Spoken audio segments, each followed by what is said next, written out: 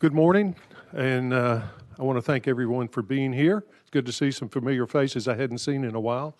And we will get started. I think first thing we'll do is go ahead and call the roll, if you would call the roll in the House and then the Senate, please. Representatives Doggett. Present. Is present. Farmer. Present. Is present. Lamberth. Here. Is present. Parkinson. Russell. Chairman Halsey. Here. Is present. Senators Briggs. Present. Is present. Gardenhire. Powers. Here. Is present. Yarbrough. Here. Is present. Cruz. Here. Is present. Chairman Jackson. Here. Is present. Mr. Chairman, you have a quorum. Thank you. We are here again today. This is our second meeting of this ad hoc committee to review the adequacy and the supervision of an investigation release of criminal defendants. That's the official description of this committee.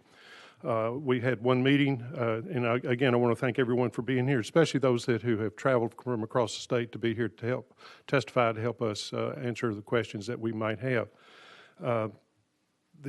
Just a review of the first meeting that we had on October the 5th.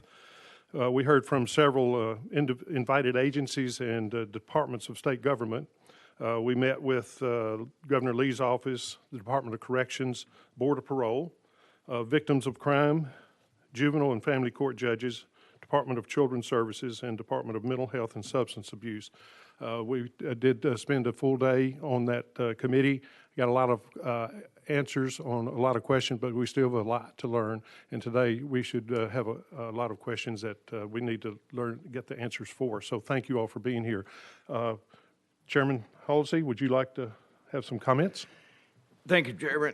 I just want to say, reiterate what Chairman Jackson said. There's folks of you traveled a long ways to come here. I got a judge and a public defender from my end of the state, and that's about as far as you can get from Nashville and still be in the state of Tennessee. And they came a long way. I just wanted to tell you I appreciate the fact you're willing to come here and share information with us and testify in front of this committee. Thank you. Thank you. We will get started then. We will get with our first committee group, and we'll do these in groups.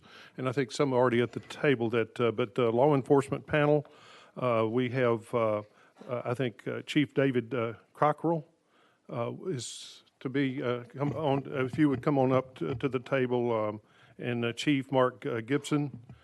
And let's see, in the Tennessee Sheriff's Association, Sheriff Dusty Rhodes from Williamson County. If you'll come on up, please, sir. And Sheriff Tim Fuller. And then with the Tennessee Bureau of Investigation Director, David Roush. So already there. So thank you all. And we will go ahead and begin. All right, Director Gibbons. I think we'll start with you.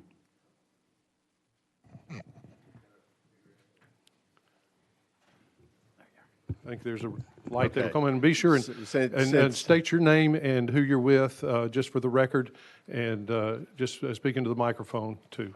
Thank you, sir. You can pull it closer if you need to. Yes, sir. I'm Bill Gibbons. I'm Executive Director of the Public Safety Institute at the University of Memphis.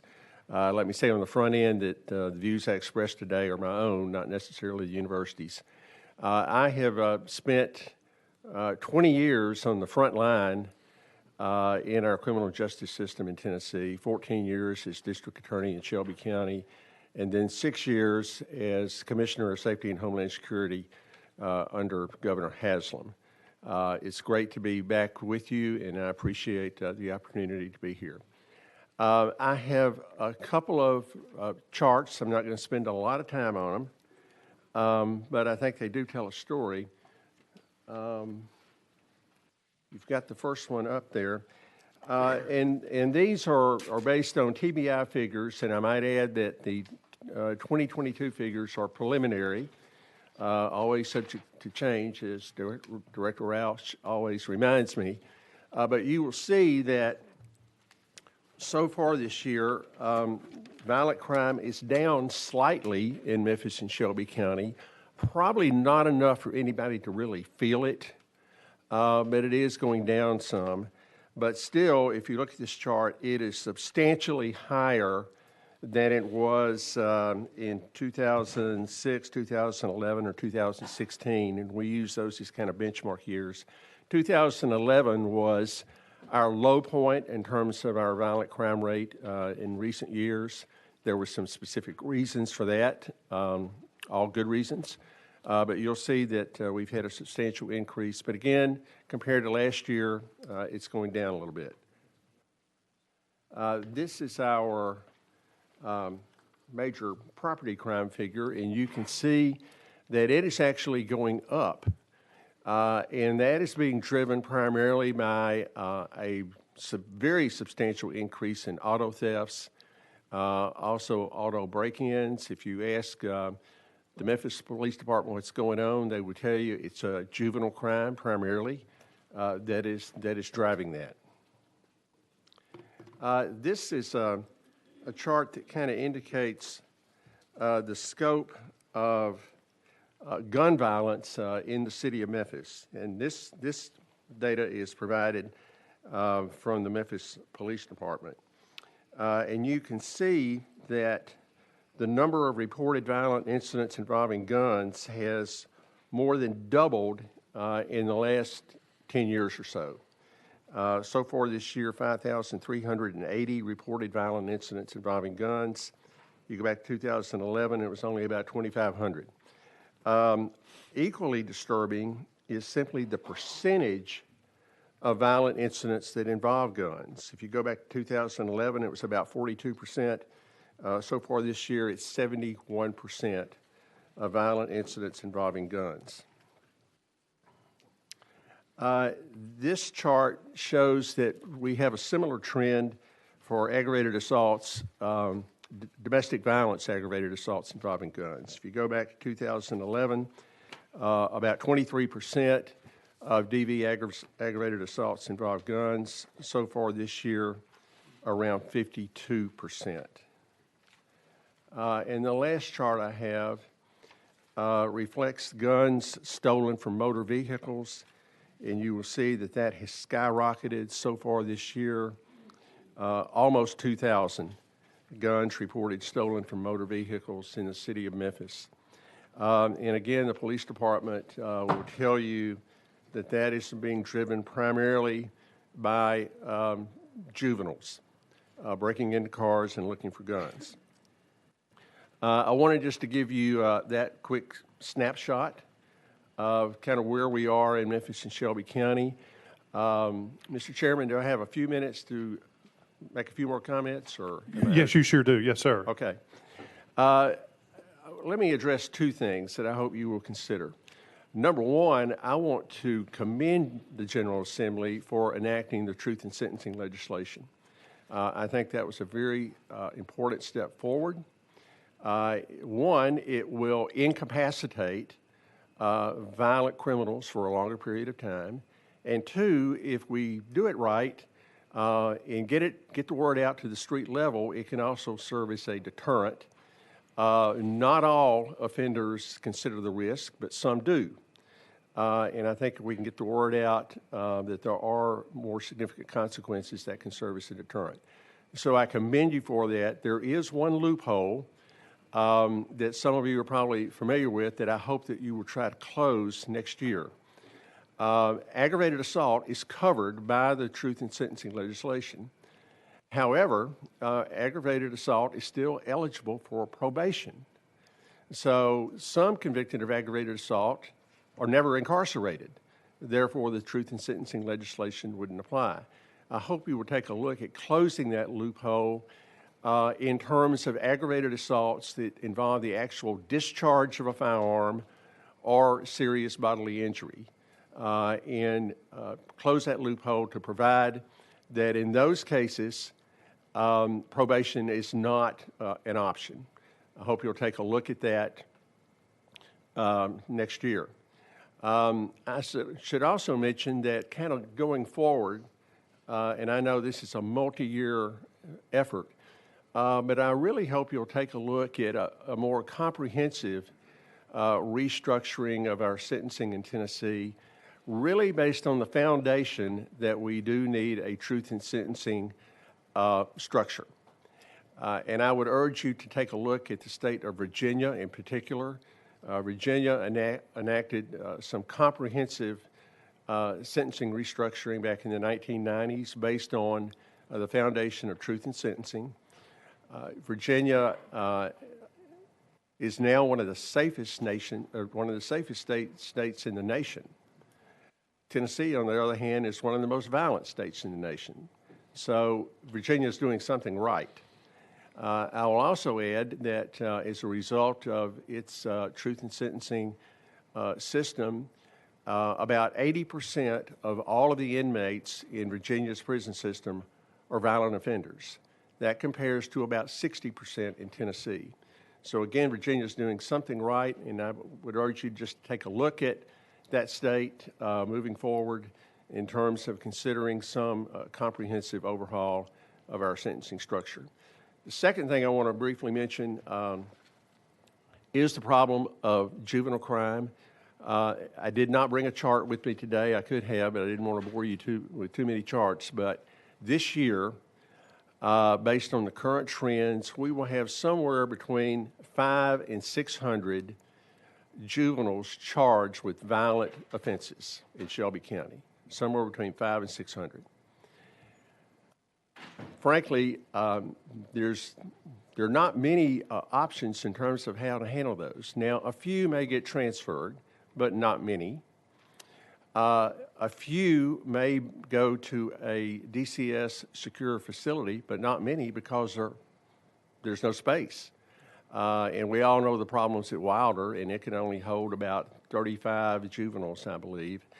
And it's not, it's in terrible condition. So most of these violent juveniles will be under community supervision. That's where they'll be. And we need a system of intensive, hands-on supervision for those juveniles who are in the community. Again, having committed some very serious violent crimes, ranging from carjacking to aggravated robbery. It is a very, very serious problem in Memphis, and I think probably elsewhere in the state as well. I do hope the General Assembly will consider, and I know this is about money, will consider construction of a new secure facility for violent juveniles. I think we would all agree that Wilder is simply not acceptable under the present circumstances. I know there's a cost involved in that, but it's desperately needed. Possibly more than one facility. I should have turned that off, sorry.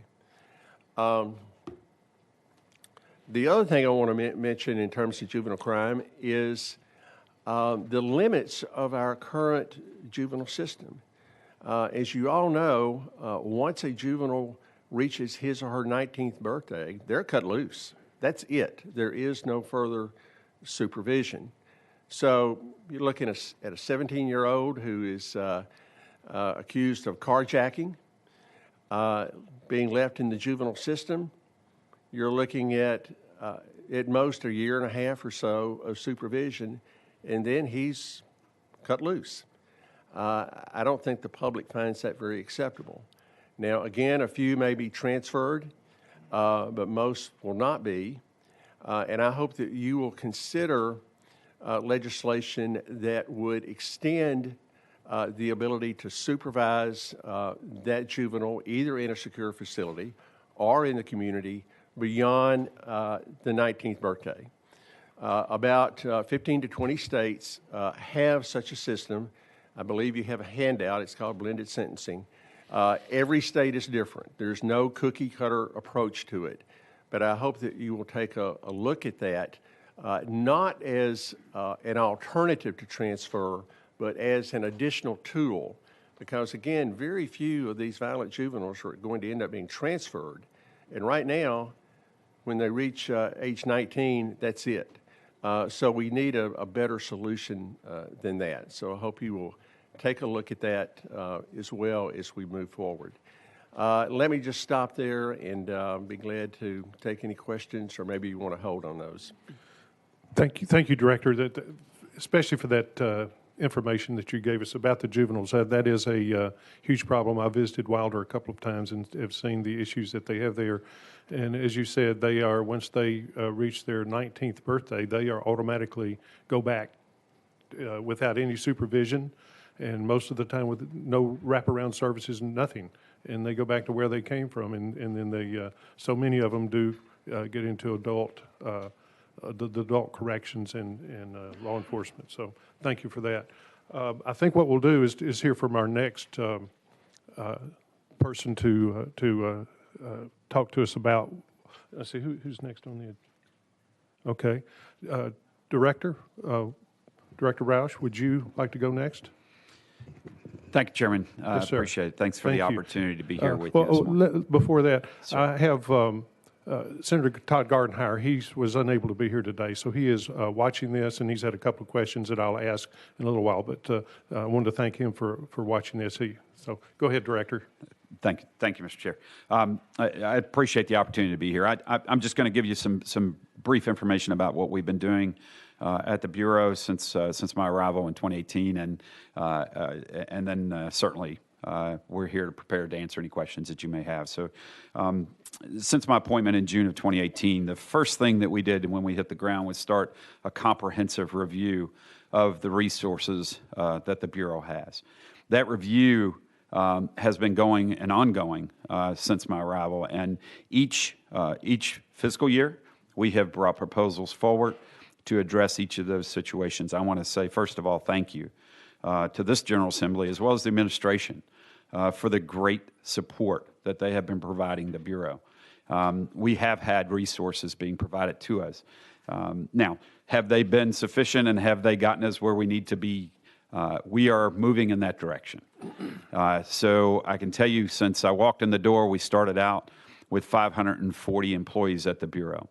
Today, we have 735 authorized positions, and we are working diligently to fill every one of those. About 93 that are in the process right now. That's including all of the new positions, 53 of them that were added in this current budget, as well as 25 that were just added as a result of the challenges that and the tragedy in Memphis. The budget itself has increased. The budget was around $73 million when I walked in the door. This year, our appropriation is $135 million. So we are certainly appreciative of the investment and the understanding of the need for the resources for the Bureau to do what we have been appointed and assigned in the great state of Tennessee. And so for that, I want to thank you. That evaluation continues, as I said. So we have certainly put together our requests for this budget cycle.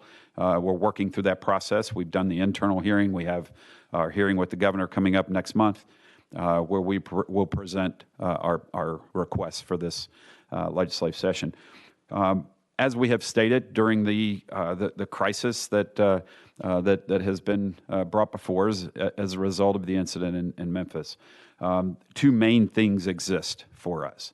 One is we need personnel, and two is we need our pay to be competitive.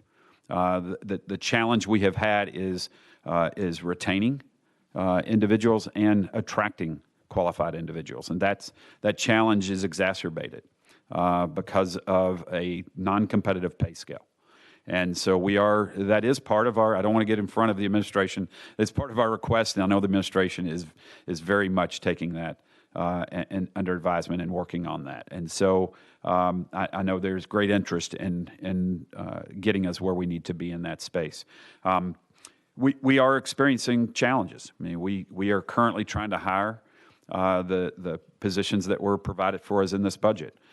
We've seen anywhere from 11 to 20%, depending on the information we're getting. We know for certain 11% so far have dropped out of the process because of the pay scale.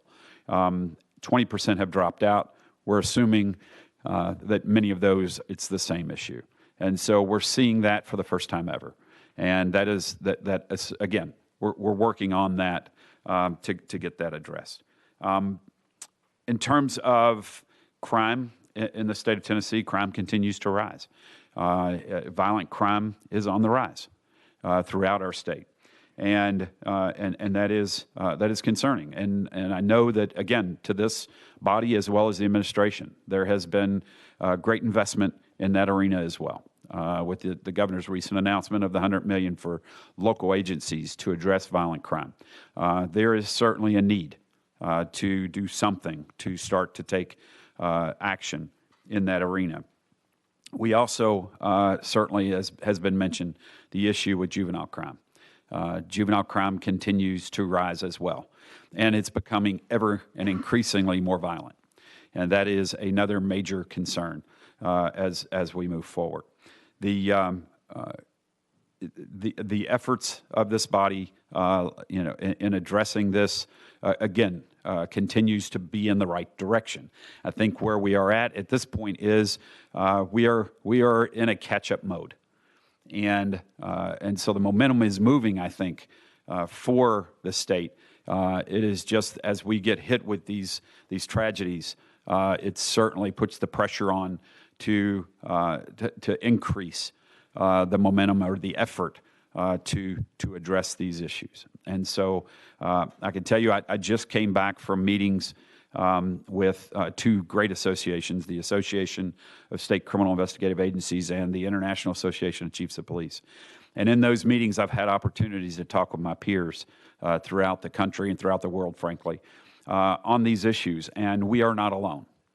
Tennessee is not unique in this. This is a matter that is impacting and affecting every organization, every community throughout this country. And so I applaud you for the effort to take a deep dive into this and try to determine where Tennessee can get this right. And we stand ready to assist. Thank you, Director. Appreciate that.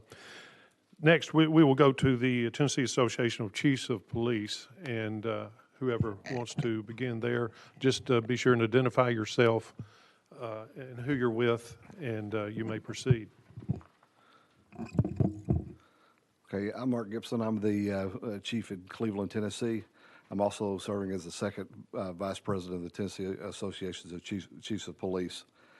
So, as a representative of TACP, we did a violent crime survey with the membership of TACP, and we wanted to identify some of the issues and trends that they were seeing in their communities across the state. So, as part of the results of that survey, identified three very distinct categories, and the most common thing were assaults. Now, of course, the aggravated assaults and assaults, but mostly identifying assaults that were involving weapons. We're seeing the increase of the firearm crimes where not necessarily resulting in homicides, but people being shot or shots being fired at residents, those types of crimes. The second area was repeat offenders. I know in our jurisdiction we're seeing that quite often, where we're encountering convicted felons that we're routinely arresting or seeing on a daily basis. The category that we're seeing in Cleveland is through the sex offenders. We talked to our criminal investigation division. People that are convicted on sex offender registry, they seem to be the ones that we encounter the most as repeat offenders, and that does take into account violation of the sex offender registry. So that is a unique category that plays into that. But we're also seeing them repeat offenses. We're also seeing those individuals in our homeless population, and where they're still using illegal drugs in the homeless population, and they're convicted registered sex offenders. Those are individuals that we're encountering a lot of. The other area, the third area that we saw was the violent crimes involving juveniles. That was a theme across the survey, was the concern with the violent crimes involving the juvenile offenders. And again, in Bradley County, Cleveland, that affected us, where we had juveniles that came in and broke into cars and stole a firearm and ended up shooting one of our canines, the Joker. So we see that in Cleveland, but that also showed in the survey that the TACP did across the board. Other concern that was noted in the survey was the lack of communication that the members felt between the Department of Corrections. That communication, with the release offenders when they're being released, and if you get notification, you're getting a very basic notification that this offender is being released and the crime. One of the things that's pointed out was we have no idea what type of activity or conduct they had in prison, whether or not they were compliant, or any information to give us any context on that individual's released. We're just told that a basic address and that the person's going to be released in our community. So those are the areas that survey identified across the state, and as far as the community that I serve, that's a very common theme of what we've seen is very consistent with what we're seeing in our community. Thank you, Chief Gibson. Chief Cockrell from Clarksville, do you have something to add to that? You may proceed. Yes, Just sir. identify yourself and then tell who you're with. So, Absolutely. Just for the record, thank you. David Cockrell, Chief of Police, Clarksville, Tennessee. I'm very glad to be here, and I appreciate the effort you all are coming together to try to make improvements on. Let me say, first of all, I'm very proud to be a police officer. I'm 27 years on the job, and everywhere I go, I think in this day and time, it's important that I say that.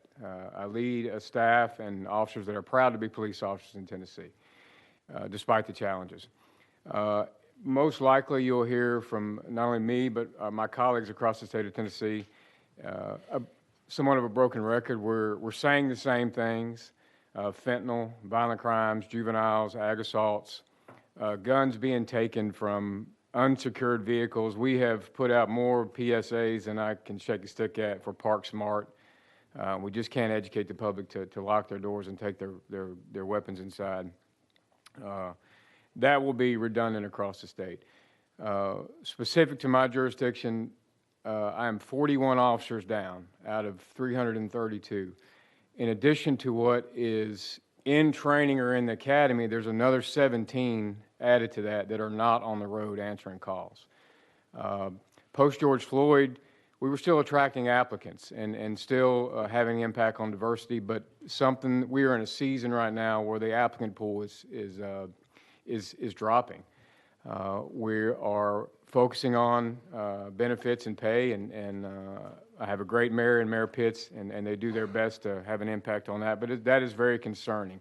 I'm very worried about officer safety and customer service, through the winter months, and hopefully we can have some good recruiting efforts here between now and the summer.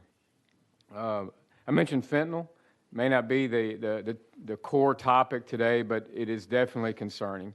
I never had to Narcan people when I was a young officer, and it is not a day goes by that I don't hear an officer administering Narcan 1, 2, maybe 3 times. So it is also of a major concern. The juvenile-related crime is, it is, again, a broken record across the state. We have nowhere to take them. We are having to release children, violent children, back to the home. It wasn't that way years ago, but all the beds are full now, and locally we are discussing a juvenile resource center, and I hope that comes to fruition, but it will be years before that takes place. So, it is a daily thing. Carjackings are on the rise. Carjacking was not a thing in Clarksville. There is, surrounding Nashville, Davidson County, there is a nexus between all of our communities in Nashville. My stolen cars are ending up in Nashville. Their stolen cars are ending up in Clarksville, and with that is gun violence and juvenile-related incidents. So, again, I think that is definitely the topic. In recent years, my last comment that I wanted to convey to you today was, well, more than recent years, we have deliberately tried to channel our most, on long-term investigations, the top of those investigations, the most violent, the ones that sell the most weight in narcotics, try to channel them through a task force officer program. In other words, use a TFO program to get these individuals into the federal system.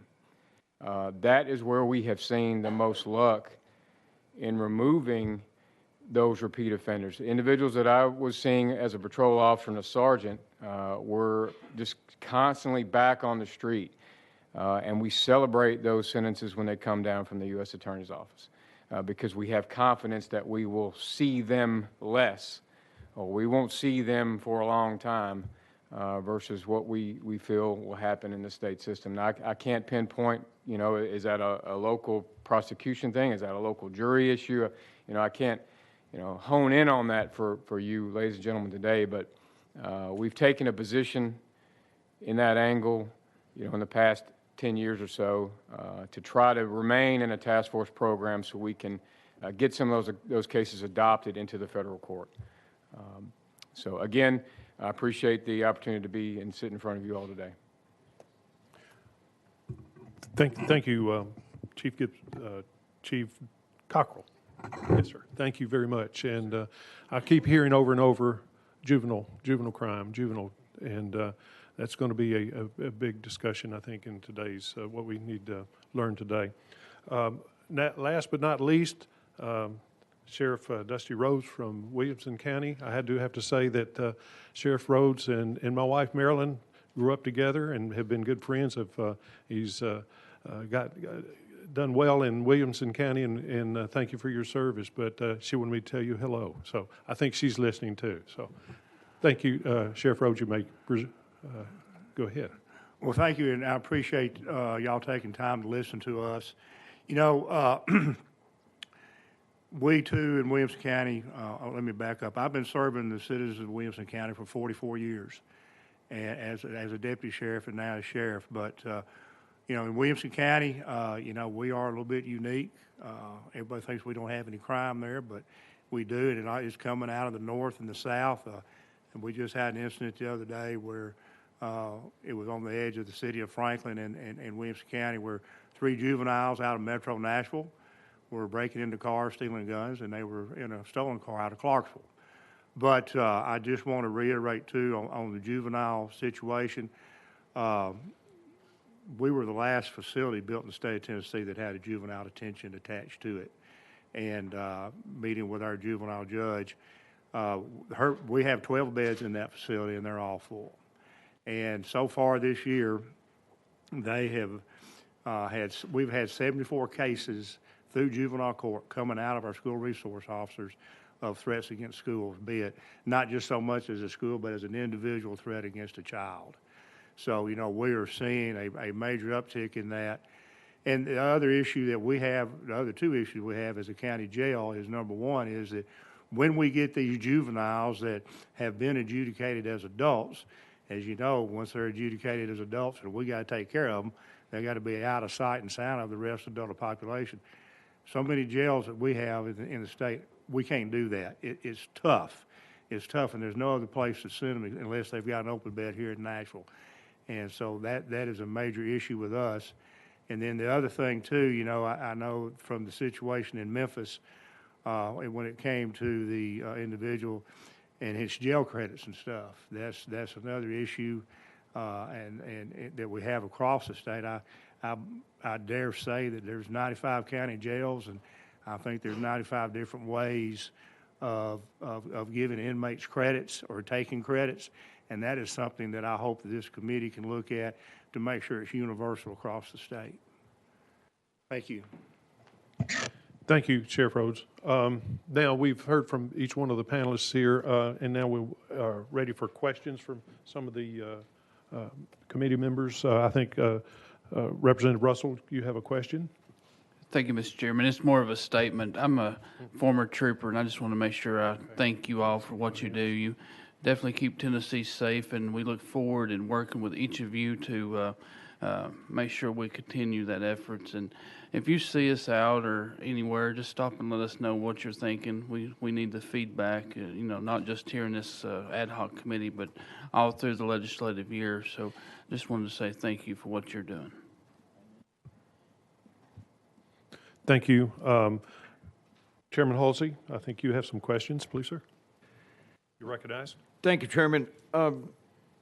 Director Rouse with TBI, this issue came up about, of course, you and I have talked before in other times you've been here about being short-staffed in the lab. I remember not long ago you were 40 short, and I think we funded 20 more, half of what you'd asked for. I have a two-pronged question. This has come up in the Memphis issue, and I guess my question is, was the law enforcement agency in Memphis slow in sending the evidence in from the rape kit to your department, or it used to be the turnaround time for DNA evidence was 48 to 52 weeks with the TBI? And in that particular instance, which was it, or was it both in that case? And then I have another question. Thank you, Chairman. So they submitted the case appropriately. The issue was resources, right? As you mentioned, in this current budget, we were provided 20 scientists. We have, as a result of conversations with the administration and leadership with the legislature, we have added another 20, which fulfills the full request I had put forward last year.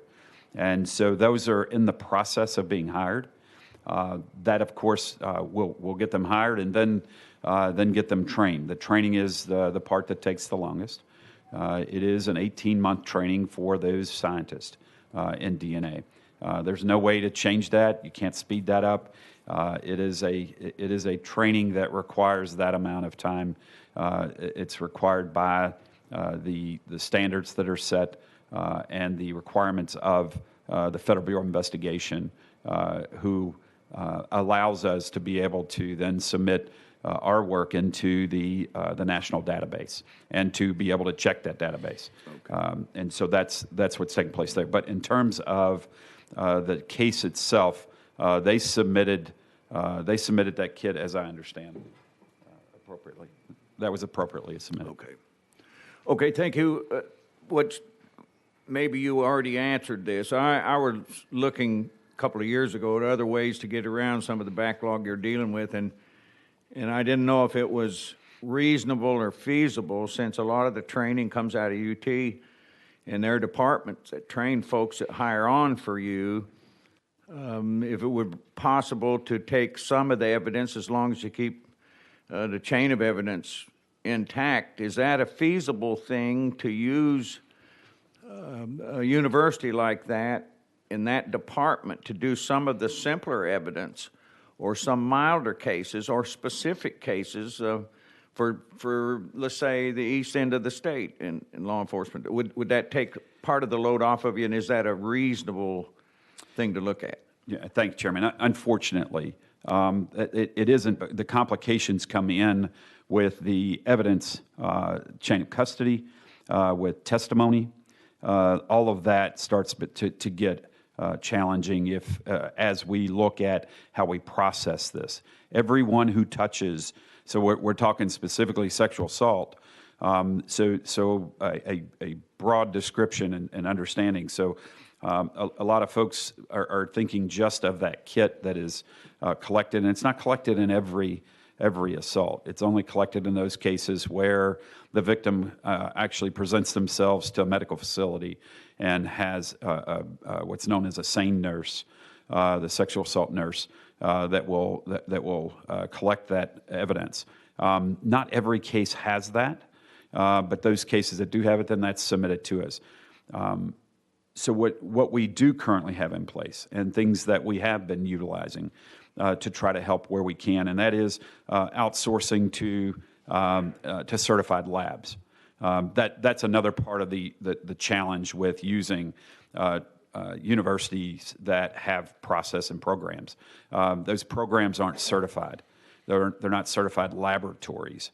And that's another major challenge. And so it has to go to a certified laboratory. Outsourcing to certified laboratories is becoming more challenging because, as I mentioned in my opening, Tennessee isn't the only one in this space. And so laboratories are being overrun with these cases as well. They also are having the challenge with getting scientists and As a matter of fact, we've been provided some resources by the state to look at outsourcing. Our recent contact with the company that we've had contract with, the earliest they can do anything for us will be January of next year, because of their overwhelming amount of work that they are currently involved in. And so it's just a challenging arena. And the other part is, in the cases that they will only take, as you mentioned, the simplest cases. They won't take the cases where there are unknowns, where there may be multiples involved in the assault. And so they will only take a case where it is one person and one victim, or one victim, one suspect. Those are the only cases that they will take on the outsourcing. And they're getting more challenging because, again, the issue of coming in and testifying on the case. And so in these large labs, there are a lot of people who touch that product when we send it in. And so every one of those people who touch that are in the chain of custody. And every one of those are subject to subpoena. And that becomes a challenge. And so that's unlike how we do it in the TBI. Ours, the one scientist who pulls the case and starts working the case, that scientist and a technician will be the only two who will be necessary to go to court. And so those are many of the intricacies and the challenge. Probably more information you wanted to know, Chairman, but those are the intricacies of the challenge in working these cases.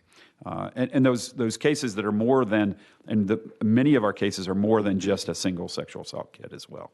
So there is bedding, underwear, you name it, that will be submitted. And all of that has to be processed. If differently, if there's a kit that's sent along, we'll take the kit first.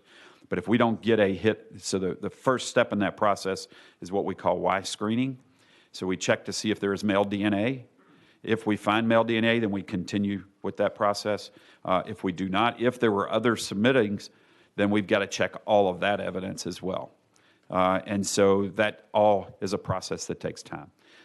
And so that hopefully gives you a little more insight into the challenge that we face. It really comes down to the thing that we have been expressing, and it's a personnel and a resource matter. Thank you. Senator Briggs, you're recognized. Yeah, thank you, Mr. Chairman. I had a question for you, Mr. Gibbons. Is when you showed that, you said that we had that NADAR in our crime about 2011, and you alluded to there were some reasons for that. Were those reporting reasons, or were they real reasons? Real reasons. The primary reason, and police chiefs who are here will understand this and appreciate it, in 2011, with a lot of effort, the city of Memphis had reached a total of about 2,500 police officers, and they were being utilized in a data-driven way to ensure they were in the right places at the right times. So we were at the peak in terms of our police force then. They were being used in a very smart way. We are now below 2,000, so we've had a net loss of 20% of our police force.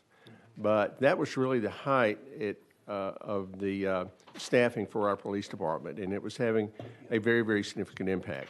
There were two other things going on then. The U.S. Attorney's Office at the time was very, very committed to using tough federal laws to go after gun crimes, and they were very aggressive on that. And the DA's office, and I was DA during most of that time, we very effectively used the state's old nuisance law that everybody had forgotten about to really shut down drug houses. We shut down over 300 drug houses using that old nuisance law. But a lot of that was tied to staffing for the police department because we had to rely upon the police department to do the underlying investigations in order to close down those drug houses. When the police department had a net loss of 20% of its force, those investigations pretty much went away because they didn't have the manpower. Yeah, thank you. I do recall that we had, I can't remember if it was this session we had this year or the previous one about some of the hiring. I mean, it's all over. I mean, we've had it in, Tennessee with our state troopers, but we've also had it in Memphis. There were some restrictions that were related to their domicile as to who could be hired and not hired in Memphis, if I recall. Could I respond to that? I want to also commend you, in addition to truth in sentencing, I want to commend you for eliminating the residency requirement for police officers and other first responders. And it's beginning to work in the city of Memphis. For example, right now, in the current class at the police academy for new recruits, I believe that I think I'm right, that 17 of those new recruits live outside of Shelby County. Mm-hmm. They could not have applied and been part of this recruiting class had you not passed that legislation. So I thank you for that. Well, it's hard to do effective policing without police. Anyway, I wanted to direct a question over here, and it had to do with how we keep, and this is something we may have to look at. We were talking about this earlier among ourselves back here. It deals with the good behavior credits and some of those when the juveniles are released. And if we have our DAs speak later, this may be a better question for them.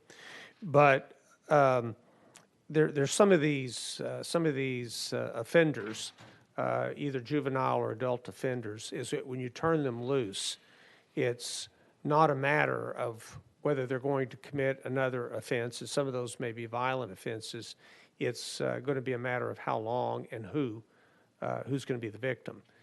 And the question I had on these, can these juvenile defenders that commit offenses while they're being detained, can that be added to their sentence, as a new charge, or how is that handled in the jails, or how is that handled by the DAs? If that's going to be discussed later, I'll defer the question until then. But getting back to the adult that we talked about that abducted and then murdered, the young lady in Memphis, when he was released, there shouldn't have been any doubt in anyone's mind that something bad was going to come out of that. And he had committed a robbery, I assume with a deadly weapon, because they had taken a knife from him and he had committed a robbery. He obviously wasn't, if he'd been out, he would have been charged and done prison time. But I guess my question is on these juvenile offenders, if they commit another offense while they're detained, can that be added beyond to their sentence beyond the age of 19 when it seems like a lot are released?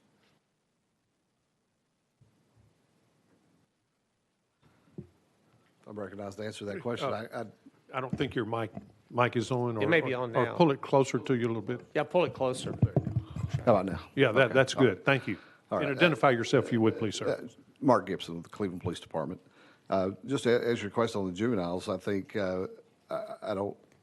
when we see the repeat offenders, I don't think that's added on there. I think your option is that they could be transferred to adult court if it meets the criteria. There's certain prongs that you've got to meet to get them transferred to adult court. But no, I don't believe past that 19 years there's anything that you can add to that while they're a juvenile other than transferring them to adult court.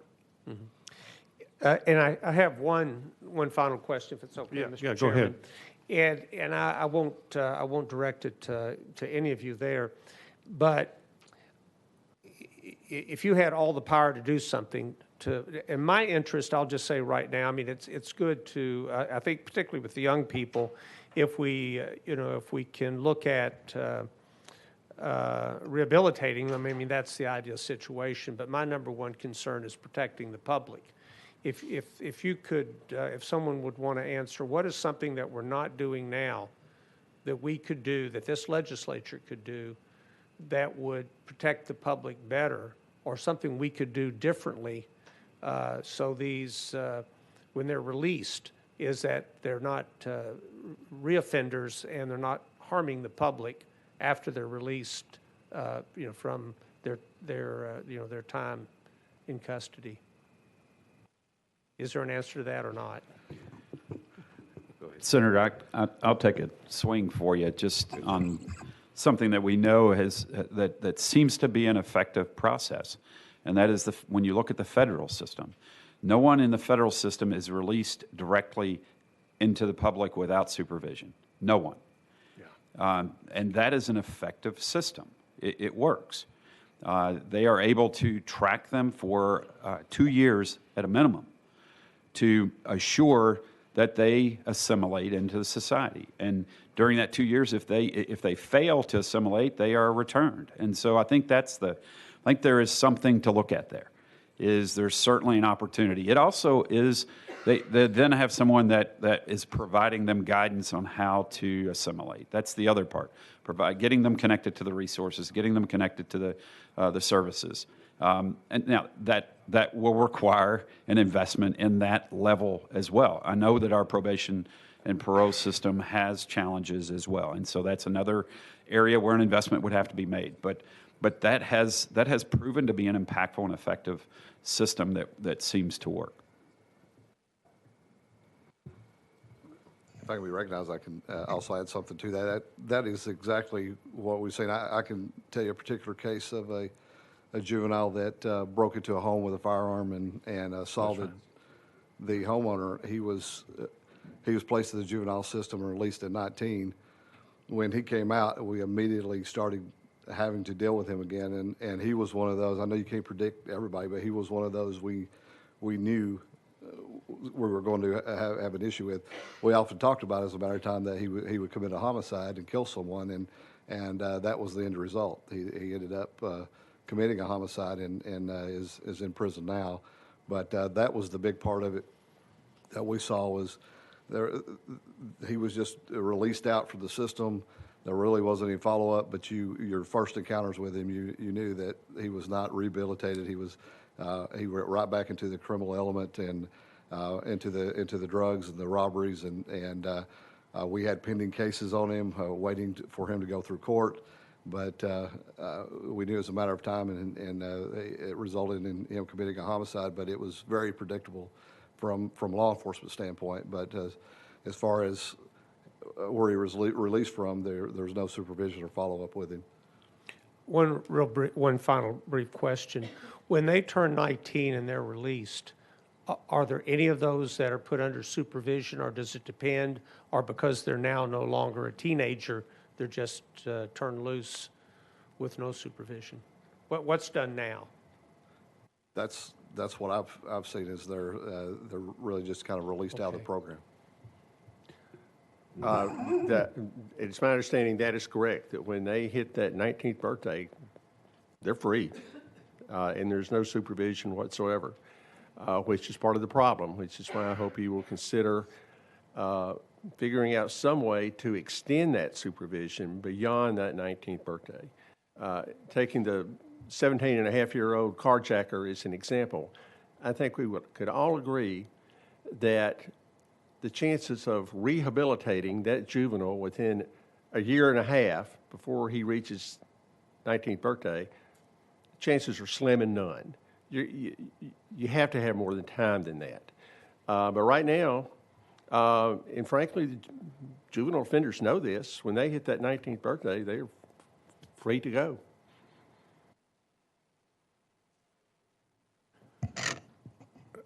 I would just like to add to that myself. My visits to Wilder and to other detention centers across the state is that Wilder especially, I asked that question, are they just released? And that the answer was definitely yes, they were. There are no wraparound services. There's no tracking. We don't know if they are offenders again, if they're successful or not. Those are some huge gaps that we need to address. I know there's some of the other detention centers, Standing Tall in Nashville and others. They do have some wraparound services, maybe a little more successful. But anyway, that's the understanding that I have too, that we need to definitely look into. Senator Yarbrough, you're recognized. Thank you, Mr. Chairman. Director Ashley, I want to come back to some of the lab issues real quick, just so, because we've been talking about sort of the backlog on kits since I got here. I mean, I remember working with Mark Norris on that, which was, he hadn't been here in 4 years, right? I mean, one of the most infuriating facts out of the the Fletcher incident is that we were able to turn around DNA testing on a sandal, obviously, within 24 hours. And the same DNA was had been submitted, and we didn't get a result for 11 months, right? And if we had gotten that, the hard reality, I think, for everybody in this room is that if we had been able to get to that in 1 month, 3 months, 6 months, we wouldn't have needed that emergency test. And I mean, I think we all have to confront that reality. And I understand there's resources, and I think we are going to commit to giving as much to you. But how are we prioritizing violent crimes? Do we have lab agents that are dedicated to violent crimes? Do we prioritize those offenses on our testing? Help me work through how we're prioritizing and whether we're reviewing or altering any of that in light of what's happened recently. Thanks, Senator. So a few things. There's a lot there. I understand. Yes, sir. So a couple of things. Now, in terms of the quick turnaround on the evidence that was left at the scene of the abduction, so we will always take cases and work them when there's a request for an immediacy. In this case, there was the potential of a victim that we needed to find an immediacy. There was evidence at the scene that potentially would lead to a possible suspect in that case. So it is one of those outside of the norm. And we do those. When we get a request to expedite evidence, that we certainly do those. Now, in this case, the scientist, and here's what happened, so everyone knows very clearly, that scientist was assigned that it's drop everything, do this. And so for 18 straight hours, the scientist didn't go home. That scientist stayed in the lab for 18 straight hours working this evidence until an identification was made. And so that is completely outside the norm. It's not something we could do every day. We can't work people like that every day. And so this was certainly a unique, and we've had those. We had it here in the Nashville bombing, same type of thing, where we worked that evidence as soon as we got it to determine if we could make a match. Same type thing. Another violent crime, different type, but another violent crime. Same scientist, right, working those. Not the same person, but DNA scientist. As a matter of fact, the scientist that worked that case is here with us. And so we will rush cases when we have a request. We talk about the prioritization of cases. We have to be careful. We certainly try to consider the status of cases as they come in, but we have to be careful that we don't become the investigative agency for that local agency who has submitted to determine whose case is more important than whom's, right? And so we have to be careful with that. There are a lot of arguments out there on what's the most important. If I've heard people say, well, you can slow down on the burglary cases. Well, statistics show us that a prolific burglar will eventually be a murderer, right? And so do we wait until they murder before we worry about that burglary case? And so there's so many caveats that come into play. And so we have to be careful on what's the prioritization, right? Is a active homicide case more important?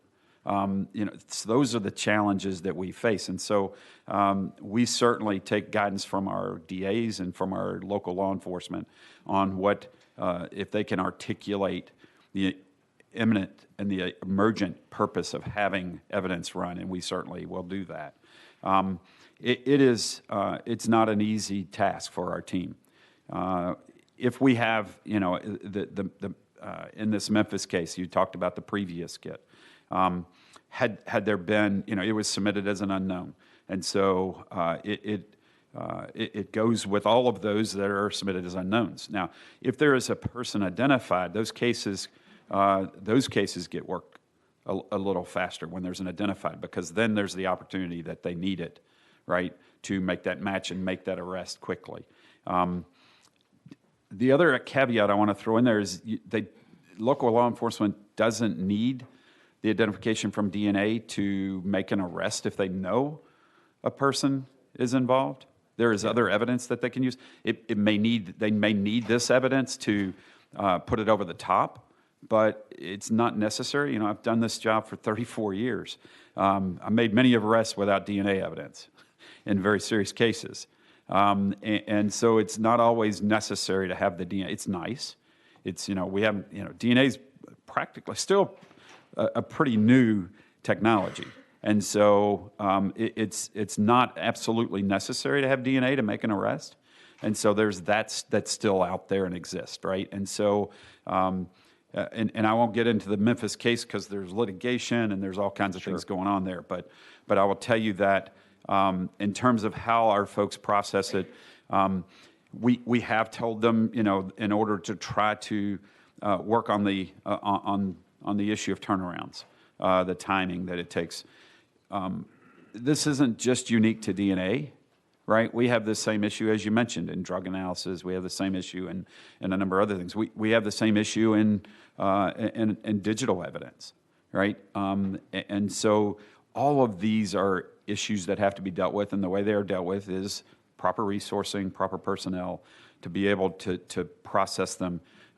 As I stated during my budget hearing last year with the governor, the positions we asked for, we were confident that with those positions, after hiring and training, that we could get all evidence to a turnaround time of 8 to 12 weeks. And we're still confident that will happen. And so, if the numbers of submissions stay consistent, right? They've been growing, but if we have somewhat consistency in those submissions, we believe we can get all of our evidence turnaround, and everything from firearms to drugs. And so that's the goal. That's the moonshot that I had with the team when we talked about what our needs were. And so I believe that we can get there now that we're getting the resources. And working through the other challenges that we have, but it's still a time process. That's the other part. We still have to get them trained. I don't want to set unrealistic expectations, and so we get them in. We're going to get them trained, and we have done some things at the Bureau to working specifically in this space. Talking with our team, we're throwing extra time in. They're going to be working overtime, focusing primarily on working on these sexual assault kits and in this space to try to get it to a spot where we can start having a more evenly flow, closer to what a realistic expectation on turnaround is. And with that, I'd also caution the General Assembly I know when you go into session, I caution with being careful about putting limitations or recommendations and stating that we have a certain amount of time to do this. We looked at some places that have done that. Kentucky has a 60-day mandatory turnaround for their kits. They've had that in place for 6 years. They have done it 0 times. They have not met the turnaround time because they can't. And so without the resources, and that's been their challenge, is they don't have the correct number of scientists to be able to do that. And so the process itself, I've heard all kinds of times thrown around out there. The process itself, as I talk to our team, and Heather is here, she's the supervisor over our DNA here in Nashville. And as I talk to the team about the process itself is a 6-week process if they have nothing else to do. Right? And so it's 6 weeks is what the process itself takes. And that's to follow the rules and the accreditation and the certification side. Now, I'll use accreditation and certification interchangeably. When I mentioned earlier that the colleges they're not accredited to do this. I mentioned certification. I use those terms interchangeably, but they're not accredited. And that's a huge issue. And so those are the challenges. I hope I answered some of what you were looking for. But those are the challenges we face, and we are using overtime. We are looking at every potential opportunity to even setting aside parts of our team to focus on the sexual assault kits at this point, right? But we can't ignore the other violent crime. We can't ignore the property crimes, which can turn into a violent crime. And so those are the challenges as we work through this evidence. Well, no, and I appreciate that response, Director. And I think everybody up here is and should be hesitant before we start, trying to play law enforcement and give too much direction. But I do think that we really have to think about, how I understand that property crimes can escalate. I understand that drug crimes end up fueling violence. But when we have evidence of a violent crime, I mean, those have already graduated to violence. And so I just sort of ask that we really think about how we're prioritizing. And I guess you indicated that the possible or what we should be able to do is turn all these things around in sort of an 8 to 12 week period. What do you think the biggest obstacles to that are? Is that a pay scale? What are the things that we need to help you to get past that? And how long is it going to take us to get to that spot where we can literally turn things around in 2 3 months?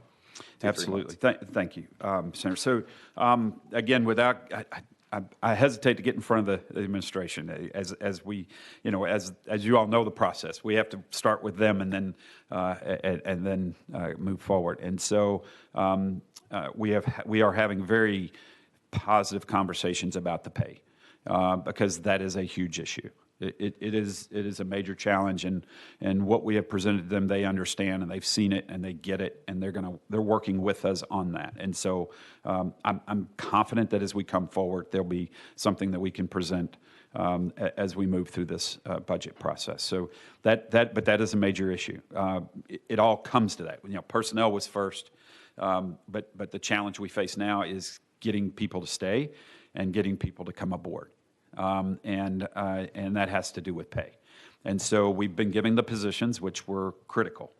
And now we've got to be able to entice folks to stay, and we got to be able to entice folks to come. And that's another piece of that step. And as I talked about the evidence, we've worked it in the lab side of the house. We still have digital evidence as well, which is becoming more and more prevalent and more connected to violent crime. And so we'll have some personnel requests in that aspect as well as we move forward to be able to help us in that space. So those are really the things that, as we talk about resources to address this. And then in terms of timing, it's a matter of hiring and training. And so as quickly as we can get them hired and quickly as we can, the training time is set. I don't have any influence. I can't shorten that. It's just not possible. The training is required, and it's required at the time frame that is set at.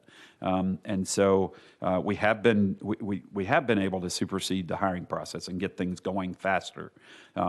With this past budget, the number of personnel that we've been provided, the 20 scientists, we actually started that process before the budget was available.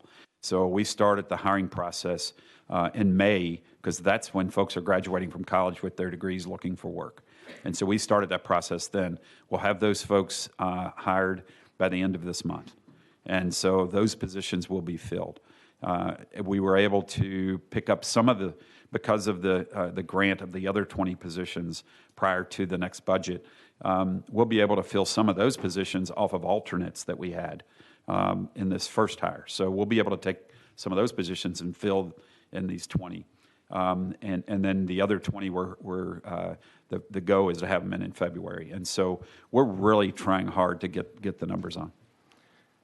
And Mr. Chairman, if I can, I appreciate that, Director Roush. I had one other question that I wanted.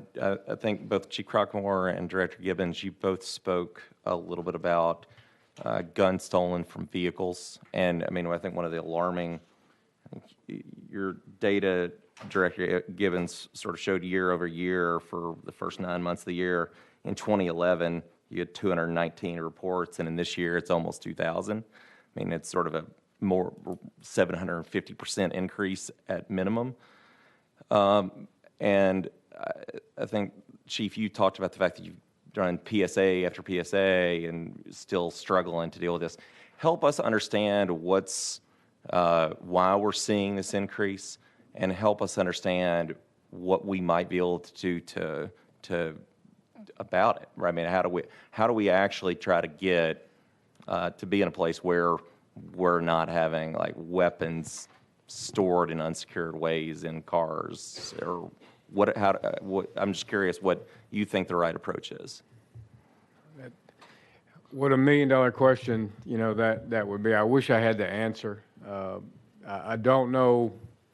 It doesn't make sense to me that individuals in this day and time don't secure their vehicles, not to mention take weapons inside. To me, it's very irresponsible as a gun owner. We have tried to make every attempt that we could to get people to understand that this is a victim-driven crime. We operate in Clarksville under like a crime triangle is how we approach crime and how we solve crime. And there's three sides to a triangle, right? There's a suspect, the victim, and the location. And if we, as a department, law enforcement, can have an impact on one side of that triangle, then the crime doesn't occur. So this is a victim and a location approach. And if we could just get the victim side to do their part, those numbers would come down. The scary part is, additionally, having said that, I'm really not sure how we can, have a driving impact on that change. Now the individuals have lookouts, and the lookout is armed. So if a resident is to walk out on with a ring camera go off or a spotlight goes off on the house and someone's to walk outside, someone is acting as a lookout and overwatch and is armed and will shoot at the resident. And we have encountered with overtime efforts and direct patrols, the night shifters will get out and walk on foot, old school foot patrols. And we have encountered these crimes in progress, and by the grace of God, no one has been shot yet, but these individuals have been taken into custody after pointing the weapon, running with the weapon, and captured. If it would not always catch them, but we see ring camera videos. We've had a resident shot before that came out to see what was going on and is shot on the stoop of their home. And those weapons almost likely come from victims. It's called car hopping, is what we call it. They just usually in a stolen car, they drop them off in a neighborhood 2 or 3 in the morning and just very boldly just go driveway to driveway and jiggle the handle. They get in the handle, get in the car. The next thing they'll do is foot on the brake, push the button, see if it'll start. If that doesn't work, they rummage real quick and then they move on. So the vehicle burglary begets the stolen car, in a lot of cases gets the stolen weapon included, and now you have a much more organized pair or 3 of individuals that are reckless. I mean, we have a very solid pursuit policy, and we know that when an officer begins to make a traffic stop and they just stomp on it, they haven't met our criteria to pursue, and I believe in that policy. But we know most often that vehicle probably came from a resident's driveway, and there's a likelihood that there was a weapon inside. So, the training is always assumed that everyone could be armed, and now the officers are just convinced that they're armed because 2 driveways ago, they come across a weapon. So, I don't like to not have solutions to a question, but we have tried to break it down. We have paid for signs in the neighborhood. We have used our community engagement officers, billboards, everybody that would give us free advertising on local media, newspaper, Park Smart. You'll see the same enormous effort out of Metro PD. We stole Park Smart from them. We didn't reinvent the wheel there, and it is very concerning. And it went down during COVID. It was a benefit of the COVID, deal that those numbers went down because people were home more often during the day also. But yes, sir, I wish I had the answer to that, but we're going to keep trying. But it is a challenge. Well, Senator, two things. The first is really echoing what the chief said. I mean, they've obviously been making a concerted effort in his jurisdiction to educate the public, to urge the public either not to leave guns in cars, or if they do, to secure those guns. So part of the answer is to keep doing that, to scale it up, to try to educate the public about the importance of securing guns in vehicles or not leaving guns in vehicles. So just to scale up what the chief and others are already trying to do. Keep at it, and hopefully the public begins to respond to that. The other thing, and I know this is kind of controversial, and I suggest you consider it, and that is to require gun owners to secure their guns in vehicles. And I know that's a little controversial because the argument can be made that you're kind of blaming the victim there. But I do think it's something that you need to take a look at to have that requirement that if someone is going to leave a gun in a vehicle, that gun must be secured in some way. Senator, if I may, just a couple things. One is we do have some PSAs running that the state has pushed out, that TBI has pushed out with some funding that we've got from Office of Justice Programs, and it's a clear message, quick message that was created by my deputy director, Brad Nealon. Stop it, I'm sorry, secure it, lock it, help stop it. That's the message. Secure that vehicle or secure that firearm in your car or in your home. Lock the car or lock your home. Help us stop this issue. It is something we're pushing.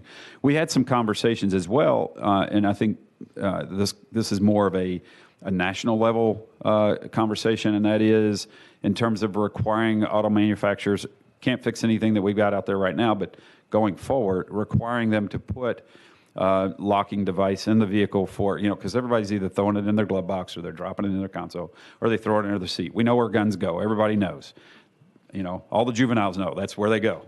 And so if there was a way to have a requirement to have some type of a secure lock in that vehicle, some kind of a device where they could lock it in that vehicle, that would go a long way, if the transportation folks would require that. And then the other piece that I would throw in terms of the challenge that local law enforcement is facing as well is a grasp and a understanding and a adoption of technology, investigative technologies that are out there that will assist law enforcement. I know there's a lot of questions, but I can tell you there are a lot of folks who can give answers as well, especially within our technology side. But things like LPR technology are very effective. When you look at communities around us that have them and use them very effectively, they have great impact. Especially in this space, and when you talk about cars that are being stolen, they're and then these vehicles moving into neighborhoods, those stolen vehicles moving into neighborhoods to try to find unsecure vehicles to get guns. The community I live in has the technology up, and they're stopping those vehicles and they're stopping the thefts because they're catching them before they can even get in and start pulling on the car doors. And so investigative technologies absolutely have the ability to assist us in this realm as well. Thank you, Director. I'm going to jump in here. We have some others that do have some questions, but quickly I want to jump in on about 3 weeks ago I made a visit to the Western Regional Office, TBI office in Jackson for an extensive tour. I think Director Little was there and some others were there with me as well. But one thing that I learned was the cost to train a forensic officer and the time it takes. And I know that that is very, very expensive to train one. If you could just elaborate just briefly on that, because we're going to run into some time limitations here. Thank you, Mr. Chairman. I will let Mike express that, since that's directly information that he knows. So I'll move out of his way and let him explain. Okay. Thank you.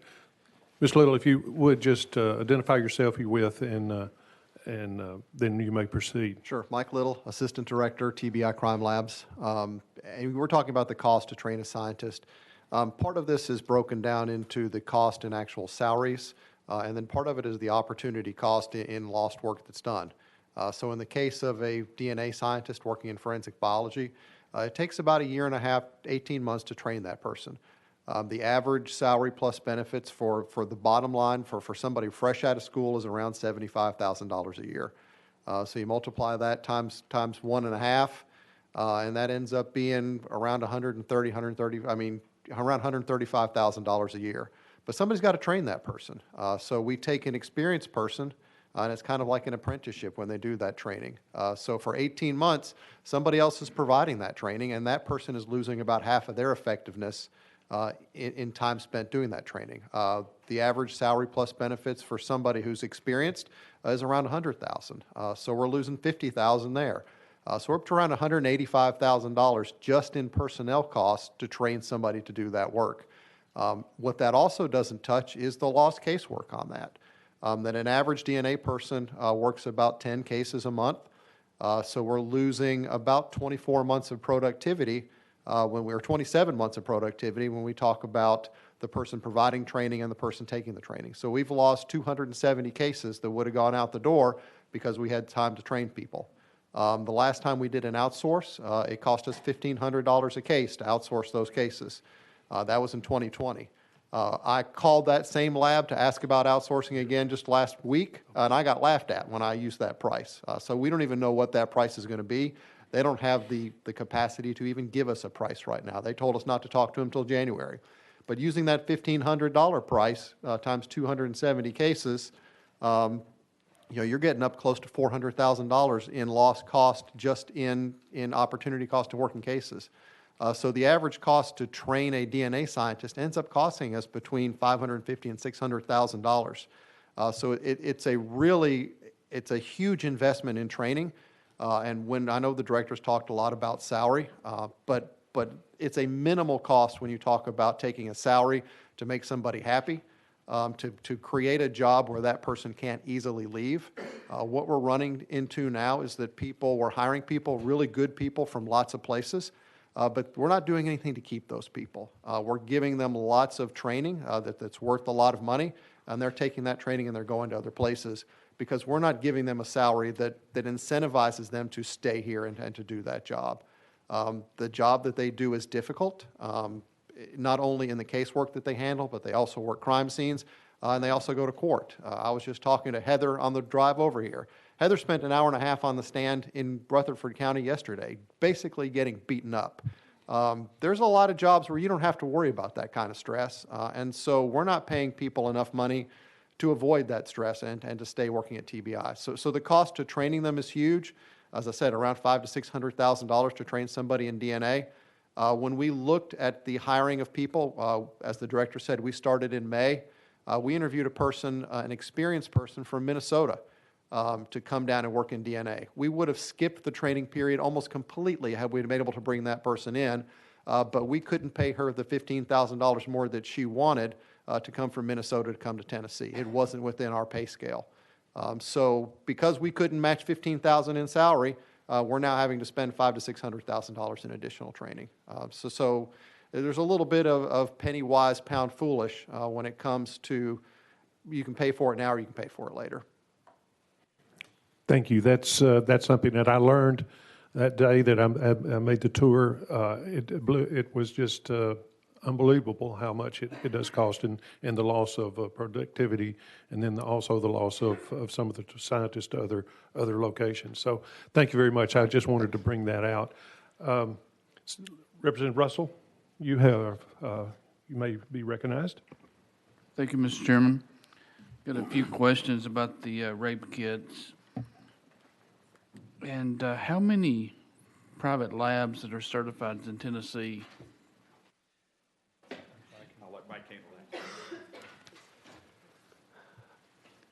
Again, Mike Little, Tennessee Bureau of Investigation Assistant Director. You asked me how many private labs are certified to test rape kits. Yes.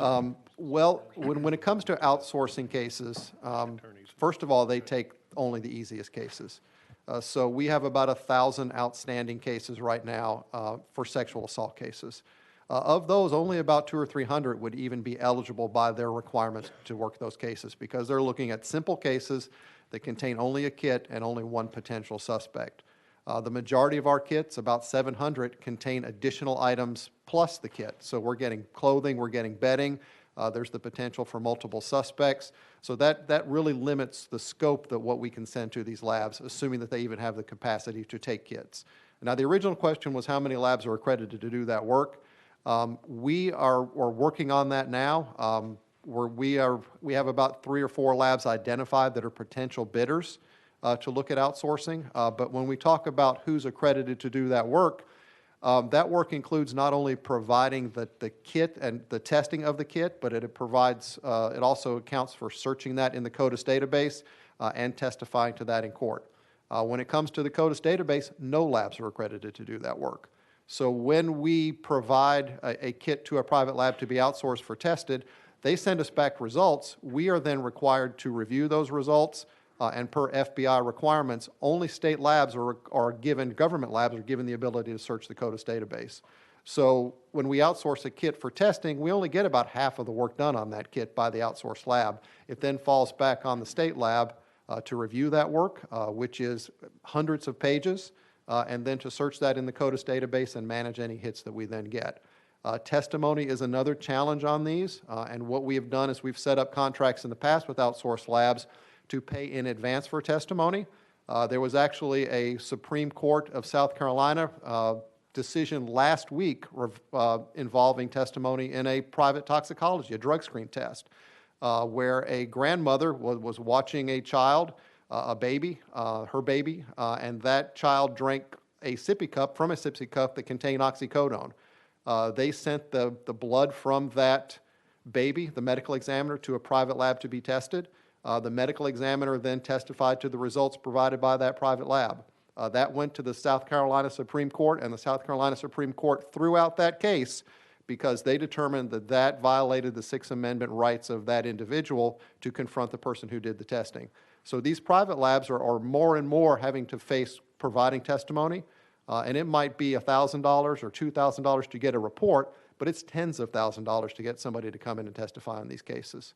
So it's really challenging for us to outsource these cases, both in finding labs that have the capacity to do that testing, that are willing to provide testimony or can provide testimony in a way that's semi-cost effective, and then ultimately we have to search those in the federal database anyway. So in Tennessee, we don't have a set number, is what I'm hearing. We're not sure how many. There is not a lab in Tennessee that I'm aware of that can provide this testing. The labs that we have looked at, there's one in Florida, there's one in Virginia, there's one in Utah, but as of right now, those labs do not have the personnel to provide the testing that we're asking for. They have capacity issues the same as we do, and honestly, it's going to be cost prohibitive when it comes to the testing and ultimately the testimony. So the outsourcing goes to another state, is what you're telling me? Correct. Okay, and how many TBI labs y'all got across the state of Tennessee? We have 3 labs in Tennessee. And where are they located at? We have one in Jackson, one in Nashville, and one in Knoxville. Okay. And if I heard correctly, a while ago, you said it cost around $1,500 to test one of these kits? The last time that we did an outsource, we sent about 400 cases to be outsourced to DNA Labs International in Florida. We paid $1,495 per kit. I spoke to DNA Labs International about 2 weeks ago, and they laughed at me when I gave them that price from last time. I said, if we can honor this price, we can maybe expedite the purchasing process. And they said with the backlog of people to provide that testing, with the problems that they're running into in getting lab supplies due to COVID, that there's no way they would honor that price. What does it cost the TBI to process a kit? That's a tough question. I think I don't really have a solid answer for that. Probably around half of that. And in addition to that, we provide the testimony for free. In fiscal year 21-22, we spent about 2,000 hours in court testifying on cases across Tennessee. We probably spent 3 or 4 times that amount dealing with subpoenas or negotiating with whether we needed to go to court or not. So ultimately, if we can't provide testimony or if testimony can't be provided in these cases, it's a moot point. And on the Fletcher case, there was a kid that was tested pretty quick. How long was it? How long did it take to process that kid? So in the Fletcher case, I guess there were two situations. We had the sandals that were collected immediately from the kidnapping. We got those results in about 18 to 24 hours. There was also a sexual assault kit from a separate victim that was done prior to that, and that took approximately 11 months to get results. Okay. I guess I heard earlier there was a 6 weeks turnaround on a kit. And then we processed one between 18 and 24 hours. How Well, come there would be a 6? I think what the director was discussing 6 weeks is that when I get a group of cases to be worked, it takes 6 weeks to process those cases. The problem is that if you think about it, this is a bucket full of cases, and there's a faucet dumping cases into that bucket. If that bucket didn't exist, we could probably get those turned around in about 6 weeks, assuming that we had the people to do that. The problem is I've got a bucket of about 1,000 cases to work through. And so the problem is of that 11 months, it probably spent about 9.5 months sitting on a shelf waiting for its turn to be worked, and about 6 weeks of actual work time to get it done. In an ideal situation, when you didn't have anything else going on, nothing else, and you have one kit, how long would it take to process one single kit? Again, I hate to answer that with an it depends. A lot of what we do relies upon economies of scale. So we batch cases together. So to work one case is a really inefficient way to do it. If we were to drop everything we were doing and work solely on that kit, we could probably get results in about a week. Okay. The next question I got, actually 2 questions, but it's for whoever wants to answer them. I'd like to hear a little bit about how mental health is in incarceration of the prisoners and when they're released. And the second one is I'd like to hear what your thoughts are on ankle monitors and people being released.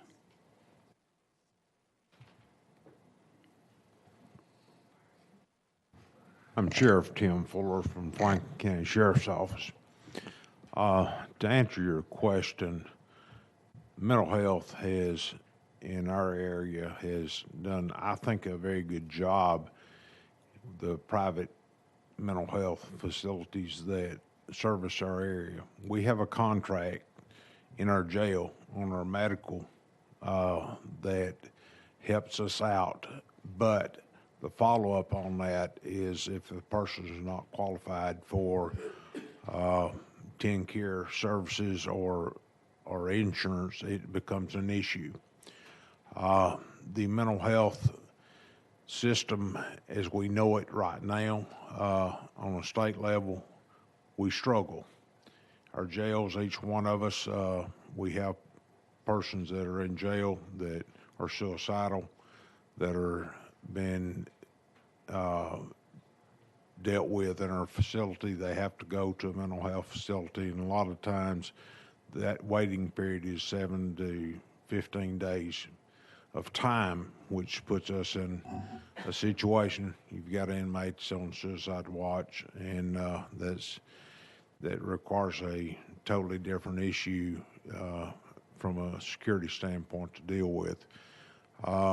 The mental health issue across the board in any county jail in this state, I would venture to say there's 30% or greater of the persons that are incarcerated in a county jail that desperately needs mental health. They have mental health issues attuned to that and drug addiction as well. But that needs to be addressed dramatically in our state. And it's not just a Tennessee issue, it's nationwide as well. I hope I answered your question.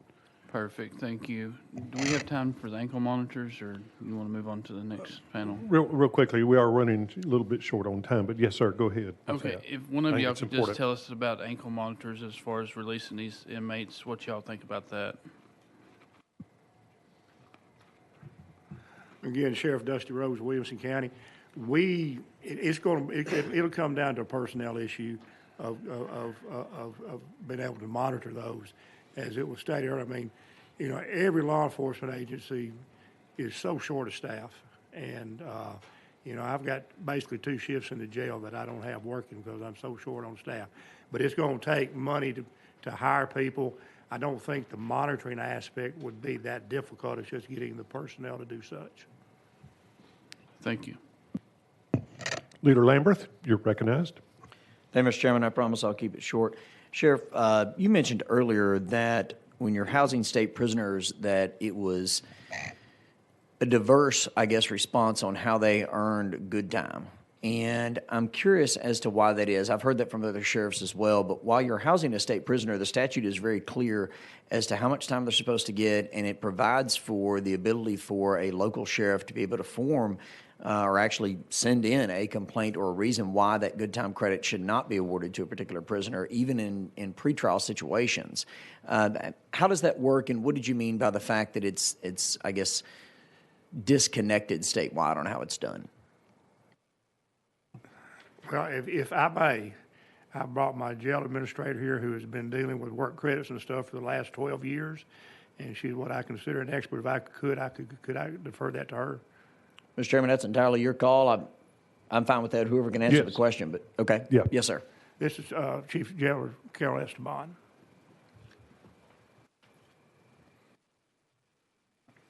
Good morning. If you would identify yourself just for the record, thank you. Yes, sir. My name is Carol Esteban, and I'm the jail administrator for the Williamson County Sheriff's Office. I've dealt with state work credits and for quite some time. When someone is adjudicated in the court system and sentenced, the judgment orders that are sent in to TDOC come from the court clerk's office. So sometimes those pretrial jail credits, they know in advance if that defense attorney has contacted the jail to say how much time does that person have. It's not a set number that is sent in, it's the actual dates.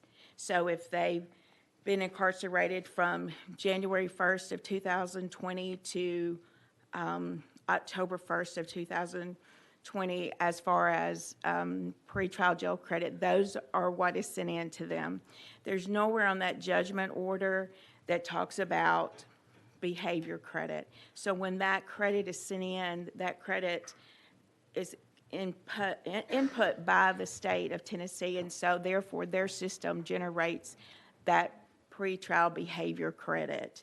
Now, you talked about how the sheriff can send in a letter to the Department of Corrections to say this person has acted bad, they shouldn't be receiving that behavioral credit. As long as I've been doing those credits, there's no set form, there's no set anything that I've ever seen from the Department of Corrections that state, you know, not to put that on there. Plus that is going to add extra paperwork going into the state system when they're already bogged down with paperwork as it is. So I would say that those judgment orders for each jurisdiction might need to be revamped to say, is this person entitled to pretrial behavior credit, yes or no? Because if you're asking each of us, 95 counties, to send in additional paperwork, that is bogging down their system, because that's a person there at the state that has to automatically do that process for them. And it takes time, because once an inmate is adjudicated in the courts, their paperwork, their packet that goes to the Department of Corrections, it can take anywhere from 6 to 8 weeks, sometimes longer, for that inmate sentence to be entered into the system. That's not uncommon. Thank you, ma'am. And that's exactly what I was looking for. And in your extensive experience, it sounds to me like while the statute does not provide for that good time to become automatic, it has become automatic that if pretrial credit goes on a judgment, then 8 days of good time credit almost automatically on every single prisoner, regardless whether they were good or not, regardless whether they did any kind of behavior programs, regardless whether they did anything that was worth earning that credit in the statute, they pretty much automatically get those 8 days a month for every day, every month that they've been in pretrial. Is that accurate? Yes, sir.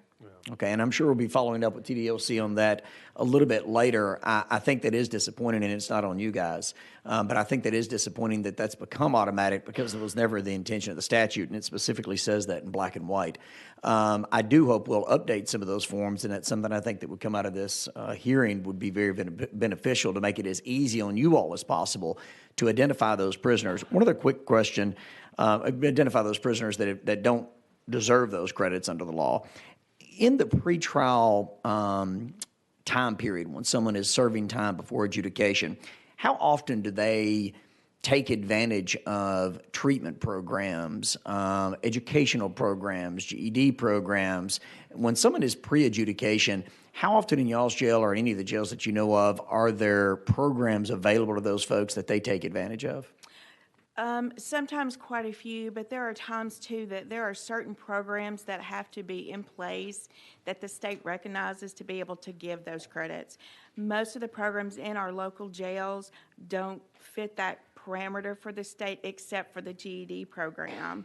And then they give an additional 60 days credit toward that. Yes, ma'am. And do you see that happen very often, that additional 60 days for either the GED or the higher educational credits? Yes, sir. We have to submit the local jail, once that individual has completed the program, taken the test, got their GED certification, which is called HiSET now is what they call it. We have to submit to the Department of Corrections their test scores, a copy of their certificate with what's called a sentence reduction credit form into TDOC, and they issue that credit to them. Perfect. And last question here. When an inmate has an infraction in the local jail, and that is in that pretrial adjudication period, or after they've been convicted and they're maybe being housed locally, how's that communicated over to TDOC, and how does that process work? So if it's someone who has been adjudicated and they are serving a sentence and they've committed a jail infraction, if it is a major jail infraction, at that point, they do not get any work credit while they are locked down for that infraction. They receive nothing. It's day for day. If they, and how that is sent to them is when we enter the work credits, because the local jail once a month enters the work credit for the inmate. So if I have someone that's like that, then they don't receive any of the credit for that time frame, whether it be 15 days, 30 days, whatever the lockdown time is, they don't receive that credit into the state system. If it is something that they have done a minor infraction, say if it was a 7-day minor infraction, they're going to lose that 7 days at that point. And then if they are allowed to go back to work, then we start up their credit at that point. And Mr. Chairman, I said last question, but if I can have just one more, please. Yes. Thank you, Mr. Chairman. Proceed, yes, sir. Who decides that? That they get credit or they don't? Yes, ma'am. Who's deciding, especially post-adjudication, once that person is being housed locally, which a large number of our state prisoners obviously being housed in local jails, that's a conversation for another time, but you're responsible for housing a state prisoner. Someone is making a determination as to whether or not in that month, at the end of each month, they're getting 8 days, 16 days, or arguably more in some circumstances. Who's making that decision each month? Well, we have in our policy and procedure that if they've committed a major jail infraction, because there's no statute that says that the county jail has to give them work credit. I've heard many times state inmates, whether it be county or state, saying this is a 2-for-1 facility. You have to give me credit. There's no such thing. And I refer to them and I say, show me a statute where it says I have to give you that credit. You're on a disciplinary sanction, so therefore you're not going to be awarded credit for good behavior when you've not been good. So, but who makes that determination? And by the way, you can tell them they're really good at looking up statutes back in the jail.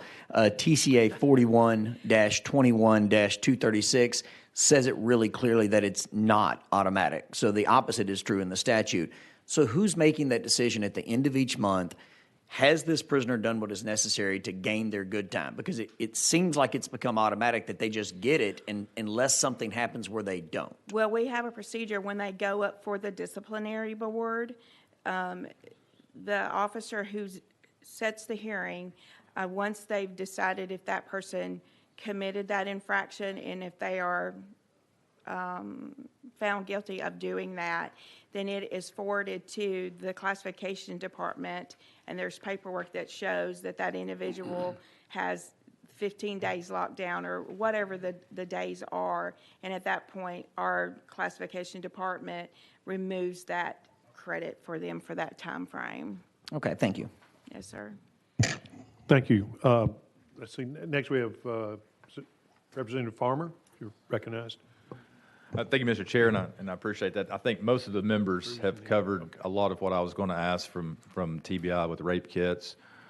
Mr. Gibbons, I was going to kind of talk a little bit about the ratio of stolen guns from vehicles.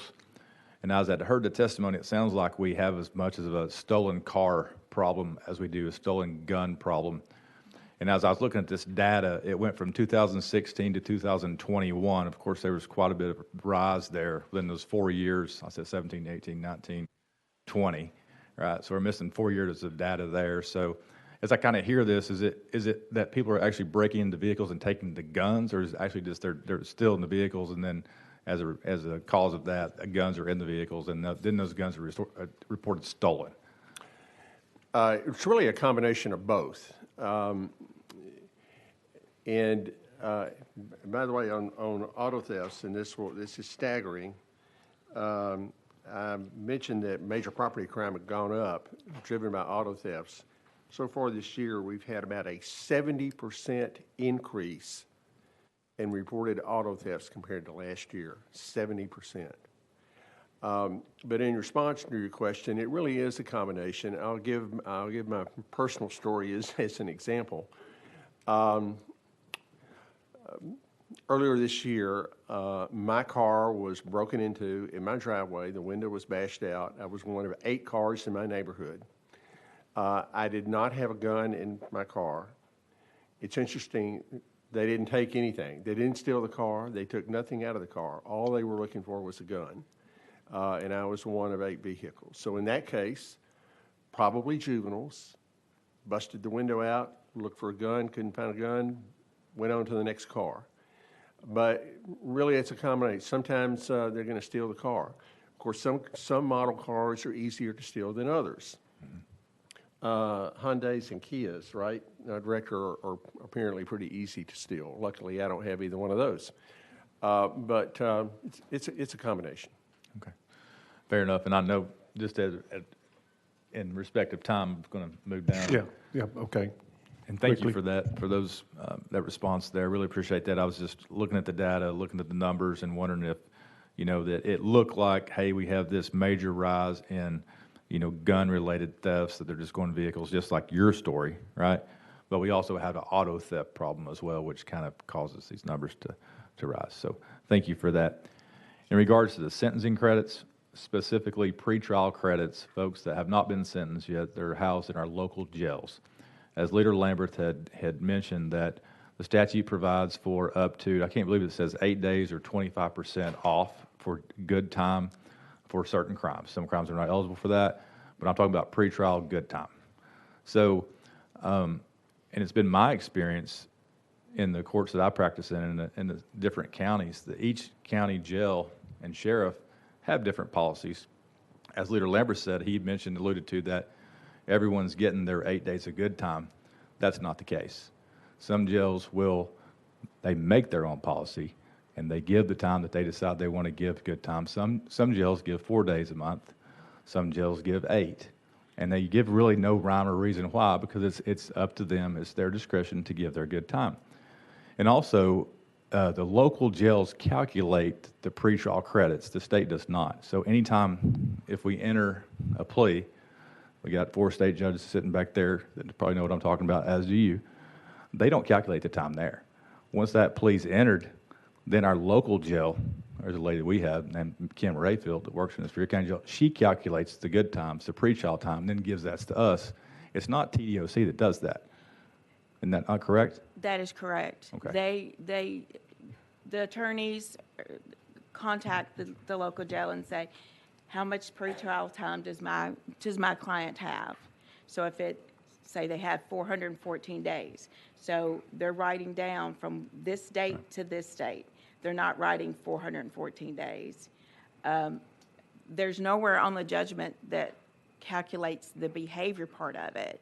But yes, they get those dates from us. We don't enter that pretrial jail credit. That pretrial jail credit goes to the Department of Corrections on that judgment order that the judge signs, the defendant signs, the attorney signs. So that pretrial jail credit, it's different if you're talking about county. Yes, the counties issue and figure the time. We don't figure the Department of Corrections time. We submit the pretrial jail credit to them. Okay. So that's how pretrial credits are calculated, right? So the Yes, local jails then submits that time On the judgment upon their figures. Once the plea's been entered, once the judgment goes to the jail, then it's like, okay, here's the time. It goes on, goes to TDOC. And sometimes that inmate will sit in a local jail post-trial or post-conviction for a significant amount of time. And as Leader Lambert also alluded to, if a defendant or a convict in there post-conviction and there are issues in that jail, what disciplinary board has the jurisdiction to, if there's something that happens in a local jail while in TDOC custody, that's being held there post-conviction, what disciplinary board handles infractions as they're being held awaiting a bed in a state penitentiary? So you're asking what our process is for them to go before our disciplinary board? Or are you asking if they commit another crime while they're in my local jail? If they not, well, I guess it could be both. Let's answer, go ahead if you'd answer both of those for me. Yeah, if they commit another crime. If they commit another crime while they're in our local jail, we charge them criminally. So they'll go back into the court process with that. And whatever the judge sentences them to, then that's what they get for that. If on a disciplinary note, if they, jail infractions could be something as simple as, one extreme, say they take a food tray that's not theirs. They take it away from another inmate. Well, that's against the rules. So they're going to go before the disciplinary board. They're going to hear the evidence that's presented by the inmate, any witnesses, the officer who investigated the situation. And then at that point, they're going to say, okay, well, here is what you have 7 days for this infraction. So, because each jail has certain rules and how much time that they lock those individuals down for a time frame. And one quick follow-up, Mr. Chair. So I guess my question is this. Okay. Post-conviction, felony post-conviction, aggravated assault, felony, okay? They're sitting in the county jail. They're waiting for a bed to open up in one of our state penitentiaries. Something happens. Possession of a deadly weapon. So they've made a knife. They've got a knife in there. So that would be an A infraction under TDOC's rules, right? What board do they appear in front of and answer to if that happens in a local jail, post-conviction, awaiting a bed to be transferred to a penitentiary? So like the wardens appoint their D boards, right? Right. So is it a local jail's D board that then handles this? Yes, sir, it is. And then does that infraction travel with them once they go to another penitentiary? So this is what we do. When that individual is being sent to the Department of Corrections, there's a list that when we send in names, we put down beside if that individual is problematic, if they're going to cause you problems, that we've had problems, and we send copies of those disciplinary with them into their jacket that go along with them to the state prison. So once they go into whichever whichever facility they're going in, they're going to see that they've been in trouble 15 times, 20 times, because there's the paperwork that we've sent with them to show that what they did while they were in our custody. Okay. We send that with them in the packet. And thank you. I was just under the understanding that, or impression that these disciplinary boards for a state post-trial convict only existed in state penitentiaries, but what you're telling me that there are post-trial convicted felons in our local prisons that are also under the guise of a local disciplinary board there. Right, because the state prison doesn't come and hold hearings on the infractions that they commit in our local jails. Okay. But I'm sorry. Oh, you're good. When someone goes before the parole board knows that they've received those infractions as well, because we provide that information. We print it off and we put it in front of the parole officer to say this is what they've done while they've been here. Okay. You've been a big help. Thank you. That's all I have, Mr. Sheriff. Okay. Thank you. We are running into a pretty serious time crunch. We do have 3 others that want to ask a real quick question. I know that the judges have, some of them will not be able to come back in the afternoon, and so we need to get them in this morning. So anyway, I want to, Senator Cruz, you're recognized. I'll just make it quick, in essence time. One quick question. Minutes, you mentioned rehabbing juveniles, and you talked about the 17-year-old carjacker. Do we have time to rehab him before he gets to 19? I guess what I'm curious is, what is our success rate with rehabbing a juvenile at any period of time if he goes through the whole process? I can't really answer that. That's a good question for DCS. My educated guess would be it's a pretty small percentage, but that's just an educated guess. Thank you, Mr. Chairman. Thank you. Senator Powers, you recognized? Thank you, Mr. Chairman. Mr. Little, I'd like to ask you a couple of questions, if I may. They're softballs, don't get excited. Let me start out. I would be remiss if I did not recognize my chief being here today. Chief Crocker, we appreciate you being with us here. It's no surprise to me that they've chosen you to testify in front of this committee. He does a great job. We go back to my city council days in Clarksville, and I certainly enjoyed it. And he's certainly an asset to the community, and thank you for being here. Mr. Little, I've got a question on, it's obvious to me that the crime labs have hit critical mass, and that is obviously the people that serve those are the limiting factor. Is there a particular degree? Is it biology or biomedical engineer? What type of degree do you have to be a? Cut you. Your mic is not on. Let's try this again. Yeah. The minimum required degree is a degree in a natural science with a minimum of 24 semester hours in chemistry. We're also starting to see people who have specific degrees in forensic science now. Are there any particular schools that do a better job at turning out candidates than others? Some do better than others. That is true. Some of these course requirements are set by the FBI, for example, to do DNA testing. And some schools do a better job of aligning the way they describe their courses with what the FBI expects. Some are more challenging. Can you expand on what schools that might be around the state? Around the state, for example, Middle Tennessee has a program in forensic science, and we are seeing a number of people from there, and they are starting to recognize, they have become accredited to provide that degree there, and they're starting to recognize what the requirements are within the field and tailoring their program to that. We see some people from Tennessee Tech, some other schools around the area. UT, for example, in Knoxville is a little more challenging. They have a degree there that somehow people get out with 23 hours of chemistry, and we just can't use them because we require 24. So schools are starting to learn that. We're also starting to see, on average, probably people have a master's degree.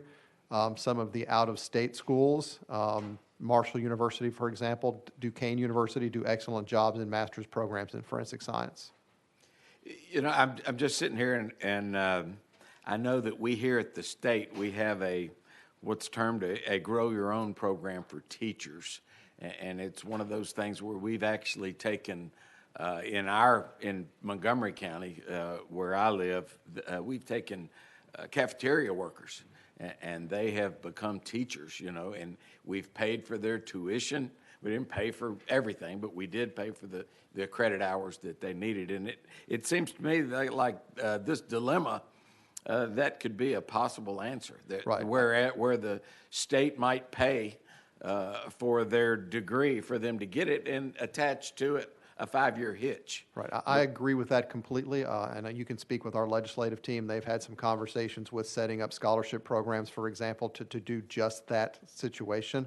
I think that also it's a little more challenging in forensic science because we have a pretty strict background check that they have to pass.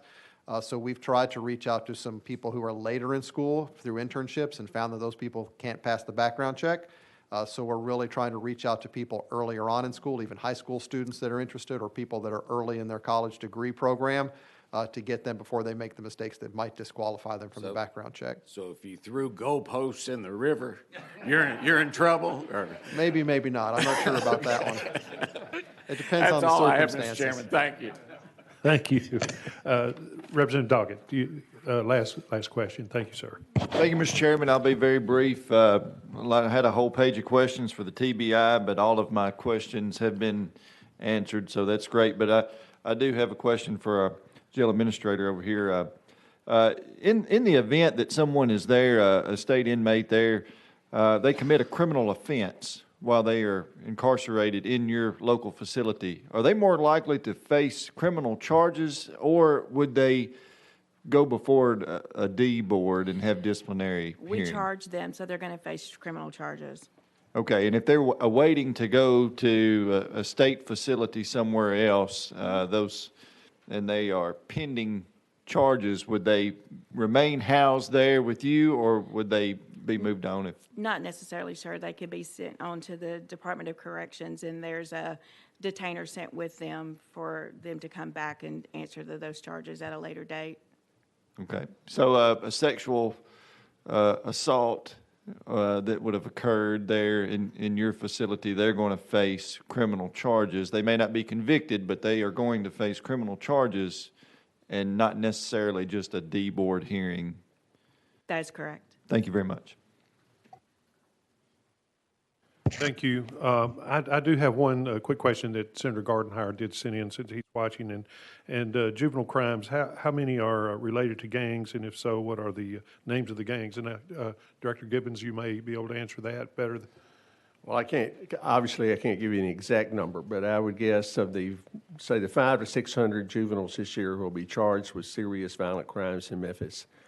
The vast majority will be, in my opinion, gang members, but we get into the definition of gangs. You know, if you go back 15, 20 years ago, the gangs were very definable, you know, gangster disciples, Bloods, and so on.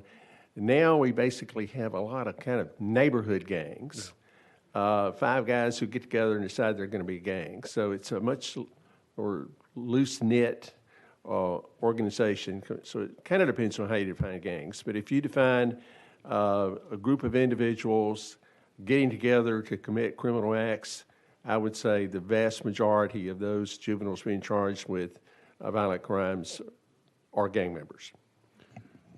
Just to build on that, do you find that the older juveniles, and even after juvenile, after they over the age of 18, are they training some of the younger ones to do the carjacking and breaking into cars and how to do this? And it's just a training ground for them, I think. Is that correct? Absolutely. In fact, in some cases, it may be kind of considered an initiation into the gang. I mean, what we have is a number, in many cases, adults using juveniles to do the car break-ins and so on.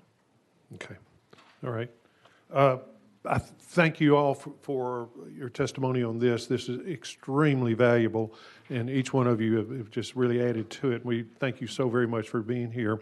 We're going to move quickly on to the next group, the court system panel, which is the Tennessee Judicial Conference. And first, we want to ask Chancellor Doug Jenkins to come up for some opening comments, and then there'll be some others that will come up as well. But we want to start with the judges, because I know some of them do have to to have afternoon things that they have to do. So if each one of you come up.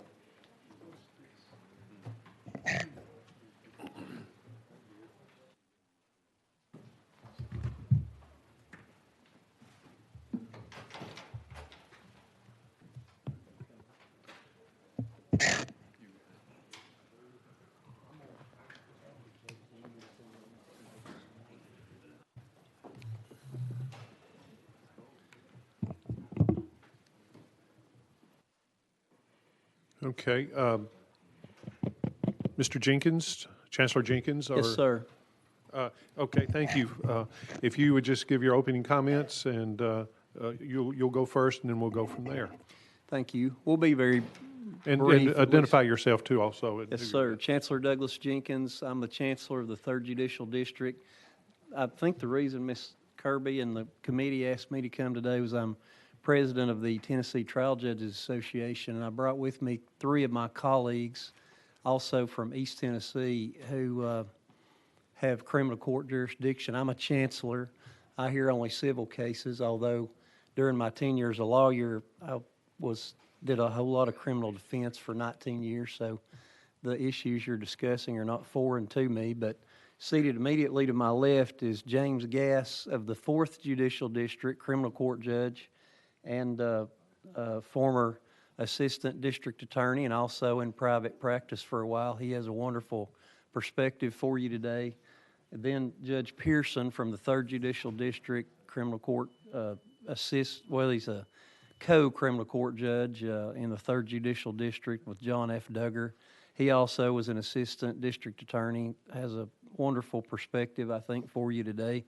And also behind me is Stacy Street. Judge Street is in the 1st Judicial District and a co-criminal court judge with Lisa Nidifer Rice of Carter County. And so together we have about 136 years of experience. Hopefully we can do something here to help you. We're here to serve, and that's really all I have to say. I'm going to give Judge Street my seat unless anybody's got a question of me. Anyone have a question? Leader Farmer? I think more of a comment than anything. And Chancellor Jenkins, I appreciate you being here. Judge Gass, Judge Pearson, Judge Street. I've had the opportunity to harass at least 3 of you on multiple occasions in court. Chancellor Jenkins, I'm saving up just the right opportunity to come in front of you with some novel issue of law. But appreciate you all taking your time to be here today. It means a lot to us, and just wanted to say we appreciate you all of you all being here today. Thank you so much. Chairman Holsey, you're recognized.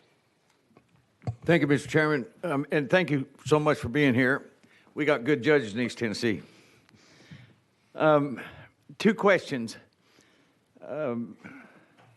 It seems like, as Leader Lambert had brought up, that sentencing credits, and that's something we're trying to burrow down into with this committee, because it plays a big part in how this all got started in Memphis, where that suspect in that murder and abduction of that lady resulted in he received over 1,000 days of sentencing credits in the penitentiary, and which made him expire his sentence after 20 years. So he got out 4 years early with no supervision because the state didn't have any right to give him supervision. Now, some of that's been addressed from July 1st going forward, but he didn't fall into that category. But in a local jail, when you pass sentence and write in your judgment that this guy gets X amount of sentencing credits, then you find out today that a lot of jails, it's automatic that you can get 2 for 1, or you can add 8 days, or you can, and it's not based on really any criteria unless you do something bad. How does that affect you when you write it? This is how many they get, but you find out later they get more than that. That's an issue we need to deal with.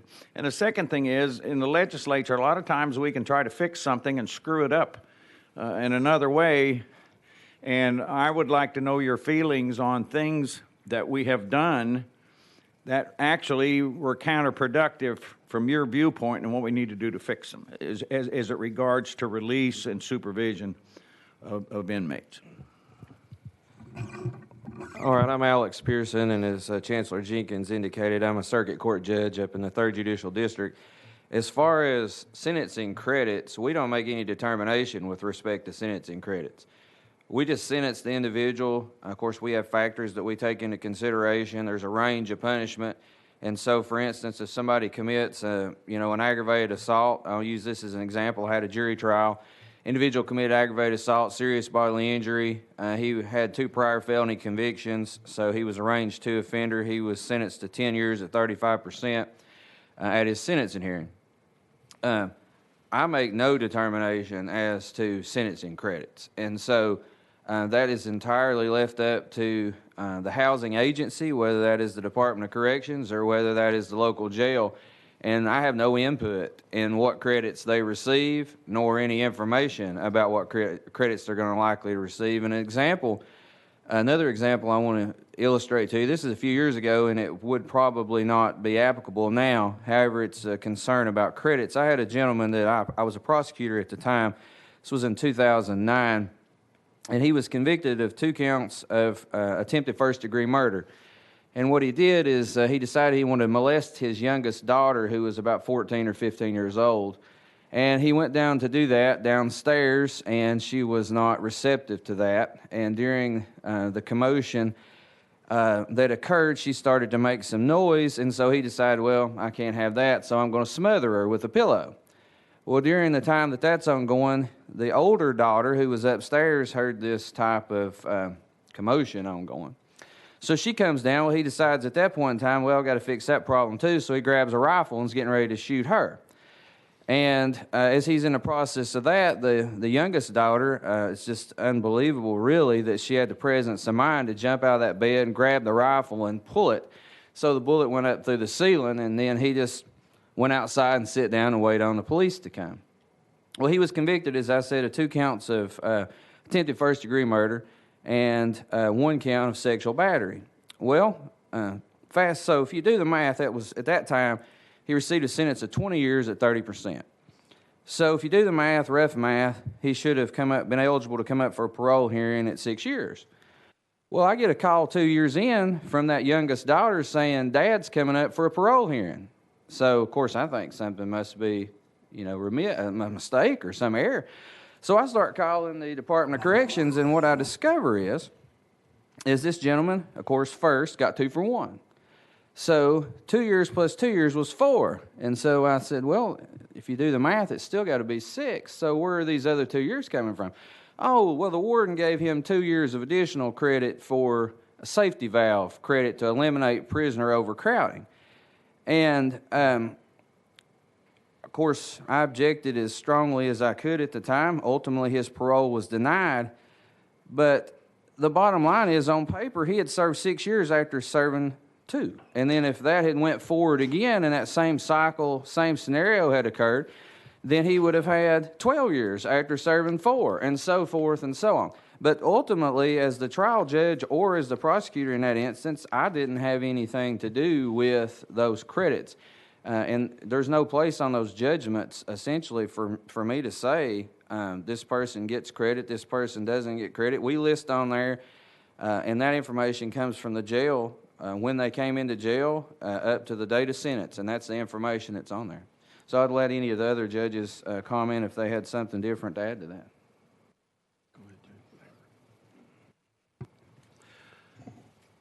Again, I'm Jim Gass. I'm a circuit judge, and my office is in Sevierville. I serve 4 counties in the 4th Judicial District, along with my fellow judges, and we each have criminal jurisdiction and rotate through our counties. Primarily Sevier County is the county where I hear most of the criminal cases in my district. We assign other counties to different judges, and Judge Rex Ogle also hears criminal cases in Sevier County as well.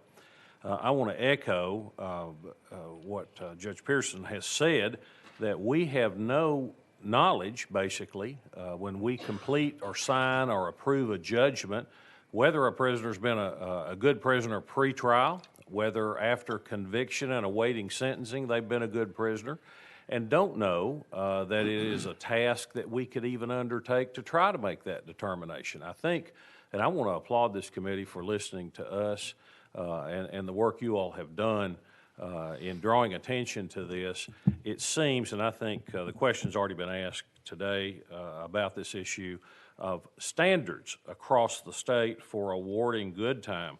We simply, on our judgment form, show the days of actual incarceration that pre-trial or post a conviction but awaiting sentencing before the judgment's entered for the time that they are entitled to credit building on that sentence, the actual days. No reflection for any good time.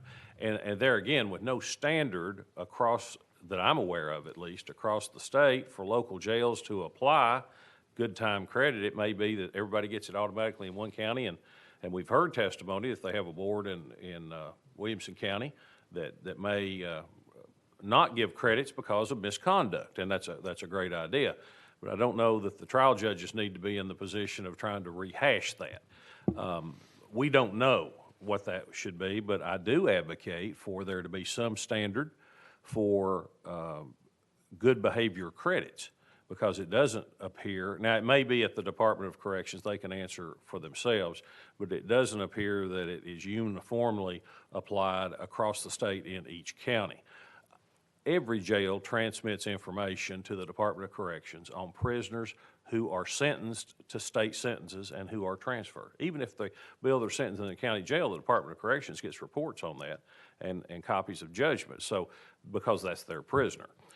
So it would seem, working on good credits, and that's not been historically here with recent tragedies in this state, the problem, but it does appear that some uniformity in application of good credits would benefit all the citizens of this state as it is in regard to the release or early release of prisoners.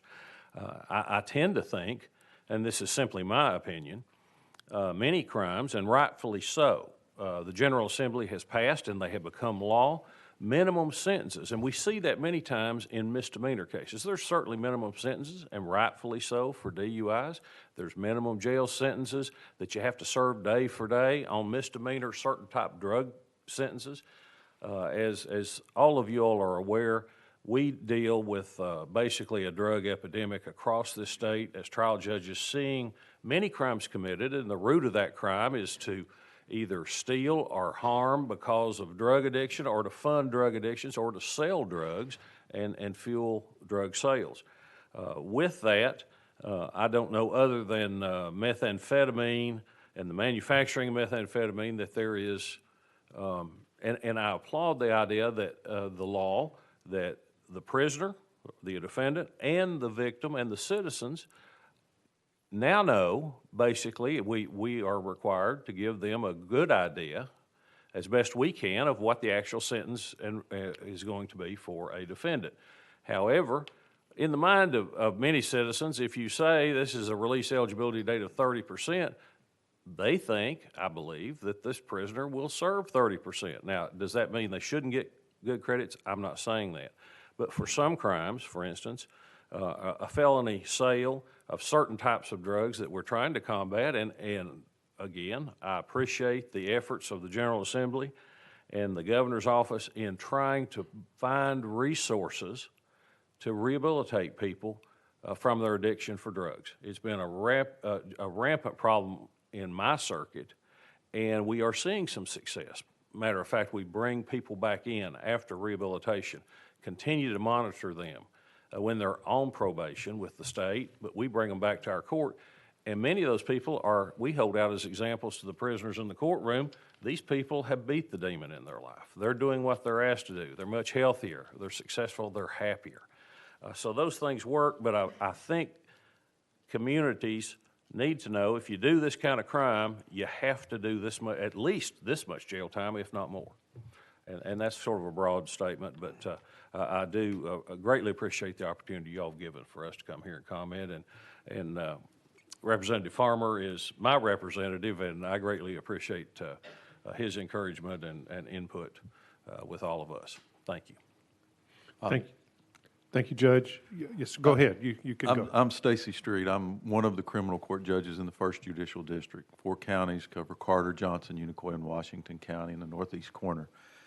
To answer your question, Representative Halsey, and what Representative Lambert had asked about these judgment forms and pretrial jail credit, the official judgment form that's signed by the judge, the only thing that's contained in there that I sign, that we've historically signed in our district, are the amount of time, would be the amount of time that that person has spent in jail, either at the date of the arrest or coming back into jail, and the date that the conviction is complete.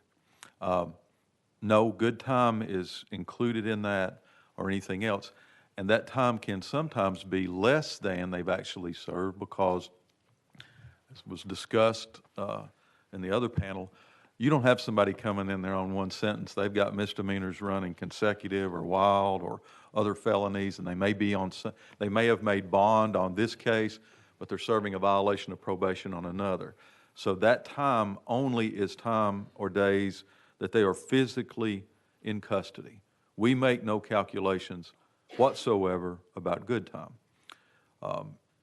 30 years practicing law, 10 years on the bench, I never tried to calculate good time until about a month ago, following the new law where truth in sentencing, we have to give our best guess using that form we've got. And I hope you all understand how difficult it is today. I don't think anybody's answered your question, any of your questions. How do you calculate good time? Well, I think it all depends on where you're sitting and what county you're in and what jail that you have. I don't know how they do it. And we represent 4 separate counties. I don't know how they do it in those counties, to be honest with you. It's something they send in to the Department of Corrections, and I think Representative Farmer's fine. It's going to depend on what county you're in.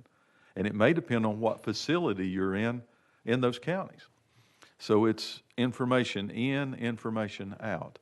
And as judges, we simply don't have any say-so or input in that. That's the correctional facilities, because defendants ask all the time, well, when I'm getting out. And I said, that's something for the jail to calculate. And in the interest of time, Representative Halsey, I'm going to try to, you said, what do you all do good and what do you do bad? I'm not going to judge that, and I wouldn't touch that one with the 10-foot pole. But I want to give you a broad perspective a little bit about what I see as a problem right now, and I think my colleagues would agree. Pre-1989, if you got a 3-year sentence, a 4-year sentence in prison for whatever, you went and served your sentence. After 1989 and since then, because of the jail overcrowdings, because of the lack of space, that's when probation and parole and things started creeping into our system. And we've been battling that ever since on how to deal with what's too much, what's too little. How do we deal with these people that are not housed in a facility, that are running around out here in society? Shortly thereafter, we realized for some people that's not enough, and it wasn't keeping enough people out of prison. So community corrections were beginning, sort of an enhanced probation. We call it the threshold of the penitentiary. You either complete community corrections or you go away. My personal opinion is when community correction was created, instead of it being a division or a department under the Department of Corrections, in order to save money or whatever, that was contracted out to various agencies to bid on criteria across the state. It may have saved some money, but it created a mess in some places. In the 1st Judicial District, we've got one of the finest community corrections programs in the world, in the state, as far as I'm concerned. They take that serious.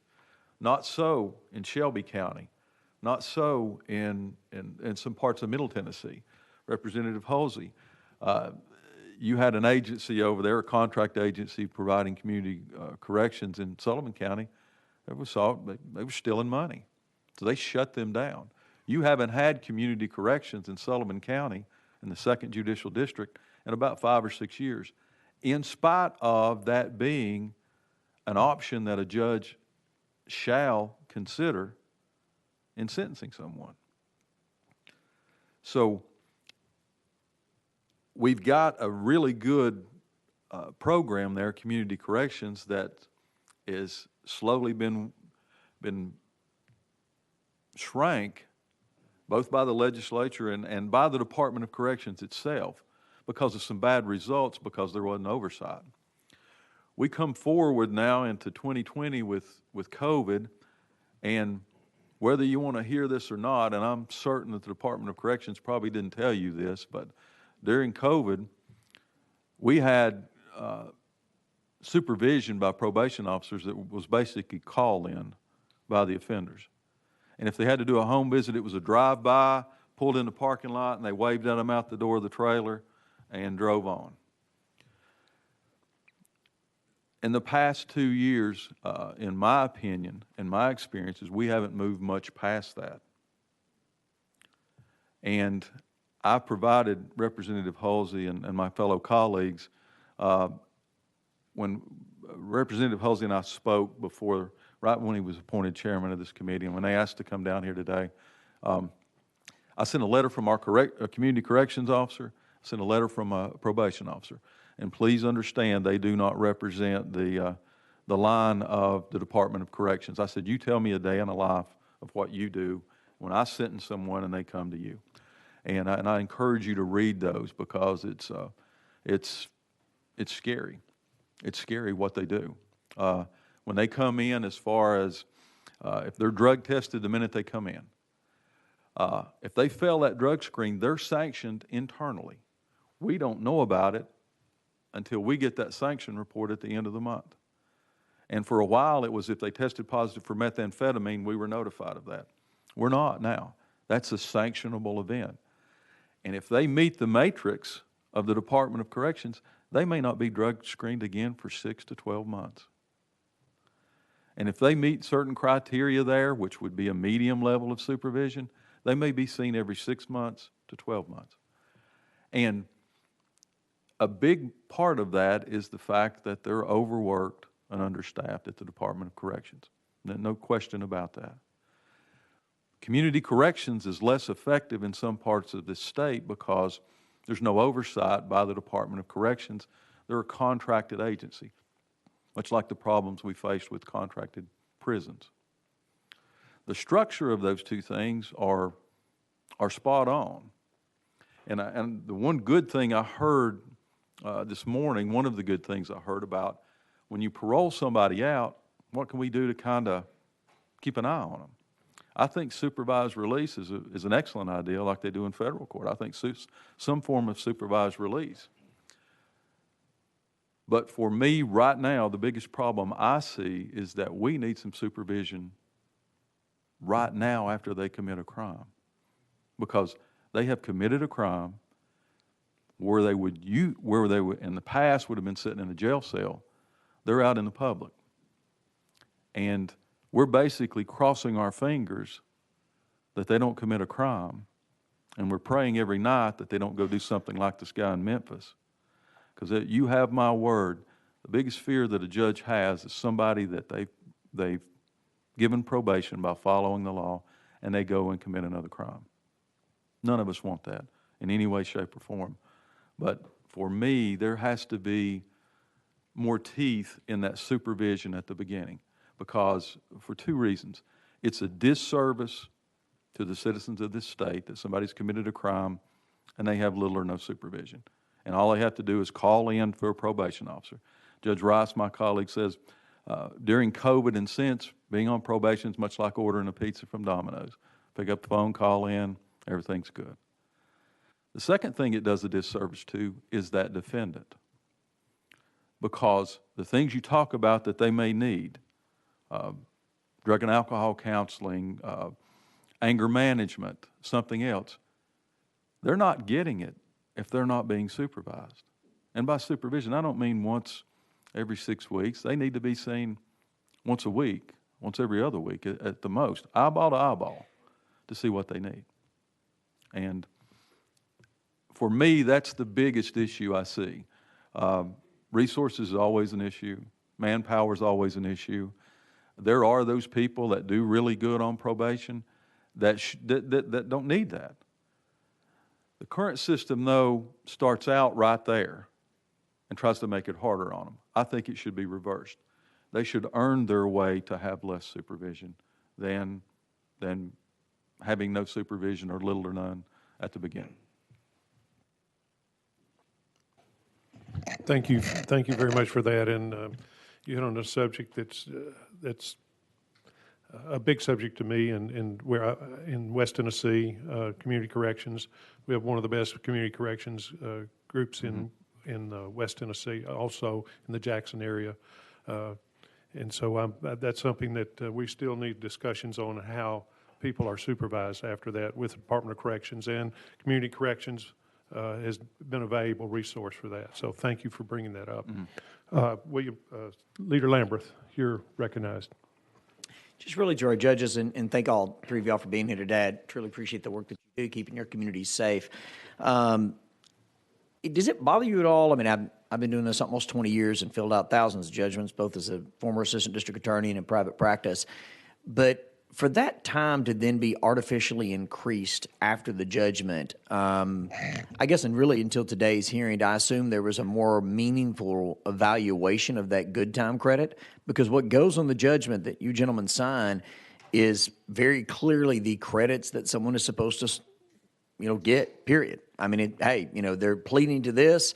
They're getting X number of credits because they served that time in the local jail.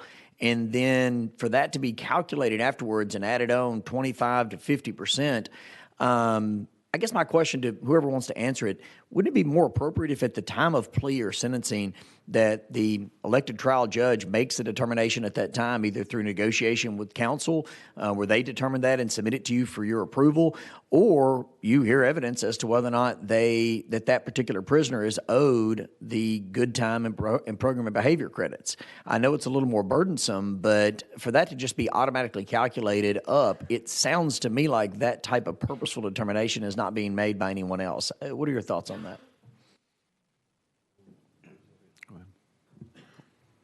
Well, I'll start with that. It does bother me that a sentence that I impose, I really don't have a good idea of how that's ultimately going to play out. And it actually has bothered me because when I'm sitting in court and I'm pronouncing a sentence, I have people there, whether it's the defendant, whether it's the victim, whether it's the victim's family, and they think, well, the judge just said this must mean something.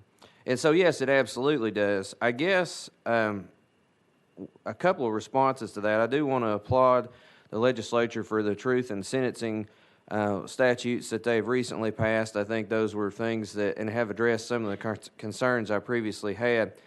But I really think that the credit system as it exists now needs to be really looked at and reevaluated, because when I tell somebody I'm sentencing them to 6 years at 30% or 4 years at 30%, and that goes in the paper and all of that, then people believe that means something. And it does concern me when I run into somebody that's a member of the public and they say, well, I thought you said that person was going to serve 4 years at 30%. And, of course, we make a deal when we're going through our plea allocution that 30% is not an automatic release eligibility. That's just an eligibility. You may have to serve every day of your sentence. That's what I tell these folks when I'm pronouncing a sentence. When in the reality is they're probably not going to serve half of that 30% or maybe a little more. So it absolutely bothers me. Whether or not, I don't really know post-sentence the exact mechanism, how that would work, because they're in the custody of the Department of Corrections and the judgment is final, so I don't really know how that would work. Personally, I think that a lot of the credit should just be done away with. I don't want to put the Department of Corrections or the Sheriff's Departments in a position that they have no incentive. But to me, when you're already taking a 4 or 6 year sentence, and that's assuming that we're sending them to incarceration. We've already bypassed probation. We've bypassed community corrections. Of course, that's another subject. I don't have community corrections anymore in 3 of my counties because in the most recent bid, they weren't approved, so I only have it in 1 county, and that's not even up and running yet. But the bottom line is I've already considered all alternative sentencing, and so now I'm sentencing somebody to the Department of Corrections, and they're still getting all these additional credits. Should there be some good behavior credits? I don't take issue with that. But I think when you're already taking a 4 or 6 year sentence, putting it at 30%, and then giving them all these additional both pre-trial good behavior credits, post-trial or post-sentence imposition good time credits. It's just too much credit to suit me personally, but that's my personal opinion. So, but that would be my response to that. If I may clarify or amplify something I said earlier, and I want to echo exactly the scenario he's talking about. I believe if you're given good credits, they should start toward your eligibility after you build your minimum. Let's say it's 30%. That's not a guaranteed release date. Your good credit works toward being eligible after you build your minimum under the law toward being released. Otherwise, if you just eliminate any good credits altogether, the concept altogether, it is an incentive for prisoners to behave better if it's properly managed. The jails, the personnel housing, the prisons, housing the individuals, I believe, need to be able to have some incentive, but the public expects us to render a sentence, give an idea of when they're going to be released, and that, they say, the judge impose that sentence. Let it be followed, and let that good behavior attach after they build what they're supposed to build to be then considered eligible for release. And I will agree with exactly. I don't want to have to calculate pretrial. I don't care to do pretrial time they've actually sit in a jail cell. That's days on a calendar start and a calendar end. I do not want, as a judge, to try to calculate what good times they got while they're there, or have to hear proof on that as to what I put on that judgment form. We'll do whatever you ask us to do, but no, I don't want to do that, and I don't think that's better. I think what they said right now sparked in my mind what goes on that judgment that you filled out, and those of us that do this, we see thousands and thousands of those things. That should be the time that they've sat in a jail cell, period. And the good time starts after that sentence is imposed. That's where they start building good time then. Because until then, they were just sitting in a cell. But to give them credit for sitting in that cell awaiting a hearing is a fallacy as to what they're actually serving in a sentence. So I think the start point should be after that. And then that's another document for the people that are actually overseeing that should determine whether or not they get that on a monthly basis or on a yearly basis. Thank you, Judge. I appreciate it. Thank you, Chairman. I think we agree. Somebody needs to at least calculate it, because right now it sounds like it's automatic that the jail credit you're putting on a judgment is not accurate. It's being inflated artificially once it leaves your courtroom, and after your signature's been applied to it, someone else is then calculating that jail credit way beyond what the actual time served up to that juncture is. And I look forward to talking about later as to whether or not there's any programs that actually go in many times on that pretrial, because those folks are not convicted. So I don't normally see a lot of programs in many of the jails that I'm in and I visit, but maybe there's some that have. So thank you, Your Honors. I appreciate it. And I want to follow up with one thing you said about your community corrections. Those that are good are very, very good. But the latest bid that they had requires them to have now an intensive outpatient treatment program. And they will not be reimbursed for supervising. And Mr. Farmer, Representative Farmer, I know you were surprised when the judge said that. I can't put them on ACCP because we don't have that, or community corrections anymore. What you need to understand, too, is there's going to be a mass transfer. I think internally, Department of Corrections have agreed to reimburse them for supervising people on honest-to-God community corrections, which is much more enhanced than regular probation, maybe through October 1st of next year.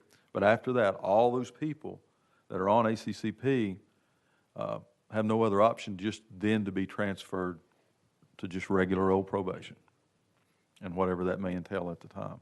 And that's a scary thought as a judge. Thank you very much for that. We are extremely short on time, but I want to ask the group of the district attorneys, the public defenders, and the criminal defense lawyers, is there a chance if we run over, can you come back after lunch? Is that, would that work for you guys as well? Okay, good. Thank you for that. I really appreciate it, because I know some of the judges had some more things. So we'll go ahead and proceed then with Representative Doggett. You're recognized. Thank you, Mr. Chairman, and gentlemen, the judges, you touched on several things that I had that listed that I wanted to ask you about. One of those was about doing away with good time, or at least revisiting the way that we do that and making sure that we're serving our mandatory minimums. And then, you know, when you go in, let's say, for instance, someone is, receive a DUI and they lose their license for an entire year. They're not going to lose those licenses for a year, but be able to get them back in 3.5 months because of good behavior or what have you. But someone that is, in your instance, that has two counts of attempted first-degree murder and sexual battery, and they're going to be eligible for parole after all this good time in, 2.5 years or whatever the case may be. I have a big problem with that, and so does the general public.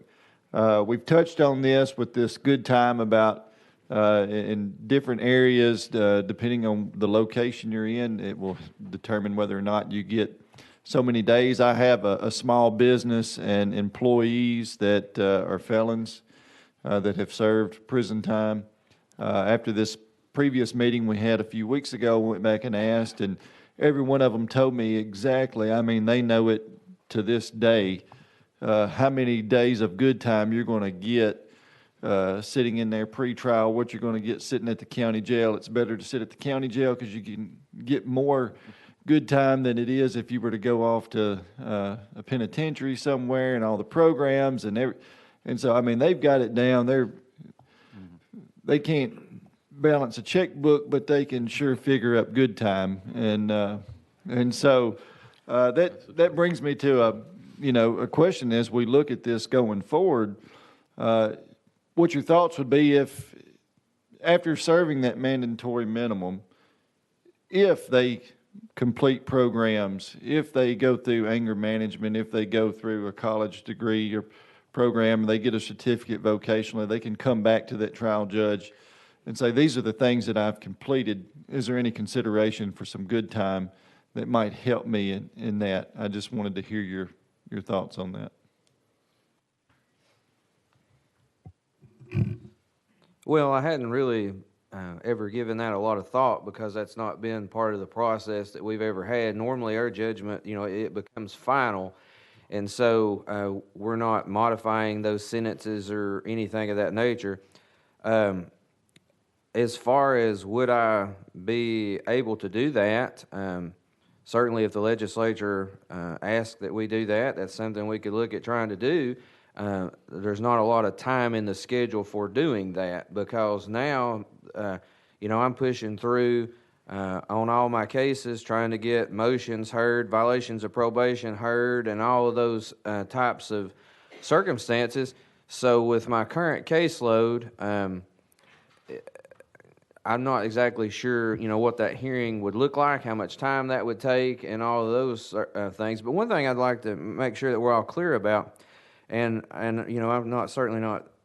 agreeing with what Judge Gass said. When I say the 30%, that's not, most crimes don't have a mandatory minimum. If you forge a check, there's not a mandatory minimum. Let's say it's a check for $1,200, range 1 offender, that's 1 to 2 years, is a range 1 standard offender. There is no minimum time that person's going to serve in the penitentiary. Or if you break in a business, there's no minimum amount of time that person's going to serve in the penitentiary. You do an analysis, you evaluate based on the facts and circumstances to determine whether that person's an appropriate candidate for probation or community corrections, which I don't have anymore.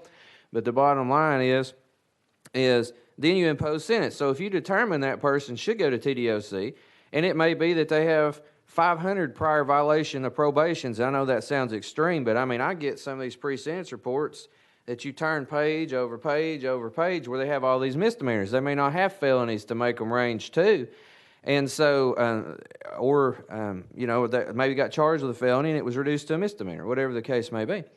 And so I determine that individual should be incarcerated there is no minimum. That's what Judge Gass was talking about. When I say that 30%, all these sentence credits are reducing that below that 30%. There is no minimum other than depending on how these calculations are ran. But as far as would I be willing to do it, I mean, certainly I would do my best to fit it in. Not sure how that would work, what those hearings would look like, whether the person would be entitled to an attorney. Is the DA's office going to be there to prosecute that? Who's going to be representing the interest of the state? I'm just not sure what that would look like. So, but I mean, obviously, that's something that could be talked about. I just don't know whether it would practically work or not. And it may be better if you have something like supervision after release, supervised release. If they've done all those things while they've been on probation, make that period of time less or not necessary. I think rather than bring them back into the system to have these hearings, if they do those things, if they go to the meetings, if they get the counseling, they graduate from a recovery court. We're really big on recovery courts up there in the 1st, 2nd, and 3rd district. We're doing a lot of things with those. If they do those things, they earn their way back off, but take it off the back end of it, of the sentence. You know, maybe they don't need supervised release as much. Rather than bring them back in for a hearing, if they're doing what they need to, maybe when they get out, they don't need all those things that we're talking about as much. I think I need to also state that when we are talking about someone building a sentence and getting the credits toward that sentence, many under the law, and rightfully so in my mind, many people are eligible for straight supervised probation. They may be a first offender. They may have many circumstances in their life that under the sentencing criteria that justify not being incarcerated, and I would not advocate to take that authority away from the court system because I think it's very valuable. Not everyone should be in the penitentiary, I think, but the ones we do send to the penitentiary, or at least to the custody of the Department of Corrections, they're being housed in the local jails, as best we can, do what we say we have done. So, with that caveat, thank you. And that's the position, I don't want to interrupt, but that was the position I was taking. I'm not suggesting we do away with opportunity for probation or alternative sentencing. What I'm talking about, once that window has already passed and we're in the Department of Corrections, that's where I have the concern about all this additional credit. It's not individuals that I may place on a judicial diversion and they never even end up convicted at all. I mean, those kind of people, I want to see those programs to be maintained. It's those individuals that blew past those opportunities and they're now in the Department of Corrections, or at least they're supposed to be. Yeah, you're recognized. Go ahead. Okay. Thank you, and thank you for your responses. And what a lot the general public, I think, and you know, when someone is sentenced and then they see them a year and a half later in the grocery store, thinking, "Oh my, you're supposed to still be in prison somewhere, but what are you doing out?" And it was because of a lot of this good time that they were able to accrue over those times. I was just curious, really, and maybe it was the way I phrased the question and could have done a better job of that, but if there was more input from you at the time of sentencing as to what the good time, what they would be eligible for upon completion of programs while they were incarcerated in that good time, instead of just having this unlimited range of good time. And some folks just get good time for just sitting in their cell and not doing a thing to better themselves prior to their release. They're just, because you're there, you get all this time. And so if you wanted to touch on that, and if not, I completely understand. I'll be glad to. I wouldn't have any problem. Maybe I misunderstood your question. No, I wouldn't have any problem making a determination that I think this individual should not be entitled to any credit or should only be entitled to a limited amount of credit. That wouldn't bother me. I thought you were asking about actually how that credit was going to be calculated in terms of the number of days and things of that nature later on, whether they did the program or whether they completed a GED. And those are the things I was concerned about.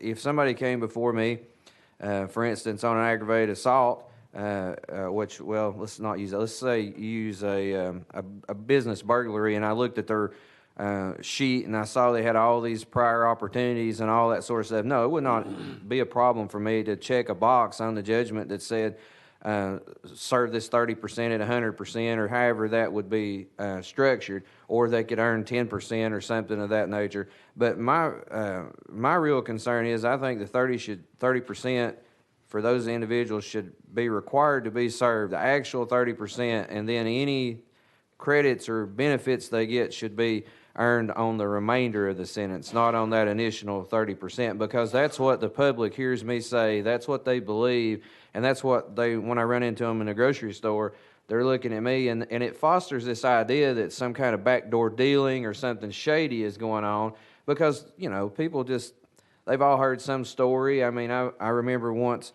when I was in the DA's office, and this older gentleman came in, and his son, I had convicted him of attempted murder for a drive-by shooting, and he came in and he said, I need to see you. And he was about 80 years old, and he came in to see me, and I said, well, come on back. I'll talk to you. And he said, you remember so-and-so case? And I told him, I said, yeah, I remember that case. I prosecuted it. He said, well, how much would it cost me to get that cut way down? And so, and of course, I informed the gentleman that it didn't work that way, and that the best thing he could do is just go on back about his business and go visit his grandson in the penitentiary. Wasn't my desire to prosecute this gentleman. But he said, well, I just thought I'd ask and see. And so anyway, and I mean, that's a true story, but the point of it is that's kind of thing when they see these people in the grocery store all the time, they wondered, is that what happened? Was there some kind of backdoor deal or whatever? And it bothers me because I've always been an advocate, and I say this in court all the time, personal responsibility. Nobody can live your life but you. If I were making your decisions, you wouldn't be here to start with. And that's just something, the way I live my life. I'm responsible for every decision I make. One thing you need to realize too, going back to community corrections, if somebody's on community corrections and they violate that and order them to serve their sentence, they're entitled by statute to the credit against their sentence for the time they were on community corrections on non-violation status. The statute now reads that the judge has the discretion to give them time that they were on regular probation on non-violation status, which is a huge factor. So if you have somebody that spent about 6 months out and were doing what they were supposed to and then failed a drug screen or shoplifted at Walmart, they can petition the court and ask for 6 months off of their sentence for the time they served just on regular probation. And that's a new revelation that's came about in the governor's bill a couple of years ago. That's something that's in there. So there's a lot of factors that go in there. When you start talking about cutting time off, you're going to have to look at a lot of things that potentially reduce that sentence. Well, I know there are many issues that have occurred over the last couple of years with legislation, and it's my hope and desire that we go back and look at some things that revisit a lot of this stuff. And that's a great example that you've just given.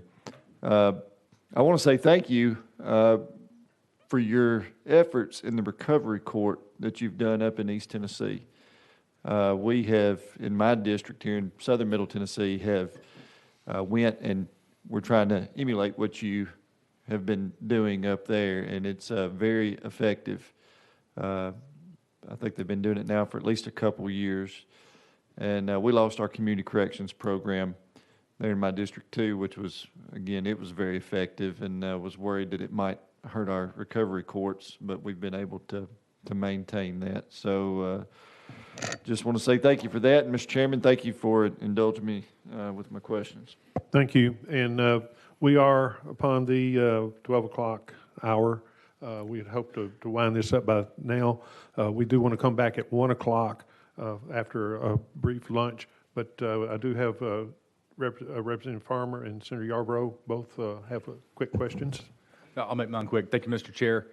I believe something was mentioned. If you all, the judges, need anything with regards to any guidance with regards to the new truth in sentencing laws that we passed, let us know.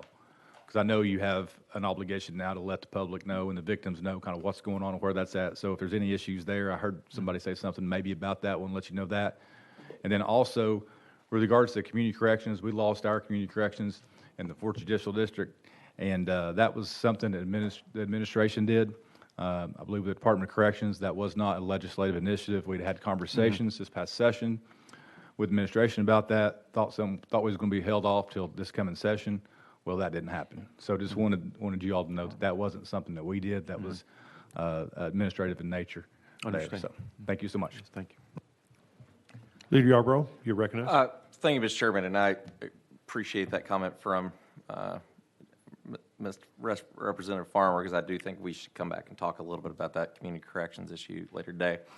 One thing that I just wanted to mention before the judges had to move out of here, one of the things that we've learned in our work in the Corrections Subcommittee is just how fast the growth has been in pretrial detention and the longer time that people are actually in before that, which for this committee's purposes complicates things in two ways. One, it makes it that much harder to deal with it multiplies the effect of any of our pretrial credits, right? And then second, it also limits our ability to figure out when we're actually doing from a correction standpoint, when you're actually beginning a real deal intervention. But I'm kind of curious, I want to get some feedback on why we think that trend is happening, and if there's, I guess at some level, how many, especially in violent cases, like how many violent felony trials are, going to trial in a year in your district, and how long between arrest and trial is that period, and is that growing? Judge Rice, 2 weeks ago, tried first-degree murder trial in Mountain City. 2 weeks before that, I tried the first-degree murder of a child in Carter County. We're trying a lot of violent felonies there. And a lot of it depends on the district attorneys that are working, the public defenders, your private counsel. We attempt to move those as fast as possible. A lot of times what we see are the big cases work out, and we're trying the DUIs and the thefts and the burglaries and that thing. So it kind of comes and goes in cycles. There's just a huge uptick in crime. Part of it is, in fact, because of drugs, of course, and the ability to do that. And I appreciate your comments about we take our recovery centers very, very serious up there, and using the prison we had in Roan Mountain with the help of Representative Halsey, Representative Hicks, and those others in our area. It's going to make a big difference, I think. But there's a lot more crime. We try to move those cases along. We're very cognizant of our TGIS reports. We're not going to be the one you're looking at and say, what are they doing up there in the 1st District? Why they have, 100 cases over 3 years old? You can ask Representative Farmer. We crack the whip on them sometimes. Hey, buddy, you're going to get a trial date. You've been here a year. We got to move it along. So that's kind of what we see. But it's a lot worse in some areas. So I can't speak across the state, but I think we try to run hard on that docket as much as we possibly can. Well, one of the things that I've been doing to help address that in our area is I've been transitioning my docket in conjunction with the other judges from one that was more split between civil and criminal to one that's more focused on criminal, to be able to help move some of those cases along. And one thing that I noticed, at least, is during some of the COVID restrictions and coming out of the COVID restrictions and things of that nature, it was just a little bit harder to get people to get their case ready for trial. Every trial I had, somebody had COVID or somebody was in quarantine or something, and it ended up getting several cases reset to the point finally, I just said enough's enough. If I don't have absolute proof of something then I'm not, I'm not just going to kind of go on the honor system anymore. And I just started pushing them to trial. But for a long period of time, a lot of people had COVID. A lot of lawyers had COVID. A lot of their potential experts had COVID. And so anyway, that doesn't, go back and talk about things that happened several years ago. But the last, 2.5 or so years, that's contributed some to the backlog because we tried to look at people that were in custody on bonds and things of that nature or probation violations. And of course, we were doing things by Zoom and everything that we could to try to move those along. But you really can't effectively do a trial by Zoom. Certainly not a criminal trial anyway. And so, or at least from my perspective, you cannot. And so, what I did is I lowered some bonds and did some things to try to get those folks out. And lo and behold, they went and committed another crime. And so. There wasn't a lot I could do with that, so I'll just leave it with that. But I mean, we're pushing to get things moved, and I've moved a significant amount of my docket over to do criminal cases now, and I hope at least in the 3rd district that'll make a difference. I think we are doing that very thing in the 4th district. All of our judges hear criminal cases, and I think in all our counties we are. I will observe, and it's not new to you all because you've heard about it all morning. Some of the getting certain cases to trial in our district have been hampered by the district attorney's office not having at least speedy results from the crime lab on multiple testings. You may have a case where you have drug testing going on, but simultaneously there was firearms involved. There may have been gunshots fired, and they have to have gunshot testing done. All have to coordinate together. It may take certain specialists from different fields within the crime lab, and the times are varying and different. And obviously, an accused is entitled to know the results of that, and the state's hampered without that results in being ready to go to trial. So there is some delay still with regard to that. But we've worked our very best to get back on track and speed up as much as we possibly can, even adding more as many days as we can to deal with cases from the pandemic backlog. Thank you. Well, what we're going to do, we're going to recess until 1 o'clock. And thank you, judges, for being here. Really, really appreciate it. And the testimony you gave was fantastic and valuable. To the district attorney generals and the public defenders and the criminal defense lawyers, I apologize. We had hoped to finish by noon, but thank you for agreeing to come back at 1 o'clock, and we will get you all in there. So we will be recessed till 1 o'clock. Oh, by the way, there is for lunch, there is a facility here on this level down by the elevators if you want to go down there and grab a quick lunch instead of having to leave site.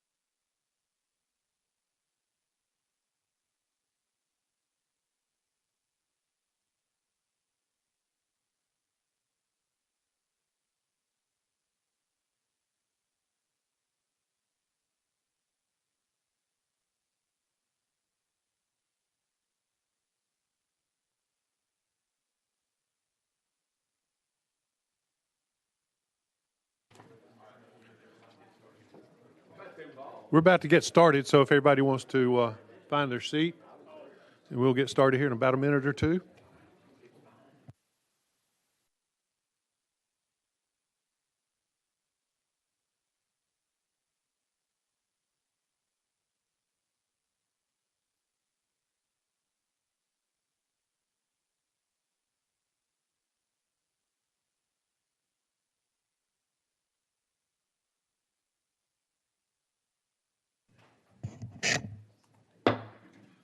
Okay, we'll start the second half of this for the afternoon session for this ad hoc committee.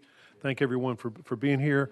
This morning was very informative and very valuable information that we needed to have. It took longer than we had hoped with the judges and others with the law enforcement, but we needed that information for us to be able to make a decision. So this afternoon, we want to hear from the attorney generals, from the public defenders, and from the criminal defense lawyers. So if everybody is here that is involved with that, please come forward and be ready to identify yourself. So what we're going to do, we're going to hear each group, and then we will start asking questions after that, if that works for everyone. So I think that'll save us time. So if you have questions, just jot them down, and then we'll go to each group and ask the questions as needed. So, okay, we'll get started. I guess the Attorney General's conference, if whoever is going to start with that would go ahead. Okay. And again, identify yourself, who you're with, just for the record, and be sure and pull your mic close. Sometimes they can't hear it online if it's not close. So thank you very much. You may proceed. Sure, Mr. Chairman. Thank you very much. I'm Russell Johnson. I'm the District Attorney for the 9th District, and I'm the current President of the conference. 2 observations, the community corrections and then safety valve release. Just to pick up on community corrections first, kind of where we left off. With the effective elimination of that program, that's really our last best backstop on the way to prison for folks. And so it worked effectively in my district. I know we miss it. The issue of what to do with those folks when they come off the program. If they're not eligible for probation, they're in the wind. They can't be transferred. And then... what does that mean, they're in the wind, they can't be transferred? I know we've struggled, and our judges have struggled with what to do for them. If they're not eligible for probation, then effectively the argument is they can't be transferred to state probation. So then, there's nobody to monitor them, nobody to supervise them anymore. So that's a conundrum for us as far as what to do with those folks. And then just identifying them, it's been a real issue, I know, in our district and other districts as well. So that's part of the problem. The other point with community corrections, and if Leader Lambert has a question. Leader, go ahead. We weren't going to do it in this order, but go ahead this time. Mr. Chairman, since they brought that up, I think if I may just kind of clarify, I think what the General is referencing there is that in years past, between the Defense Bar and the District Attorney's Conference, they would reach plea agreements that were well beyond where someone could be placed on state probation. It went beyond what the statutory authority was. Sure. There's actually one person apparently that was placed on community corrections for 30 years. I think that's kind of an egregious example of that, but I mean, it's way beyond what anybody would be on state probation. So if a district doesn't have a community corrections program anymore, what happens to that prisoner who's been given a lengthy sentence? They've agreed to it. The judge has signed off on it. Who supervises that prisoner? They're obviously not eligible for probation, but if there's no community corrections to supervise them, who is going to do so? Is that, General, is that a pretty good summary? You're absolutely correct, and I should have clarified that better. But, so that's a problem to try to identify exactly who those people are and then what to do with them. So I know it's going on in our district and maybe others as well. I know there was probably some problems I heard about mentioned earlier with some of the community correction programs in other districts. Maybe there wasn't consistency throughout the program. I don't know if that's TDOC's oversight, supervision fault, or the vendors or the contractors for the programs, but it seemed to work well in our district. And like I said, as far as keeping people out of prison, if we want to save beds for the most violent offenders, community corrections served a significant role there. And the point is, most of the people that end up on those programs are the defendants with the drug charges, the ones, not necessarily the high-end drug dealers, but the ones that are just addicted, substance abuse, and usually with a dual diagnosis with mental health issues too. So to be able to have that supervision component, which is like probation on speed, more or less, is kind of how we would, it's a more intensive form of probation. The loss of community corrections is significant for a number of the district attorneys and, like I say, the judges. Also, the safety valve release, one of the judges touched on it. I struggled to understand in talking with the attorney at TDOC, and it came up when I noticed we had, over the course of last fall, we had 3 different individuals, attempted second-degree murder, solicitation, first-degree murder, facilitation of first-degree murder, that they'd been in less than 3 years, and here they are coming up for parole when we get the notice. Here's the list, and I send it out to the ADAs to look and say, hey, is there anyone on here we need to oppose? And one of them slipped through the cracks without us being able to get there. The other 2, we were able to go to parole hearings and talk to Chairman Montgomery and others and hold those up at least for a short period of time. But, you know, the argument with this order we're under that goes back to Governor Lamar Alexander, we're still under it today. Evidently, we're using it. I can't remember if the threshold is 92%. And, you know, is it system-wide? Is it per prison? And, you know, we were well under 92% system-wide at the time, but these people were coming up for parole before their red date years in advance.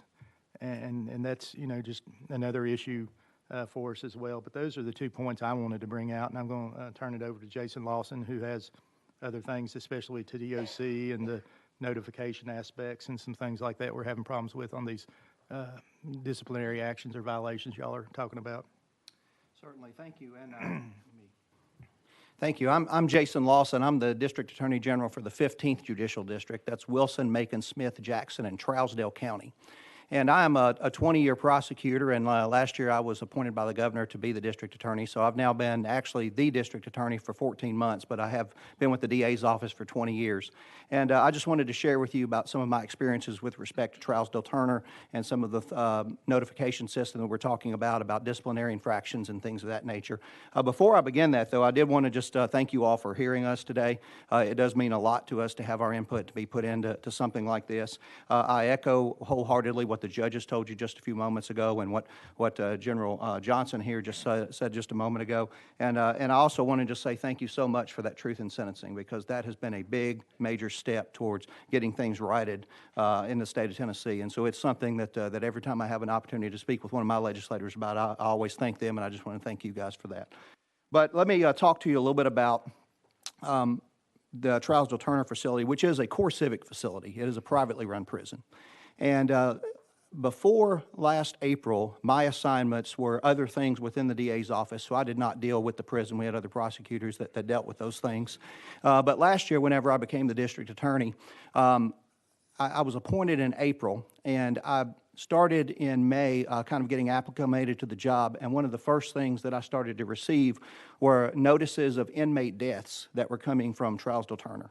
And I wanted to kind of start by saying, other than that notice of inmate death, that is the only information or the only documents that are provided to us from the Department of Corrections Trousdale Turner facility. So there was, I think, a discussion last time about disciplinary notices and things like that. We don't receive anything. I have no idea what's going on in Trousdale Turner. I couldn't tell you if there were infractions yesterday, last week, whatever. I have no information with respect to that. But I started receiving these death notices. And one of the things that concerned me as a new district attorney was the frequency of them. I would get, it seemed like a death notice. There were 32 death notices that I received in the year 2021. And so that was about every 10 or 12 days or so, I'd get a death notice of an inmate that had passed away out there. So I started to kind of pay attention to those to see what is the situation, because about 40% of those were fentanyl overdoses. And so that told me we have a problem in that particular facility with fentanyl being throughout. My first grand jury, and in Trousdale County, like so many other judicial districts, the judge rides the circuit and the grand jury meets when the judge is in that particular county. And so my Trousdale County grand jury meets in February, it meets in June, and it meets in October. And so cases that are going to be brought to be presented for prosecution are brought during February, June, and October to that grand jury. So my first grand jury as a new district attorney occurred in the month of June. And whenever I sat down and reviewed the cases, I noticed that there were 5 cases that had been presented for prosecution from the Trousdale Turner facility. And, and excuse me. And so I wanted to kind of explain a little bit about the process. There's actually 2 groups that bring cases to my office. One is that the Department of Corrections itself has an Office of Investigation and Compliance, and they basically have 2 TDOC investigators that are called in on major offenses, homicides, rapes, things of that nature that are major offenses. Those outside investigators are called in. For all of the other offenses that don't rise to that level, TDOC, the Core Civic facility, has an in-house investigator who handles those cases. The cases of, we found drugs on this person, or this person has a knife, or all of those things. Those are not called in for the outside TDOC investigators. Those are handled by Core Civic themselves. But that first grand jury came up, and I had 5 cases that were brought from the Trousdale Turner facility. And I see the news like you all do, and I thought, I know there's a lot more that's happening out there at Trousdale Turner, so I've got to kind of keep my eye on and see what's going on here.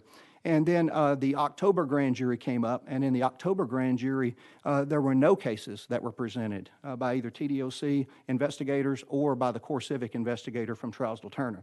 But the death notices were still coming, and like I said, about 40% of them were still fentanyl overdose deaths. And so I knew that there were drugs there, I knew that there were issues, and I knew it was a problem that I needed to look into at a deeper level.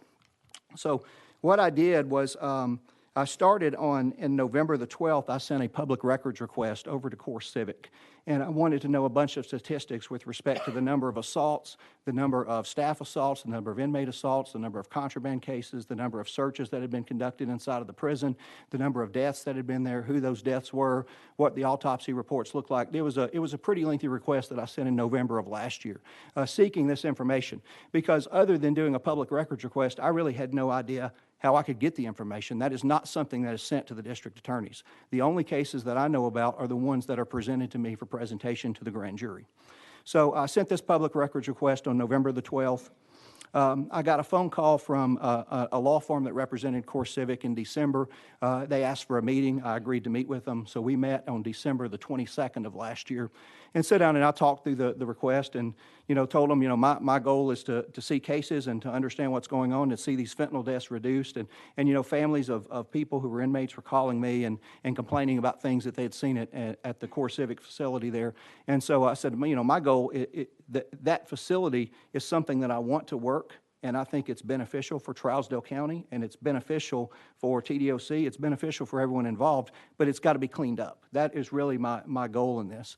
And so I talked to them about that, and they said they understood that and that they would send me the public records response in the first part of this year. I also, in January, had my first meeting with the warden out there at Trousdale Turner. We sat down, we had lunch, and we talked about all the things that I was seeing and what my concerns were. And as part of that lunch, I told him, I said, the Trousdale County Grand Jury meets every February, every June, and every October. Before each of those grand jury meetings, would it be possible to get the TDOC investigators and your investigator and yourself and myself all sitting down in a conference room at the Hartsville DA's office to go over cases and investigations so that we are understanding what our case is being presented, why not, what's the situation there. So they agreed to do that. So we had our first meeting of that group of people back in February of this year. When we sat down around the table, they told me about some investigations that they had ongoing, but they told me that at that time none of those investigations had reached a point of fruition that they were ready to bring any cases back. And I hadn't yet at that point gotten any response to the public records request, and so I didn't really know what the numbers or the statistics were or really where we were in any of those things. So in February of this year, there were 0 cases that were presented to my office for presentation to the grand jury in Trousdale County from the Core Civic Trousdale Turner facility. So after that, I did receive a response and a supplemental response from the lawyers that represented Core Civic that gave me some information. There was some information that they asserted were protected by attorney-client privilege and things like that, and so I didn't really get all of the numbers that I was seeking, but I did get some of those, and I have those with me today. If anyone has any particular questions, I'd be happy to talk to you about what's in those. But after that comes the June grand jury of this year, and I asked them again to come and to meet with me a week before grand jury so we could sit down and go over investigations. And this time they had investigations that were ready to go, and they presented 11 cases. So that was the number that was presented to the Trousdale County Grand Jury this year, 11 cases from Trousdale Turner. We did the same thing again in October, just a few weeks ago, before the October meeting of the Trousdale County Grand Jury, and on this occasion there were 5 cases that were presented. So I'm here to tell you today that for this year there have been 16 cases that have been presented to the Trousdale County Grand Jury, and as far as approving those cases, I ended up approving every one of them. I looked at the cases, and there's 2 reasons that I think go into that. One is the investigators from each of those departments, they are experienced investigators. Most of them have been from both the Department of Corrections and from the Core Civic Facility, have been in law enforcement a long time. I don't believe that they brought me any cases that they did not believe had legs to go. And so they brought me those cases, and I reviewed them, and I agreed that there was sufficient basis to bring those forward, and so those were all presented. So there was a question, I think, before about, what percentage of these are being prosecuted, and the answer to that very directly is, from my experience and my recollection, 100% of the things we know about. The problem that we're having is I don't get any notification system from the prison at all about anything that's going on in there. I have no idea of the disciplinary infractions. I have no idea what happens. The only thing I know about is those cases that are being presented for criminal prosecution at these meetings before the grand jury. I do put one caveat on that. There's probably been about 4 times this year where a person was caught red-handed trying to bring drugs in through the visitation process, and on those 4 or 5 occasions, they've called the Trousdale County Sheriff's Department to come and arrest that person and to take them through General Sessions Court. So I would estimate that I probably know about 20 cases that have gone on this year. Certainly, I believe that the number is much, much higher than that. The public records request told me that last year, I believe there was 193 assaults that occurred at the jail. There were 40 cases that involved sex crimes of some fashion. Contraband was one that they said was protected by attorney-client privilege, so I could not know the numbers for contraband. So all of these things, and of course the murders, I have great confidence that all of the murders are being presented to the Trousdale County Grand Jury and to my office. We are prosecuting the murders on those. But I look back to just kind of see historically, what our office has received with respect to these. And in 2016, it looked like there was 1 case that was presented. In 2017, there was 2 cases. In 2018, there was 16 cases. In 2019, there was 12 cases. In 2020, there was 4 cases. In 2021, there was 5 cases, and then this year there was 16 cases. And so that's the amount of volume that is being brought to our office for prosecution. And as a district attorney, I'm interested in knowing about what's going on at the prison. I think that if we have that information, we can work with the officials there, and I have a great relationship with the warden, have a great relationship with the investigator there. Every time I ask them, why are we not seeing more cases? Why don't we have more cases? It's either situations where they say, well, we've got some stuff we're working on, but it's not quite ready yet, or we need more time, or we're going to try to work up the chain, or we're going to go after a different defendant, or yeah, we got drugs off this guy, but we know he's really holding them for this other guy. There's always kind of a plethora of reasons why the cases are not being come forward to the grand jury. But I just wanted to come and present you all with some real numbers about what we're seeing and the process that I'm using, and even the public records response. At one point, I did actually even send an email asking for the disciplinary reports a few weeks ago. And the response that I got to that email was that they couldn't share those with me without vetting them through TDOC Legal, and they told me that I could have any disciplinary reports on a case which had a current active open indictment. So only the ones that are currently indicted. So we're having some real challenges and struggles with notice as far as what's going on. There may be questions about, how many disciplinary infractions are there, how many disciplinary infractions are being prosecuted, but I also wanted to share with you all the problem that we're having is not knowing what's happening out there and those cases not being presented to our office. We as a conference did a survey across our other districts to see how many, if my situation was unique or if other people were also having similar situations about not knowing what is being occurring in their prisons. And we got the results back, and there are 15 facilities in Tennessee. We got responses from districts of 9 of those 15 facilities. And so this is not a complete version, but of the 9 facilities that we got survey responses back, last year in 2021, there was a total of 67 infractions that were brought to the district attorney's attention. And so that's a number that I can share with you all. There were 89 death notices, and it looks like there were 5 correctional officer staff infractions that were reported on our inter-office survey, or I guess our conference survey across the districts.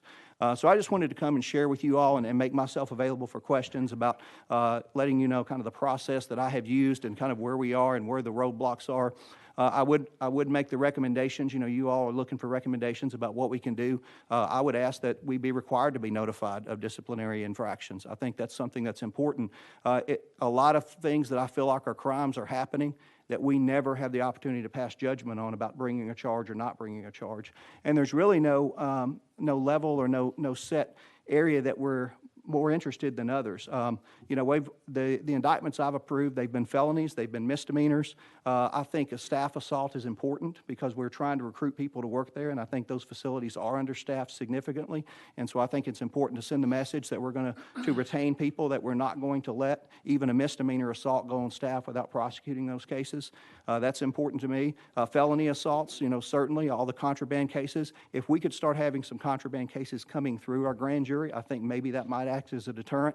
And one of the things I was going to ask is with respect to contraband itself, I would love to see the penalties of that particular offense increased so that it is mandatory consecutive to any sentence they're currently serving, and that it is a non-probatable sentence. I would love to see those type of strengthening of that particular crime because really a lot of the problems that we have over in Trousdale-Turner is with the drugs. Even the violence seems to always rank back to the drugs. So I just wanted to come and share that information with you, and I'll be available for questions here in just a moment. Thank you for hearing me. General Pickens, you're recognized. Good afternoon. I'm Jody Pickens. I'm the District Attorney General in the 26th Judicial District, which is Madison, Chester, and Henderson County, and Senator Jackson is my senator. So it's a pleasure to be here with you and also with the other members of this committee, which I think is doing very important work. One thing I would like to also say to each of you, which has been stated numerous times today, but I feel the need to also state that I do truly appreciate the work that this General Assembly has done in the area of truth in sentencing. For reasons that we don't need to go into, it was the right thing to do, and I think will go a long way in enhancing public safety across our great state. So thank you for that work. I will say this, is that in my district, I do not have a TDOC facility. We do not have a prison in my facility, but just a few observations about some of the things, some of my thoughts about what truth in sentencing, what kind of effect is that going to have? Well, I think that as the years go on, we're going to have an increased pool of inmates for which they're serving a 100% sentence, and they're going to be serving an 85% sentence.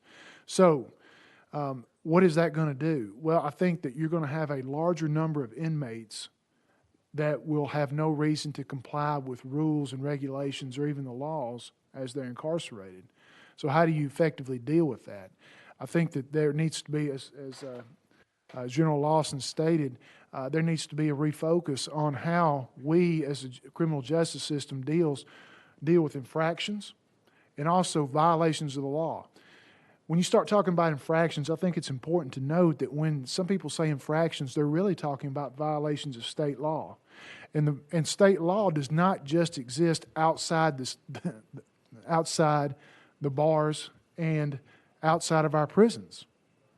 Either the law applies everywhere or it applies nowhere, okay? That's what I believe. So as we have this group of people who have very little incentive to continue to follow the law, then how are we going to deal with that as a criminal justice system? And so I think that the General Assembly should consider looking at mandatory reporting to the DA who has jurisdiction over that particular facility. Should look at sentencing issues, that if you're convicted of felony offenses, that it's mandatory consecutive sentencing to the sentence that you're serving. Look at it making it 100% as well. If you're there serving 100% sentence and you commit another felony, making that new sentence being 100% as well. And from a policy perspective, I look at that and say, well, you know, if we're about, the criminal justice system is about enhancing public safety, okay? It means that the criminal justice system will be dealing with people who are incarcerated and who've committed crimes, major crimes, which require 100% of their sentence, and while incarcerated have continued to violate the law. So if they're held accountable for what they do behind the bars, then we're increasing that barrier between the law-abiding public and people who continue to violate the law. I know the state has had issues retaining or attracting and retaining people who work in our prison systems. And part of that is the work environment, I'm sure. Part of it's a pay issue, part of it's a work environment. But if we provide an effective deterrent to people violating the law when they're locked up, that enhances the work environment for the those that we ask to go into our prisons and protect us from people who violate the law. And also, not to be lost, it also provides a deterrent and provides a safety issue for those who are also incarcerated who do not go in there and who do not violate the law, who do not prey upon the other inmates. So those are the issues that I would see that I would encourage the General Assembly to look at and the reasons why I think it would be important. One of the good things I enjoyed, I guess, the presentations earlier today, and a benefit of having heard what people said before. I just had a few points about juvenile crime. I think it was Director Gibbons who gave some of his thoughts about juvenile crime. And one thing I'll tell you about how it is in Madison County, my judicial district. We have roughly about 140, 150,000 people. If you know anything about Madison County, we are located directly in the heart of West Tennessee, almost equidistant between Memphis and Nashville. We're the hub of everything that basically goes on in West Tennessee. That's good things, medical care. People come there to shop, entertainment, to eat. Unfortunately, they come there also to commit crimes. So in a jurisdiction of my size, a 26th judicial district, we have, I think, somewhere in the neighborhood of 8 or 9 beds in a juvenile detention facility for a judicial district that size. That is wholly inadequate to address the issues that not just Madison County or the 26th Judicial District is dealing with, that the entire state of Tennessee is dealing with when it comes to juvenile crime, which has become increasingly more violent. Right now, if we reach capacity, and within the last few weeks we've been at capacity in Madison County, we have had to farm out these juvenile offenders to Murfreesboro. I think we've kept some in Dyersburg. Years ago, before the issues that they've had in Shelby County, I think they would go to Shelby County. That's not an option anymore, so you're left with returning sometimes a violent juvenile offender back to the streets, sometimes with ankle monitors, sometimes not. It doesn't effectively, and it doesn't reinforce to that juvenile offender that there will be consequences for bad behavior. So we're almost setting those juvenile offenders up to continue a life of crime. The other things about juvenile crime, I would also point out, I think there's some mention about transfers. And also Director Gibbons talked about the issue of guns being stolen in Shelby County. I think he said 1,800 theft of firearms in Memphis. And he was asked the follow-up question of how much of that is gang related. And he said, well, I can't tell you a definitive answer, but my suspicion is, my educated guess is almost all of it. Well, and we also know that street gangs use juvenile offenders because they understand that there's little to no consequence for them committing crimes. So right now, when you look at the statute that governs juvenile transfers, until they reach the age of 17, there is no juvenile transfer for vehicle burglaries, where they obtain most of these weapons that then go out and commit other crimes. There are no juvenile transfers until you reach the age of 17 for theft of over 1,000, or even burglaries. There are no juvenile transfers for until you reach the age of 17 for illegal possession of handguns. So those would be issues we would look at. If you have, unfortunately, a hardcore juvenile gang offender, the juvenile code doesn't really allow us to effectively deal with them until they reach the age of 17. And unfortunately, as Director Gibbons said, all too often the die is cast at that point. The ability to turn that person away from a life of crime is very limited. There has been comments made about community corrections, and unfortunately I'll say that my judicial district is one of the judicial districts that we lost our community corrections program. And I'll just say that I was heartbroken over that. We have found that community corrections in our judicial district does the best job of supervising offenders. And going back to some of the comments about when this program was created in 1985, the idea is the word community has a meaning, okay? It means that communities can craft a corrections program that suits the needs of that particular community. What works in Upper East Tennessee, or what is needed in Upper East Tennessee, may not be needed what's down in West Tennessee, and vice versa. I'll give you an example of the nimbleness of the community corrections program that we have we had in Madison County. We had a need for a extensive domestic violence program. DV-26 is what we call it. Reached out to our community corrections program. Our director, Terry Bell, got on board. He went to the training himself, sent his people, got trained up, and now we are very fortunate that we have a tool to address domestic violence in our judicial district that we didn't have before. They also staff our veterans courts. They staff our drug courts, and also I'll just point that, talking about drug courts, recovery courts. One of the reasons why community corrections, I think, is successful is that they provide close supervision. If you know anything about drug courts, one of the reasons why they succeed is because there's an accountability factor that is built into that model. Because they know if you're involved in a recovery program that you're going to be drug screened, that you're going to have to go see that judge, you're going to have to see your probation officer 2-3 days a week. So we know through our drug courts, recovery courts, that close supervision can work. And that is exactly what community corrections provides to the offenders. Sometimes with these graduated sanctions, people can get out and continue to use drugs and get in a situation that they can't recover from.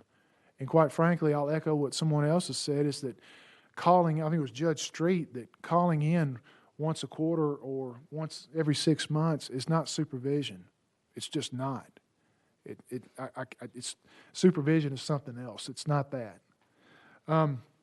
So I would encourage this General Assembly to look at community corrections, reconstituting it in some fashion. We had not a good, but we had a great community corrections program.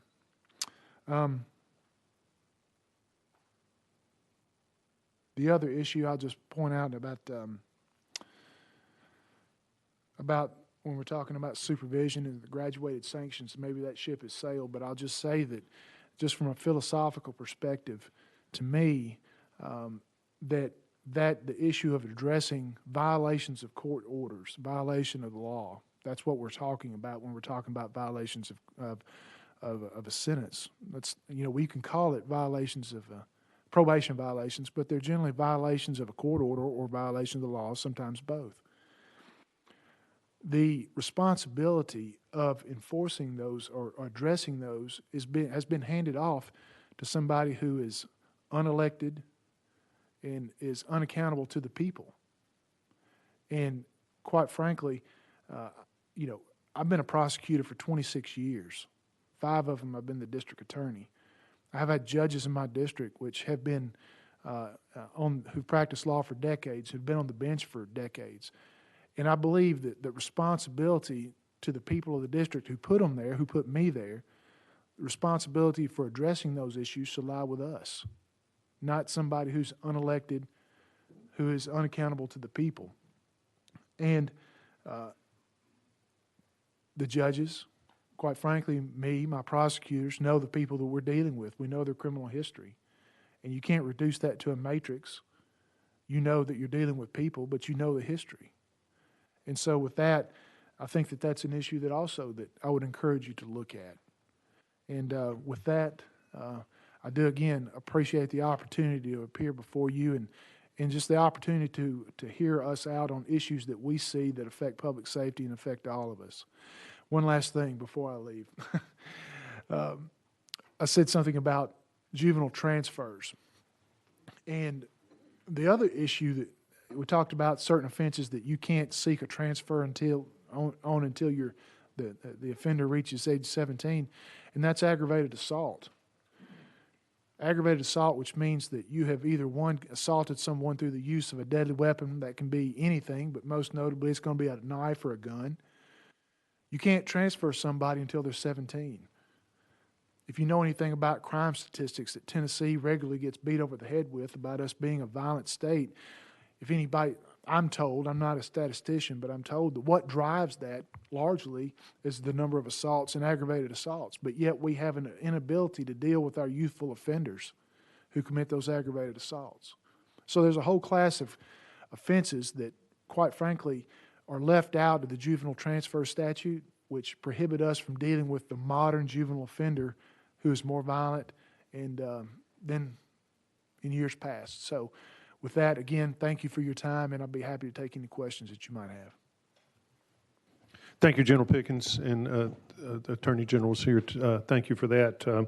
We'll ask questions after we meet with hear from the public defenders and the criminal defense lawyers. So, public defenders, let's see. I think it's Patrick Forge. Yes. Hi, Good. Patrick Froge. I'm the director Froge. of the Public Thank you. Defenders Conference, and I think I was led to believe that we had 10 minutes per panel. So I'm going to stick to my part of that and be very brief.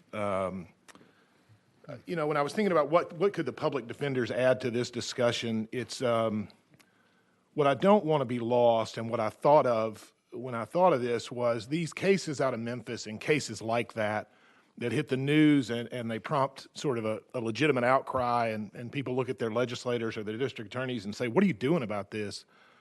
And you all are tempted to respond, and this is how you're responding. What I don't want to get lost there is that 95% of the people I ever represented, I don't know what percentage, but a very high percentage of people we represent don't end up like that. They touch the criminal justice system once or twice. I'm thinking particularly of an individual that I represented early in my career who maybe got a break that some would argue he didn't deserve. I thought he did, and he's gone on to become a good friend of mine and raise a family. And when he was 18 years old, he was committing aggravated robbery. So I don't want those people, and he was a success story, but I don't want it to get lost that the majority of the people that come in contact with this system aren't committing those crimes that this committee was formed in reaction to. And so the laws that you all end up passing are going to affect everybody. You know that, of course. But what that really emphasized to me is that, so what's most important as a system, as a criminal justice system, is that we get it right? That we're able to distinguish between those people that we're here to address and the people that I'm talking about. And that's why when I took this job 6 years ago, a lot of you were here then, and you might remember that the way the public defenders handled the legislature then was to sort of run around the legislature and talk about criminal bills, all of them, and really try and get your ear on what we thought the defense position should be. Well, we've changed that. We've changed that to where what we do now and what we've done about the past 4 years is really focus on resources. And the reason we did that is because I think it's really, really most important that the system get it right. And we're not staffed like an agency that's there to get it right. I've argued now for 4 consecutive years, and I believe this about the DAs, but they can certainly speak for themselves. I don't think this system, them or us, is properly staffed to make sure that we can weed out those kind of cases. Right now, if you go to a general sessions court, and I don't know every one of your jurisdictions, but if you go to a general sessions court as a defendant or a victim, I think you're going to walk away thinking, wow, that was kind of a zoo. I didn't get the time with my advocate that I thought I would get. I hope they know my case, but I'm not sure based on the brief interaction that I had. One of the differences with the prosecutors, they do have police officers who are often helping them. I still think that they need more people. One of the things that we've tried to do to sort of contribute to this, and it was, our mission is to represent people accused of crimes when they can't afford a lawyer.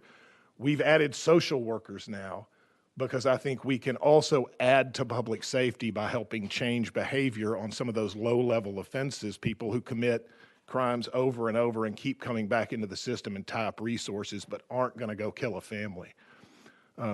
So I would just say from the public defender's perspective, our budget request, our focus, everything that we're about up here is on whatever you all do in response to these crimes to make Tennessee safer. We're asking for the personnel to adequately staff the courts, and that's what really our prime focus is. Thanks. Thank you, Mr. Ford. Next is the criminal defense lawyers, Jeff Cherry.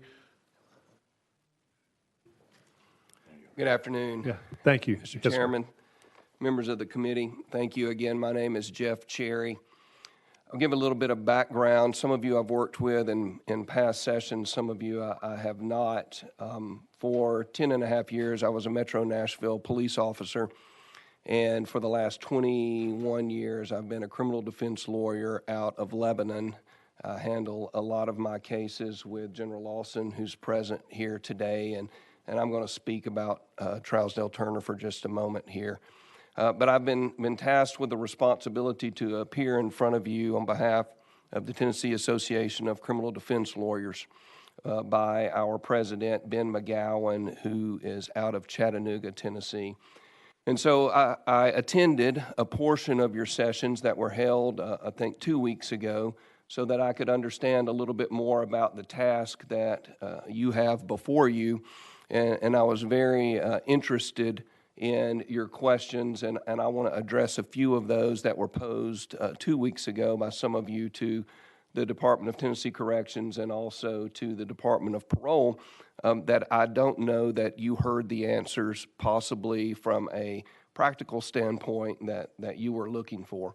And so I want to start off, and I'll try to be brief, but sometimes I struggle with that brevity, and so you may have to cut me off at some point, Mr. Chairman. I learned that from Mr. Lamberth. Better justice means not merely punishing proportionally, but protecting against future victimization by making sure inmates do not come out harder and less productive than when they entered. And so I've thought about your responsibility, which I understand is to review the adequacy of supervision, investigation, and release of criminal defendants. I wanted to talk for just a moment about that supervision from a perspective of a criminal defense practitioner. I too echo many of the statements that have been made throughout this morning, even from our friends across the way here, concerning the fact that TDOC is apparently understaffed and overworked, especially as it relates to supervision within our community, certainly within our prison systems as well, the ones at least I visit throughout the state. But I'll have to say, respectfully, I have personally, with the people that I represent and who are supervised, have seen a concerted increase more recently, and I'll say within the last year or so, of probation officers and parole officers being more attentive to helping those persons under their supervision to be successful in maintaining their following of the law and following of the rules of probation, and offering to them suggestions and guidance on accountability and how to be effective in that manner. And I would suggest to this body that we need more instruction and training for those individuals who are already overworked, and how they can be more effective in helping those people to be successful so that they do not reoffend and they do not reenter our system. There were some questions that were posed at the last session. I don't recall if it was specifically by Representative Doggett or if it was Representative Russell. I think it was one of you all, concerning parole hearings and how does a parole hearing actually occur? What information does the hearing officer have in relation to background and some things? So I have the benefit of having represented a multitude of people in parole hearings, and more specifically recent parole hearings, and so I delved into that a little more and would like to just share just a little bit of information from my experience. As was stated earlier today by the jail administrator from Williamson County that was present and gave some very good information for your hearing, when a person comes into custody at the Wilson County Jail, for instance, and they create a problem for the jail and they incur disciplinary measure, it was already stated at least once that disciplinary infraction process transfers or follows them in their jacket, if you will, when they go in to be classified at Bledsoe for purposes of their classification and where they're going to be housed. I have listened to hearing officers in recent hearings question those specific inmates who were up for parole, having reached their 30% release eligibility date, and had them to give explanation for what those disciplinary measures involved and what their behavior was, and then, interestingly, what they've learned from that behavior and those disciplinary measures. So it has been my experience that those measures do follow through. The parole board, or certainly the hearing officer and the parole board, have that in their packet, and they are made aware of it. Part of the process for a person, in my experience, to be successful in receiving a recommendation by the hearing officer to be paroled and then to have those votes come in from the parole board panel to receive that is to have a proper exit strategy, or what we call a return plan. What that return plan involves is necessarily being able to show employment and proof thereof. In other words, that person that does the investigation before it comes before the hearing officer will verify that employment. My most recent hearing involved an investigator from TDOC coming out and doing a home visit where the individual would actually be housed. It involved understanding what is going to be the extra measures of accountability within the community, whether that's going to be a 12-step program or some level of accountability that's in an actual program, and then verification that those things are available and have been investigated. So from my perspective in the parole hearings I've been involved in, certainly in the year 2022 and toward the end of 2021, that has been a very thorough involvement of those issues.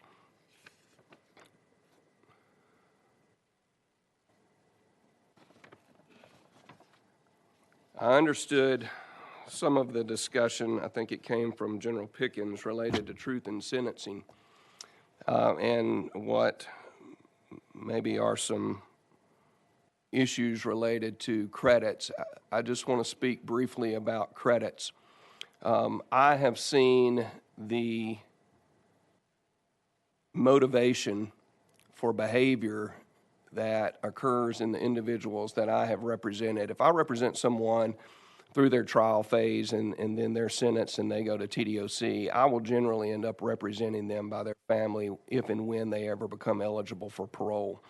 And I encourage those individuals to rehabilitate during the course of their involvement with our system.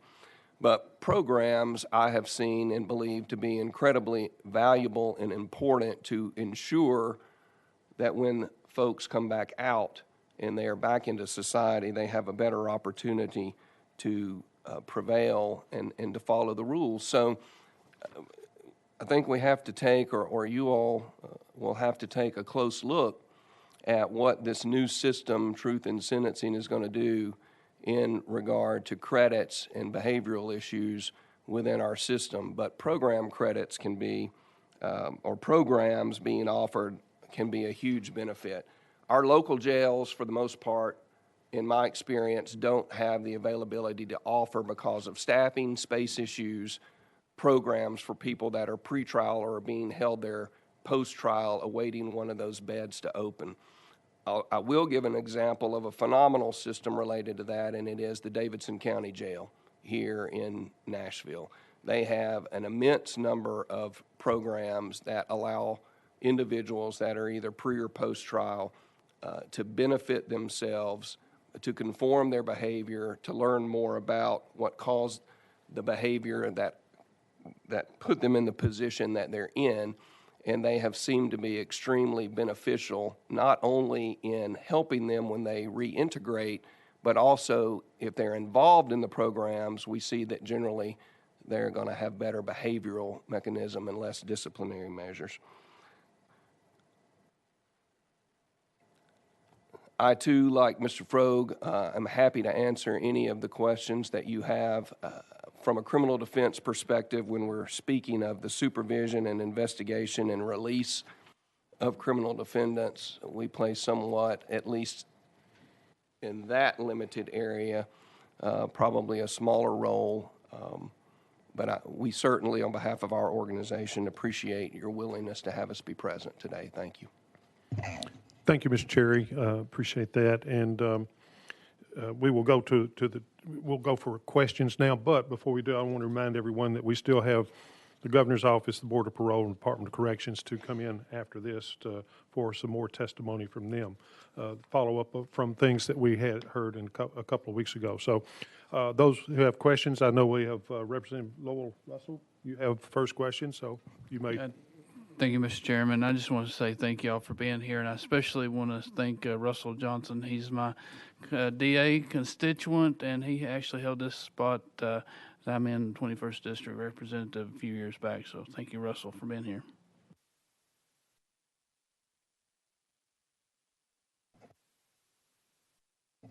Anyone else with some questions? I don't have anyone who's raised their hand yet, so any other questions from this group? Seeing none, y'all did a fantastic job. We didn't have a lot of questions, so thank you for your testimony. Again, this was extremely valuable for what we needed, and thank every one of you for coming from whatever distance you came from. I know it was thank you. We appreciate it. Okay, next we will go into the last group of the day, and the Office of the Governor, the Board of Parole, and Department of Corrections. If y'all all come forward.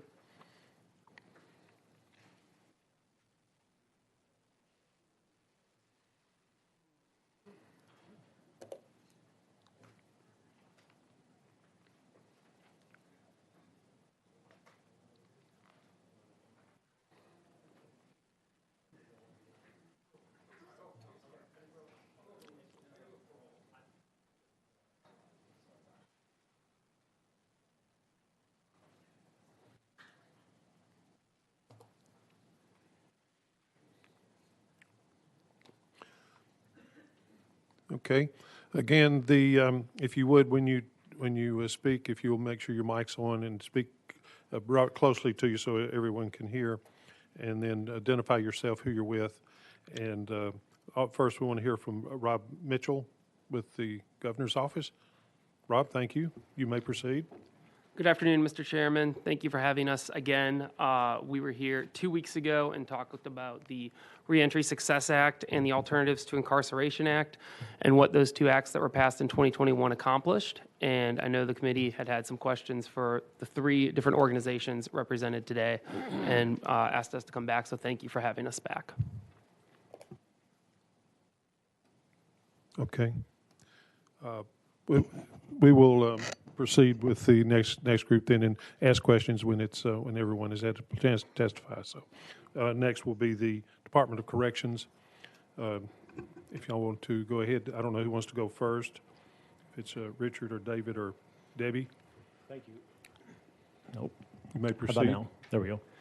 Thank you, Mr. Chairman, members of the committee. Richard Muckle, Chief of Staff for the Department of Correction. With me today is Debbie Inglis, who is Deputy Commissioner and General Counsel, as well as David Imhoff, who is our Director of Investigations and Conduct, the unit that handles our investigations division. Like Rob, we appreciate the opportunity to come back here and address any questions the members may have. We submitted a good deal of information responsive to the questions that the committee had last time. We're happy to take questions on those, work through those however you see fit. Would defer to the committee on that. Thank you. And the Board of Parole. Good afternoon, Mr. Chairman. My name is Jim Provence. I'm the Executive Director of the Tennessee Board of Parole. To my right is Rob Clark, General Counsel with the Board of Parole. We did not have any follow-up questions that were presented to us, so we're here today to answer any questions and offer any assistance we may. And thank you for the opportunity to come back before you. I'm sorry, what? Lambert has a question. Okay. Okay, thank you. And Leader Lambert, I think you're probably first on the list if you have a question or some questions. Mr. Chairman, I probably have several, if you don't mind if I go back and forth a bit. Yes, please. Thank you, Mr. Chairman. Mainly for TDOC at this time. So we heard testimony earlier from a jail administrator on the calculation of time, specifically on pretrial credits. So a judgment is entered, a judge signs that, a jail responds to normally an inquiry from an attorney, district attorney, or private attorney, saying the jail credit somebody has served is X amount of days. That comes to your system. and no information is indicated as to how that particular prisoner behaved or did not prior to, is the automatic assumption then that that person gets program and behavior credits on that amount of time? That is correct. I think under the statute, 4121 236E, it indicates that those credits will be applied,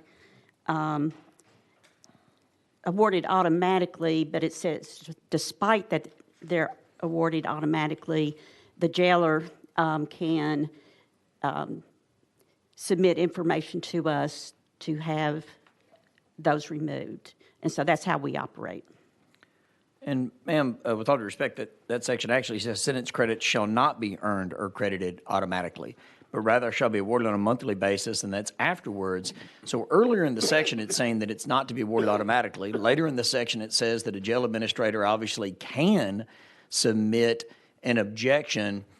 Why is there no question, though, and you guys haven't, been a part of TDOC the entire time this has been happening, but why is there no question back to the jail or interaction with that jail, especially since many of these are going to be locally sentenced prisoners, as to whether or not those credits have actually been earned? It's clear in the statute that the legislature never intended for this to become an automatic grant of 16 days a month. Why is that not happening right now, that back and forth?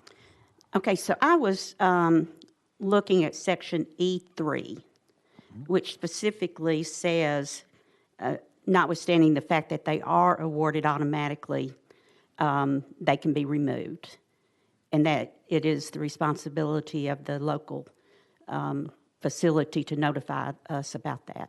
No convicted felon shall have a right to the credits, nor shall the felon have a right to appeal. And, man, we can go back and forth all day, but it's clear cut that it was never the intention of the legislature to automatically award a prisoner sentence credits for credits that they didn't actually earn.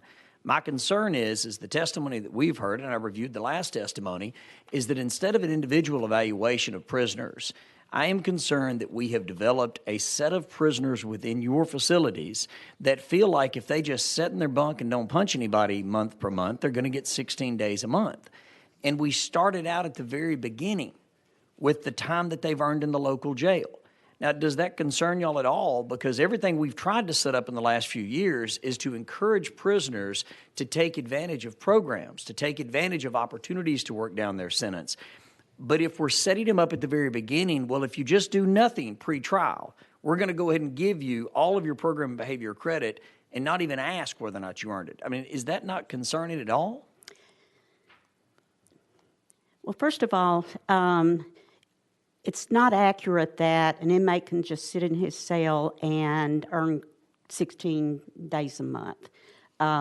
If they're not in a program, if they don't have a job, if they're not in an education program, they're not eligible for the 8 days of program credits.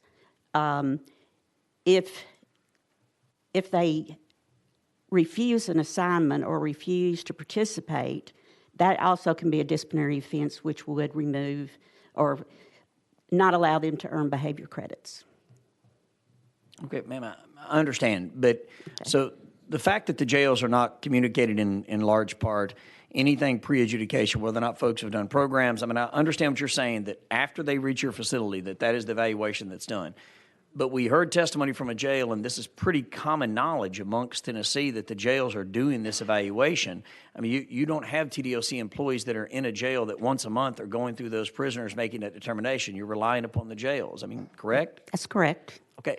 So, again, from a policy standpoint, does it not bother you that we are setting these prisoners up, at least at the very beginning, that if they'll just not do anything to get a disciplinary infraction, they automatically get their time? It's not supposed to be automatic, but even you said that you consider it to be automatic just a moment ago.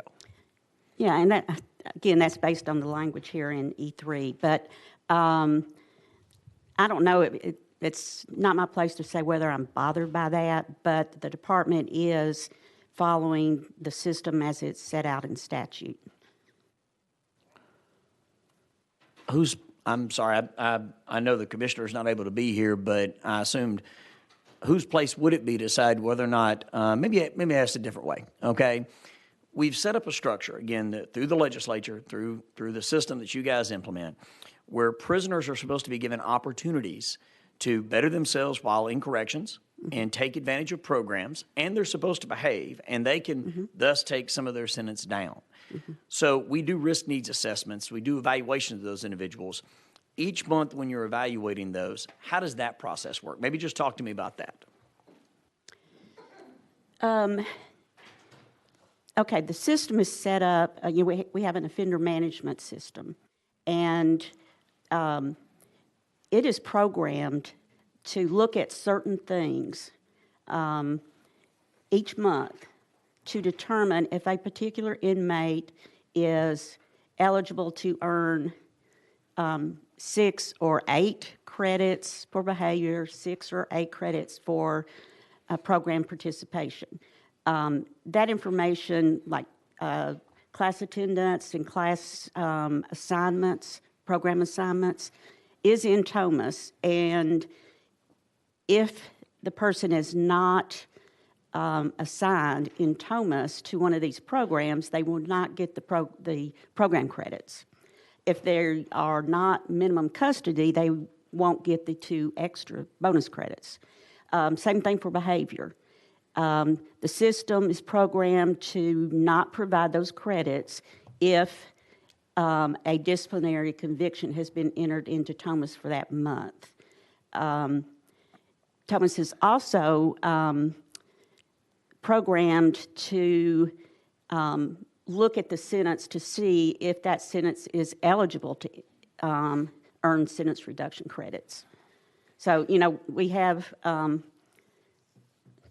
large number of inmates, and so the way we've done this is to set up, certain things have to be entered by the people who are responsible for that area, like a disciplinary charge and a program attendance.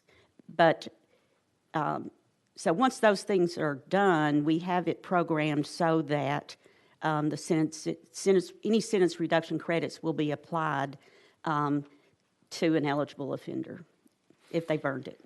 Is there any evaluation done as to the quality of the progression or the work that the individual has done? I mean, it's just sounded to me in both the last hearing and this one and also in almost 20 years of just practicing law that it seems like the path of least resistance is that if someone's in a program, check.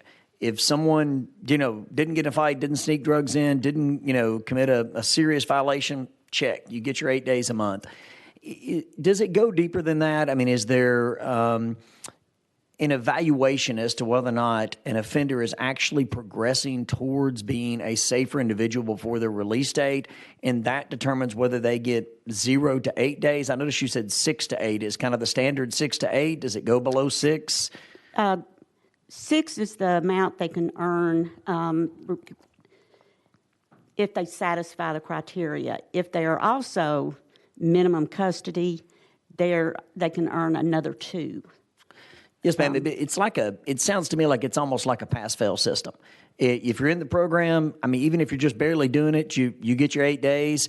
If you're in the program and you're just rocking it out, doing the best that any offender's ever been in it, you get your 8 days. I mean, there's no real distinction between it, it sounds like. Yes, there is, because if it's an education program, the teacher is responsible for entering that information. And if it's a different kind of program, it's whoever is over that program that has to report attendance. And if the person is not progressing, not participating adequately, then they'll be dropped from that program. Okay, good. I know last time there was a lengthy conversation about one particular inmate that obviously is alleged to have committed a heinous crime upon release. When looking at that profile, and I know you all, I'm sure, have looked at that prisoner extensively, and that's not the only reason we're here today by any stretch of the imagination. It's the entire system we're looking at. How many other offenders have that type of profile before release? That's a hard question for me to answer, and I don't know if you want to take that. Okay. Sure, thank you. I don't know that I can answer. Just if you would identify yourself, just Yes, sir. for the record. Thank you. Richard Muckle, Chief of Staff for the Department of Correction. So we have looked extensively at that inmate, his history, his time with us, the length of time that he was with us, and how those things played out. What I don't have in front of me is someone with the exact same amount of time served and the exact same disciplinary and or participation history. I can tell you last year about 13% of our inmate population had disciplinary infractions of 3 or more. And about 63% of the population had 0 infractions over the course of the year. So that leaves 20-something percent who were between 1 and 2. The history of that individual over that period of time probably averaged about 2.5 disciplinary infractions a year. And so I don't want to equate it entirely, but maybe 13% of the population in a given year would get disciplinary infractions at that rate. And that's kind of what I've expected. And what about those that are in programs? I mean, how many of so you mentioned, if you're going to even be eligible for the 8 days, how many are in programs at any particular, and a percentage is fine. I'm not asking for raw numbers. Yeah, so just kind of broadly, we look at program participation, job participation, class participation, and all of those things in our system are kind of considered employment. They're paid for, tracked attendance, and that's also what they can receive credit for. About 95% of our population is in, if not more, depending on the facility, is in some sort of program, education, and or job. Many of them have more than one. They might have a job at some point during the day and are also in a program and or a class, but give or take about 5% is what doesn't participate in something. And a lot of that's ineligibility or restrictive housing, disciplinary segregation, things like that. Mr. Chairman, I'll wrap up in just a moment. It's just very interesting. Yeah, please proceed. I missed the first one, so I'm trying to make up for it in the second meeting, okay? So it sounds like somewhere between, really around 90 to 95% of the prisoners are getting half of their sentence off during that time, being program and behavior credits. That's where the statute's set up, roughly 16 days a month is kind of the top out. Again, 60 days, I think, for education, another 60 for inpatient. But setting those aside, you can trim down about half of your sentence if you're doing what you're supposed to be doing within the prison system. Is that a fair evaluation? I'm not sure that either of us are the mathematician here. I think in fairness to the question, you can earn, if you're doing every single thing right, you can earn about 16 days in a given month. That means you don't have disciplinary infractions. It means for the entire month, you've not been a behavior issue. And if you're participating in program throughout that month, you can also earn it. And then you also have to be minimum custody. Each of those months throughout your entire incarceration, I think, to kind of satisfy that scenario. And roughly 30 days in a month, I think we can agree on that. So 16 out of 30, I'm not going to get you down to the decimal point, but about half? Each month, yes, sir. Yes, thank you. Ma'am? And if I could, I'd like to add that 95% would not be, I don't think it'd be very close because we have so many offenses that either have no parole eligibility or limited parole eligibility. There are a lot of offenses where the expiration date could be reduced up to 15% and not below that, and there's no parole eligibility. And of those that take advantage of the programs and are released before their red date or whatever you want to call it, but their maximum incarceration date, I'll say, okay, of those that have taken advantage of programs and are released, what is our 3-year recidivism rate on that? Where are we? I know we've come down on that some. Do you happen to have that handy? And then as you're looking for that, I'm gonna kind of ask a piggyback and follow up on that. Of those that fall within that category of, say, that 13% that had multiple infractions, that didn't do anything while they were in and just did their time, do we have some sort of comparison between those that have done programs and get out and those that have not? I know the U.S. Prison system did a study on that a few years ago, and had some pretty promising results on that, on what programs are working and which ones were not. I'm just curious as to whether or not you've evaluated that recently. Okay, so I'll do the second question first. We don't have recidivism rates by program-specific participation. Usually there's a lot of factors that play into it. Participation in a number of different programs over the course of their incarceration. it's something that we've talked about how we can get into the nuance of that data point, because we do evaluate our programs based on whether they're following the protocols laid out on how they're delivered for effectiveness and whether or not they're evidence-based. And those evidence-based programs are shown by research to be recidivism reducing programs. And so we do monitor the way in which they're delivered, specifically to the each program's recidivism rate. That's not the way that we look at the population. We do look at it as a release cohort. And so also to the first question, we don't delineate out kind of, did they do a program, did they not do a program, or was their behavior? I think you raise a fair question about looking at some of those nuances in the population. What I can tell you about our recidivism rate over the last few years, the most recent release year that has a recidivism rate is 2018, as you pointed out, sir. It's a 3-year metric, so 3 years after release. So effectively, our 2021 recidivism rate is about 32%. In comparison to 3 years ago, that was 40%. So it's an 8 percentage point reduction. If you could think of that 40% as a whole pie, recidivism for those released from our prison has been reduced by about 20%. And what we've seen in local jails is that it's a little bit more stable, around the 48 to 50% mark, not particularly a trend in any given direction, but we do think with the governor's investment in programs, in reimbursement for providing evidence-based programs in county jails, we'll see a similar trend in that scenario as well. And the reason why I mention it is because, thinking about our release year of 2018 and kind of the efforts that the department undertook following the Public Safety Act passage in 2016, you're thinking about someone who's been incarcerated for a window of time. The 2018 release year means they were in our custody for a length of time after the passage of the Public Safety Act, which had a focus around utilizing a single risk needs assessment, focused on evidence-based programs, as well as a number of things related to risk-informed supervision strategies. And so when you put some of those policies into effect, there's often a much lengthier window of time before you see that in a recidivism indicator. And so we also look at things kind of related to one-year release rates as an indicator, as well as a number of different things like behavioral scenarios within incarceration. And Mr. Chairman, 2 more questions, and I'm going to let it go here.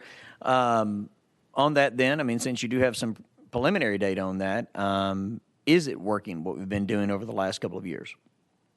I think the recidivism rate, at least as it pertains to those who are in our custody, the efforts wholly are working. I think that it's important to keep in mind recidivism is impacted by a number of factors. What it ultimately means in the state of Tennessee is someone returned to incarceration, even if for a day, within 3 years of release. And so that's certainly not the only indicator of public safety. But as it relates to how what our efforts are in the Department of Correction, supervision, program delivery, as well as reentry planning, those efforts seem to be showing an improvement. And my last thing, and I may have something later on, but I would ask you to please work more collaboratively with our local jails on those that are both housed there and transferred to a TDOC facility later. We know that their recidivism rates are much higher. It's just the way it is. We know that their programs are much less available to inmates that are in a local jail than in a state prison. And we know why that those recidivism rates are higher. And so I would ask that there definitely be a lot more coordination between the local jails and TDOC on whether or not a prisoner truly does deserve to have those good time or behavior credits applied to their sentence, even if it's from a pre-adjudication judgment. As much interaction as you can have back and forth, because I think what we're all looking for up here is that if you know a prisoner is not, participating in programs, you know that a prisoner is refusing all help whatsoever, and you know that that prisoner is a high-risk prisoner, I think the public in Tennessee would ask that you keep that individual incarcerated as long as humanly possible within their sentence. For God's sake, don't let them out early, okay? There are lots of other people that you can help and who may get out early that have benefited from those programs. But if there's something between the jail and the prison that you can, put your heads together and compare notes and determine who the high-risk prisoners are, please keep those folks as long as possible. So thank you, Mr. Chairman. Thank you, Leader. It's a very good point. Next, we have Senator Briggs has asked to ask a question or two. Yeah, thank you, Mr. Chairman, and thanks for coming back on this. The first thing I want to ask about again, we heard our DAs, we heard our judges, and we've had this discussion about community corrections, and I don't know if there's confusion on their part, but they seem to feel very strongly that the community corrections programs that we've eliminated has had a very adverse effect on how these on how these offenders are handled, and we've had these discussions in the last few months on community corrections that and I think it would be fair to say that the legislature has felt we were left out on those, and maybe there was some indications that this was coming along, but we're hearing every day from our DAs, our judges. We heard the same thing here today. And I wonder if you would have any comments on that. And this is going to come up again during the upcoming 2023 session. Yes, sir. Thank you. Okay, I'm going to be more direct here. What are the judges and the DAs not understanding? Because what we're hearing, you heard it today. They don't like what's happened. Yes, sir.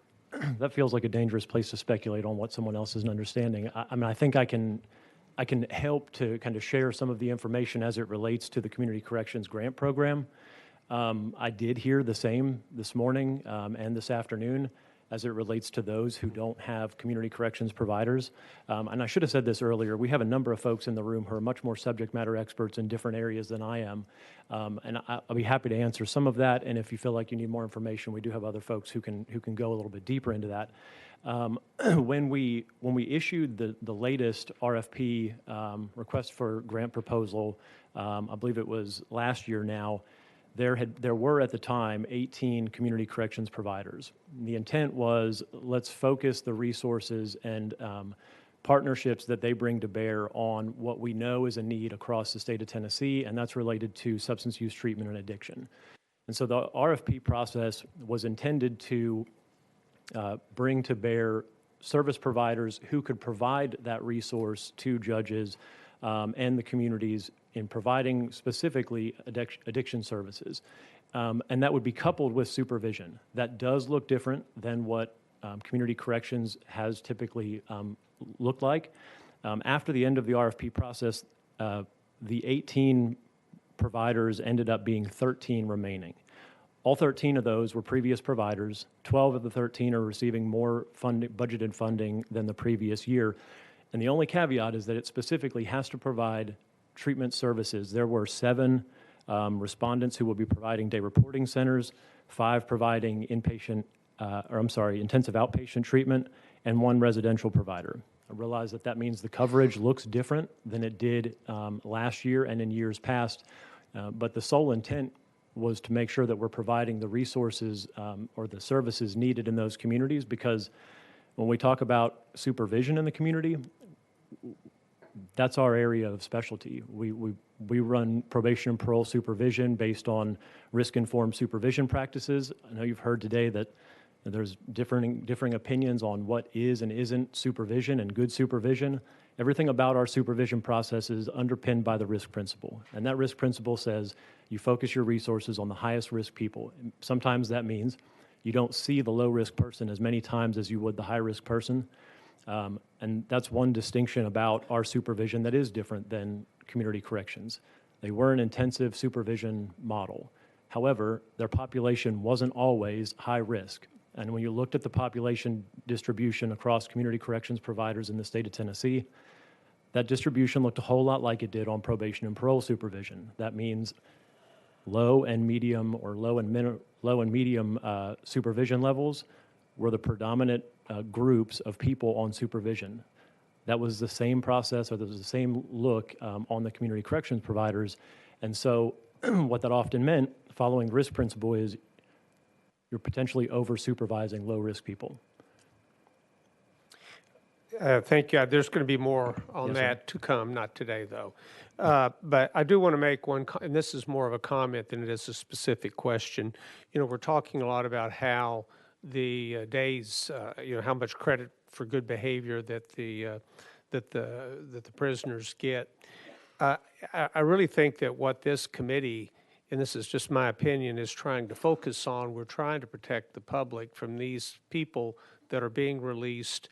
And I think this, if something like this is not available, it would be a great PhD project for someone in criminal justice. We have analytics in everything these days, including in baseball, whether you're going to throw a curve or a fastball to the guy batting. I mean, we are a statistics obsessed society these days. And it would seem to me that someone, or this may be available already, when we're looking at these folks who are incarcerated and you look over the term that they've been in prison, that you could give numbers to certain things. And someone who's good with statistics and analytics could come up with an idea about who is going to be a really high risk for reoffending and who's going to be a very low risk. I'm of the school that feel there are people, and I think you said now it's about 63% are going to go in there. They can participate in programs. And I haven't visited quite as many prisons as Senator Jackson has, but I believe I've been to 7 or 8 now. And we really, as a matter of fact, I'm proud of them. I've taken our Chamber of Commerce to some of these, some of the programs that we have. And we have people that are leaving the prisons as masons, carpenters, electricians, welders. At the Attorney Center, they can be computer coders. And they can get back, and they're doing the right things. And we've seen people that have turned their lives around when they've had opportunities. I don't think we need to punish them more just for the sake of being punished. And I'm just almost certain that if you had some sort of analytics, you could say this is a really, really low risk person of harming. On the other hand, we have, like the fellow that we discussed the last time, 25 out of the 200, he only had 25 months out of the 240 months that he served. 90% of the time, 90% of the months that he was in, he had problems. Everything from having a knife to committing a robbery. It was almost constant. 90% of his time, he was doing something bad. He participated in no program. He participated in no behavioral modification. He was a constant troublemaker, and yet he gets out early. I see that Representative Lamberth is still there. I didn't know if he had gone yet or not.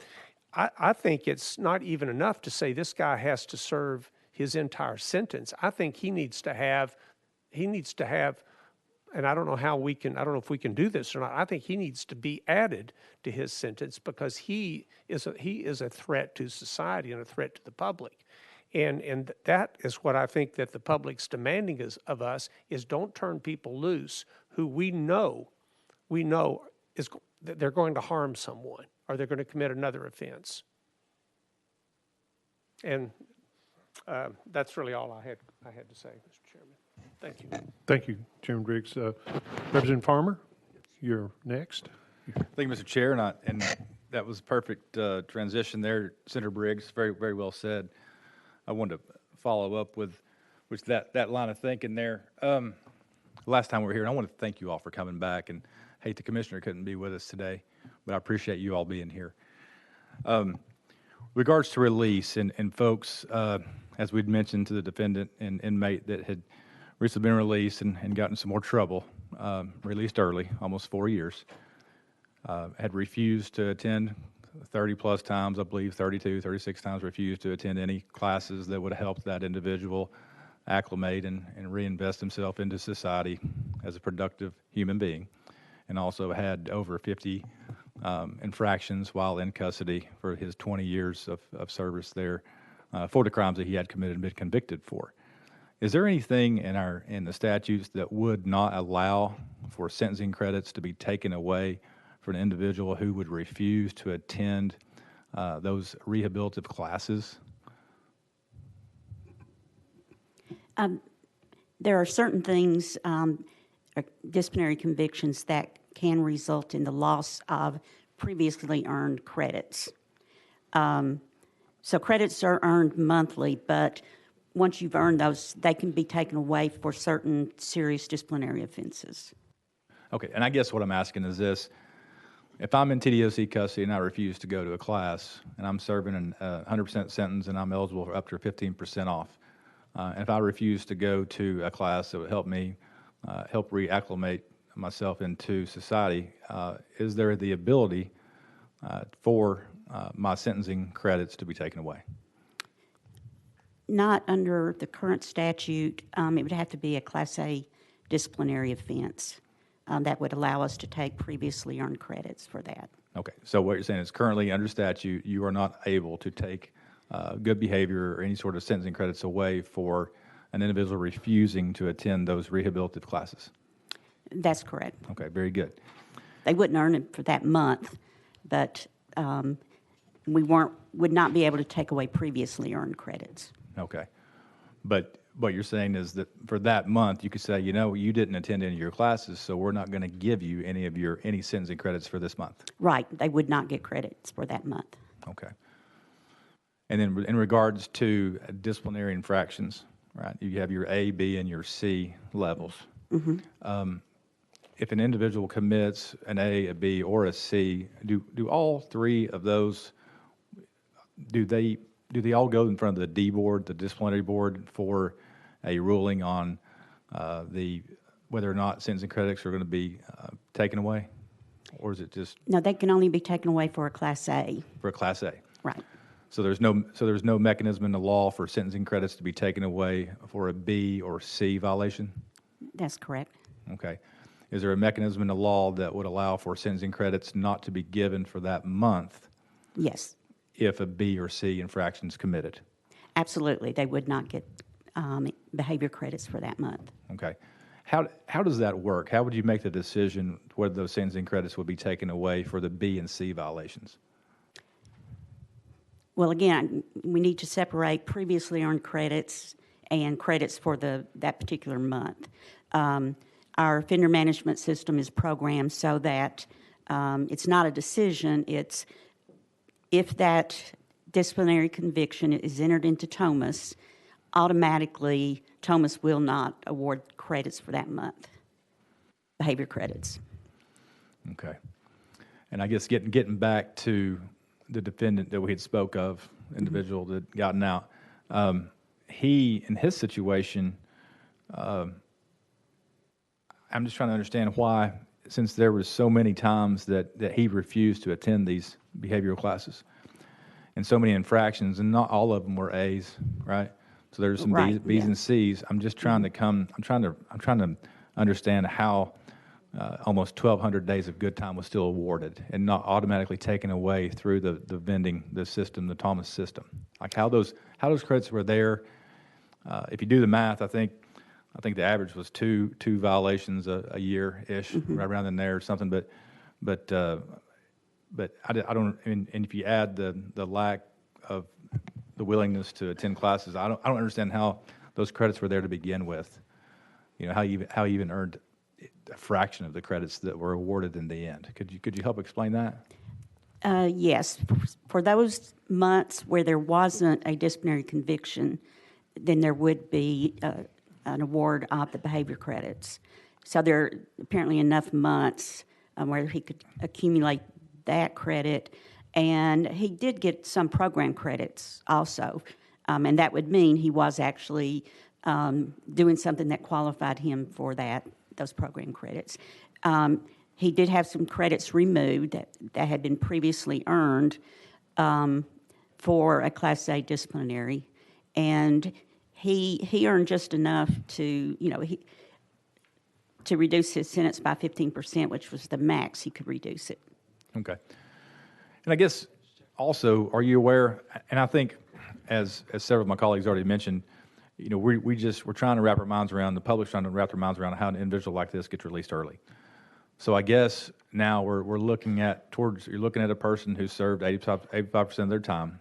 You're in front of what is the disciplinary board now looking to determine the entire amount of sentencing credits he's going to get, that he got, you know, that 1,100 plus days. Once it gets to that stage, and they're like, okay, we're looking at giving this individual 1,100 plus days of good time. although we can see that there's 50 plus counts of infractions, 50 infractions, 56. He's refused X amount of time to go to any sort of classes to help, rehabilitate himself. Do they have the ability just to go back and say, you know what, we're not going to award any of these days? Or is this disciplinary board stuck with those days because they weren't taken previously? The disciplinary board can only take previously earned credits for a Class A disciplinary that they're hearing. And that is, there's a certain amount depending on how many, the history in terms of it's your second Class A or second Class B, and there are certain maximum amounts that they can take away. But that only happens when the disciplinary board is hearing a Class A offense. And no other time would they be, they're not otherwise involved in deciding credits that are going to be awarded. They decide the conviction, and then the system automatically keeps them from earning those credits that month. Okay. And I know we talked about this D board, and the D board stands for disciplinary board, correct? Correct. And as I understand it, each of the state penitentiaries have their own disciplinary board.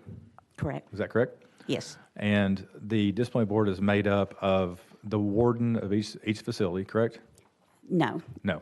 And if you don't mind, you want to take this? Yeah. Sure. I'm sorry. I'm going to defer to Richard. Okay. Talking about the disciplinary boards across the penitentiary statewide. And also as I understood it earlier, that I guess our local jails have a disciplinary board as well for TDOC inmates serving their time there post-conviction. Is that correct?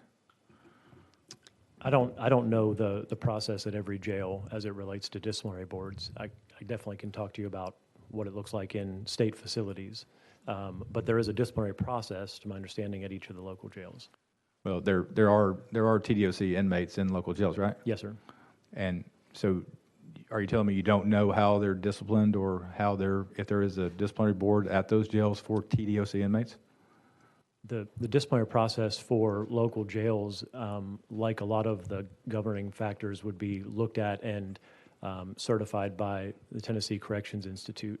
I understand that there are those processes in place, but I couldn't speak to the specifics of them. And it wouldn't just apply to state inmates, but rather the jail population as a whole. So is there any TDOC oversight for TDOC inmates in local facilities?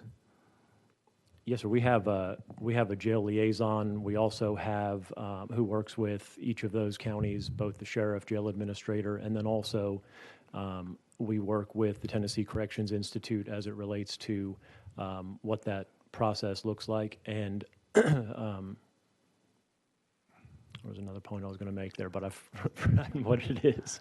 I think, my point is that we would think that we want to have a uniform process statewide, including for those inmates that are in TDOC custody locally as well. So we're familiar with, and I'm about to ask about the disciplinary boards for the state prisons, and I'll go ahead and go there, but I'm interested to know why we're not keeping a closer eye on. We may be, I don't know. Maybe you can provide me with that information, or us, the committee, a little bit later, but would like to know a little bit more about the process and the oversight with regards to those TDOC inmates that have been housed locally until up and when they can have a bed in a TDOC state prison. Yes, sir. And we can provide that. I mean, I know that we work with TCI on that process. There may well be a very uniform process that I just can't speak to specifically, but I agree with you. Okay, very good. Thank you. Now, to the disciplinary boards from the state penitentiary standpoint, they're appointed by the wardens of each facility. Is that correct? That's correct. There's usually a correctional sergeant is the disciplinary board position that's appointed, and then there are 6 members selected from different job classes across the facility. Okay. And we know that the tenure of those appointments? It's 6 months. 6 months? Yes, sir. Are they eligible for reappointment? They are. They could be reappointed to the board. Do we know who these people are?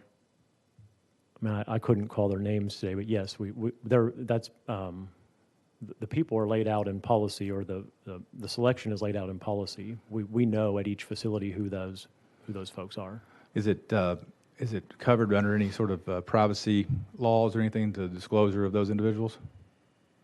Not to my knowledge. But Prohibited anyway?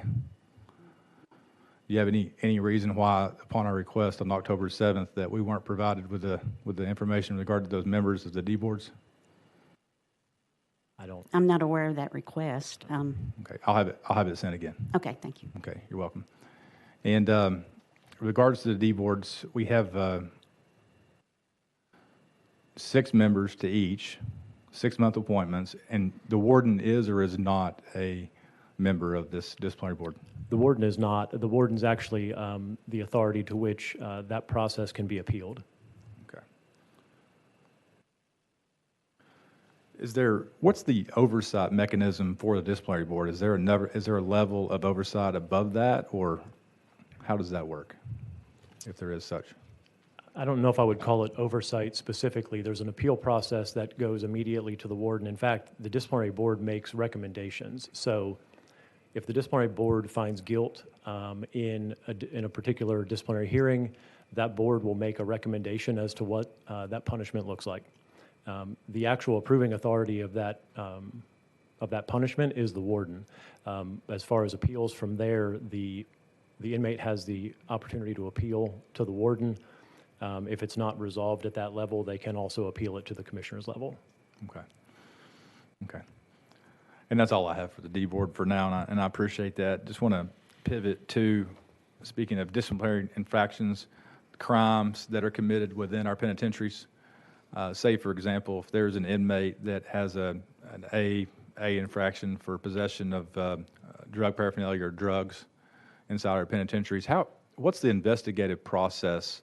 How are we trying to determine how those drugs made it into our penitentiaries, or weapons, or whatever that paraphernalia may be? It may be something else. So can we talk a little bit about the process, if there's any internal investigative committee or any sort of internal investigation, internal affairs type department within our prisons that takes over to help us understand how that may have happened or may not have happened?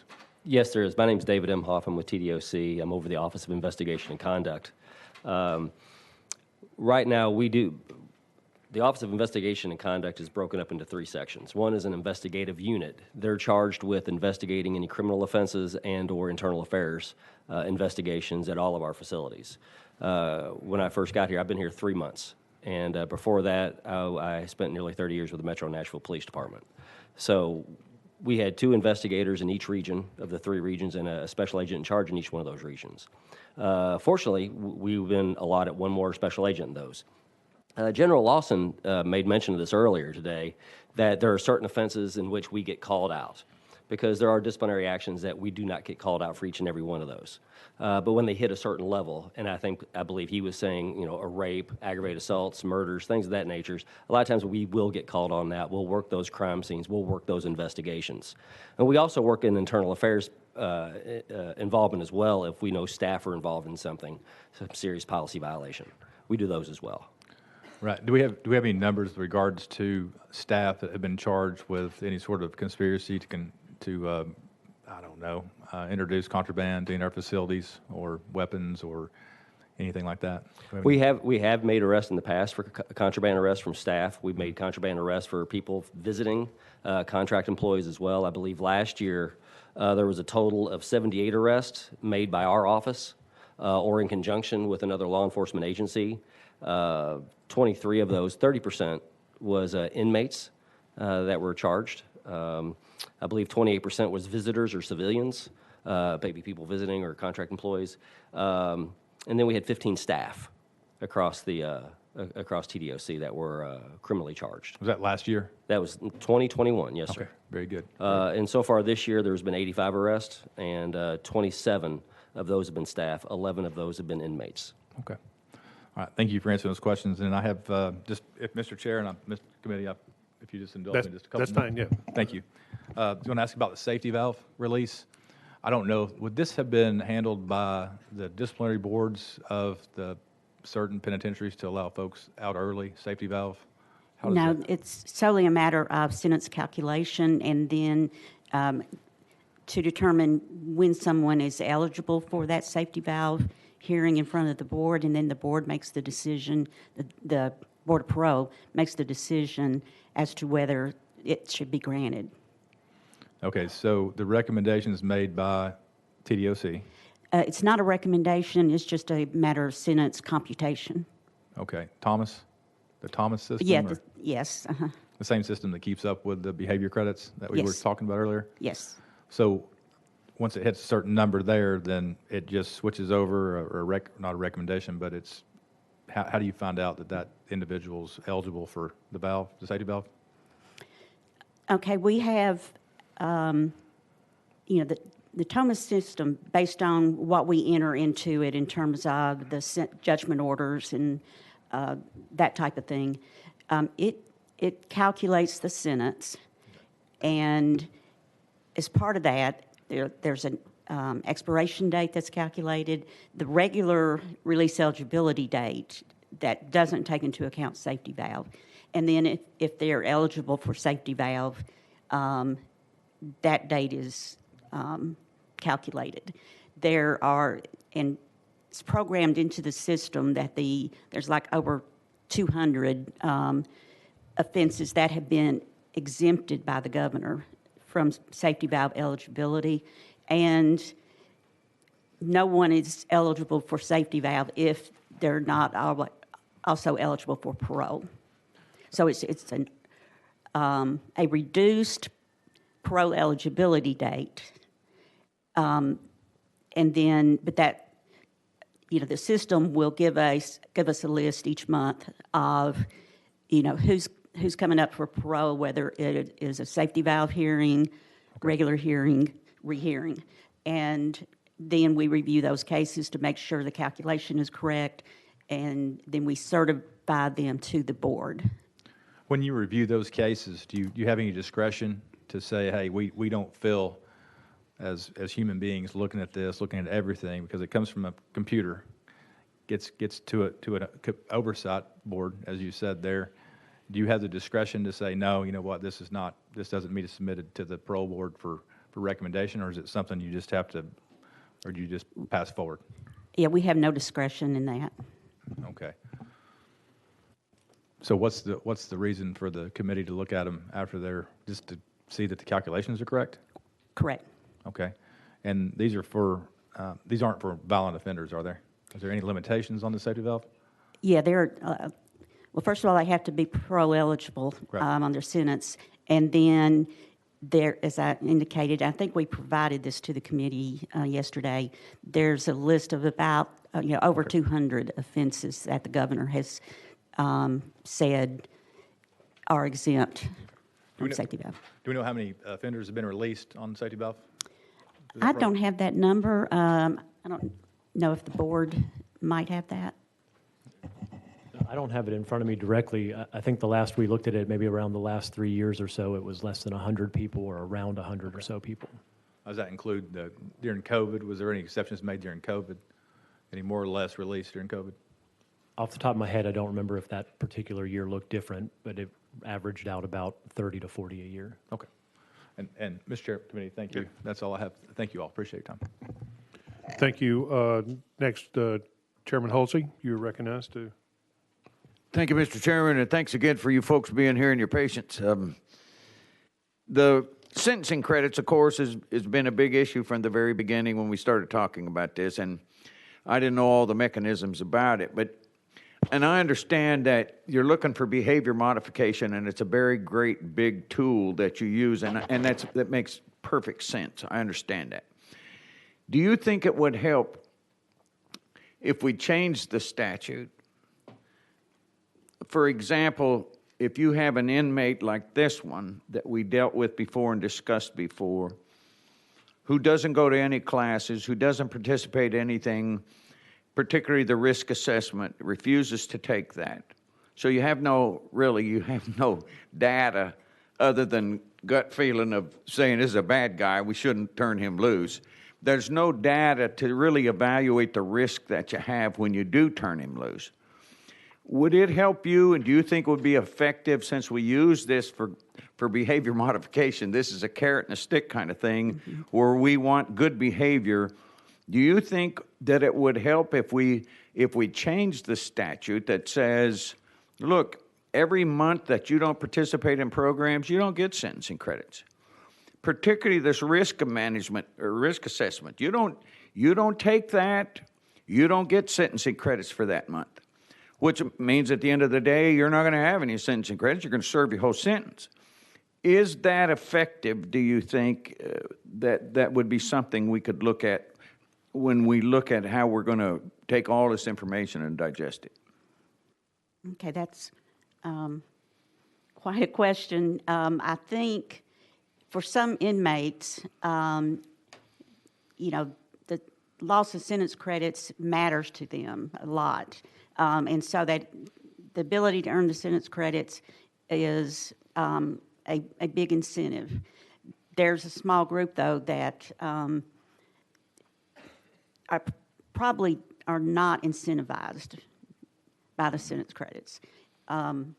Whether that would be a good thing or not,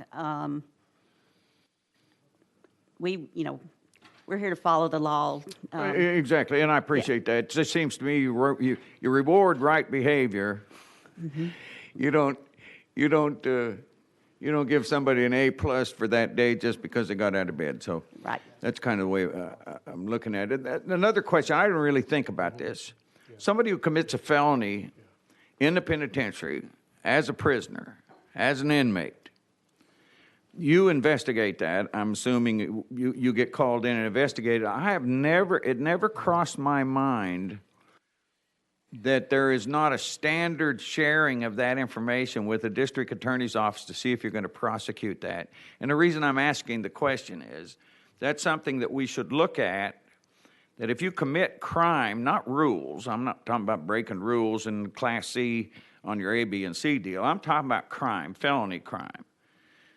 When you commit that, do we need to look at the fact that this needs to be reported to the district attorney, and if he prosecutes, you get tried and you get found guilty, you get a sentence that runs concurrent to what you're doing, and which means you're going to be in the penitentiary longer. Am I looking at that wrong? I did not know there was discretion on your part to not report that. Well, I think it's really no different than you have with local law enforcement. Officers have discretion on whether they arrest somebody or don't arrest somebody. District attorney's office have the ultimate discretion on whether they prosecute a case. So when we are called to investigate a case, if we find there's merit to that case and we can build that case, obviously, yes, we want to run that by the district attorney's office. Is there an actual mechanism where we're tracking that and reporting every time we have an informal conversation with someone? A lot of times it's very subjective on what one district attorney's office may prosecute compared to another's. Different priorities in different districts, different resources in different districts. So our job is just to investigate, find out the truth, and once we find out the truth, if it really reaches the level of a criminal violation, one, we can prove that a crime was committed, two, we can prove who committed that crime, and we have probable cause, then we present those cases to the district attorney's office. And then it's up to them whether they want to take it forward.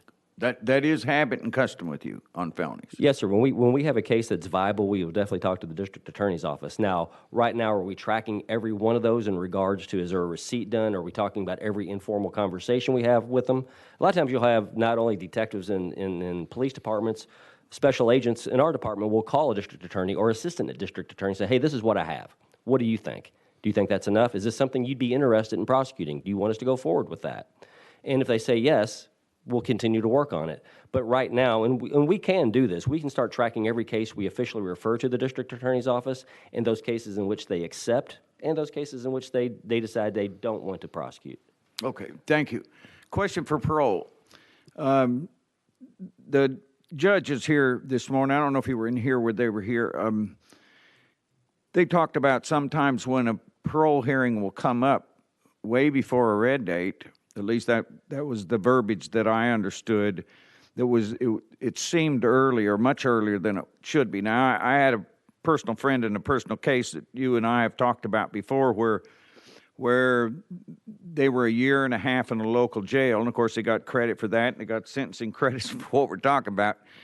But by the time they got sentenced, they already had a whole bunch of sentencing credits were going to take off their sentence. So a year out after they went to penitentiary, a year out, they got a parole hearing, which just tore the family all to pieces. And I had to go testify at that, as you know, to protest the consideration of parole for that guy. But there's a whole lot of confusion on who gets parole hearings and who don't, how often they come around. And could you just explain for the record, I know sometimes going in, a person will get a parole hearing at the very front end, but there's a specific purpose for that, and I can't remember what it was, but it would be nice to end all the confusion about how parole hearings get awarded. Thank you, Chairman Halsey. My name is Rob Clark. I'm General Counsel for the Tennessee Board of Parole.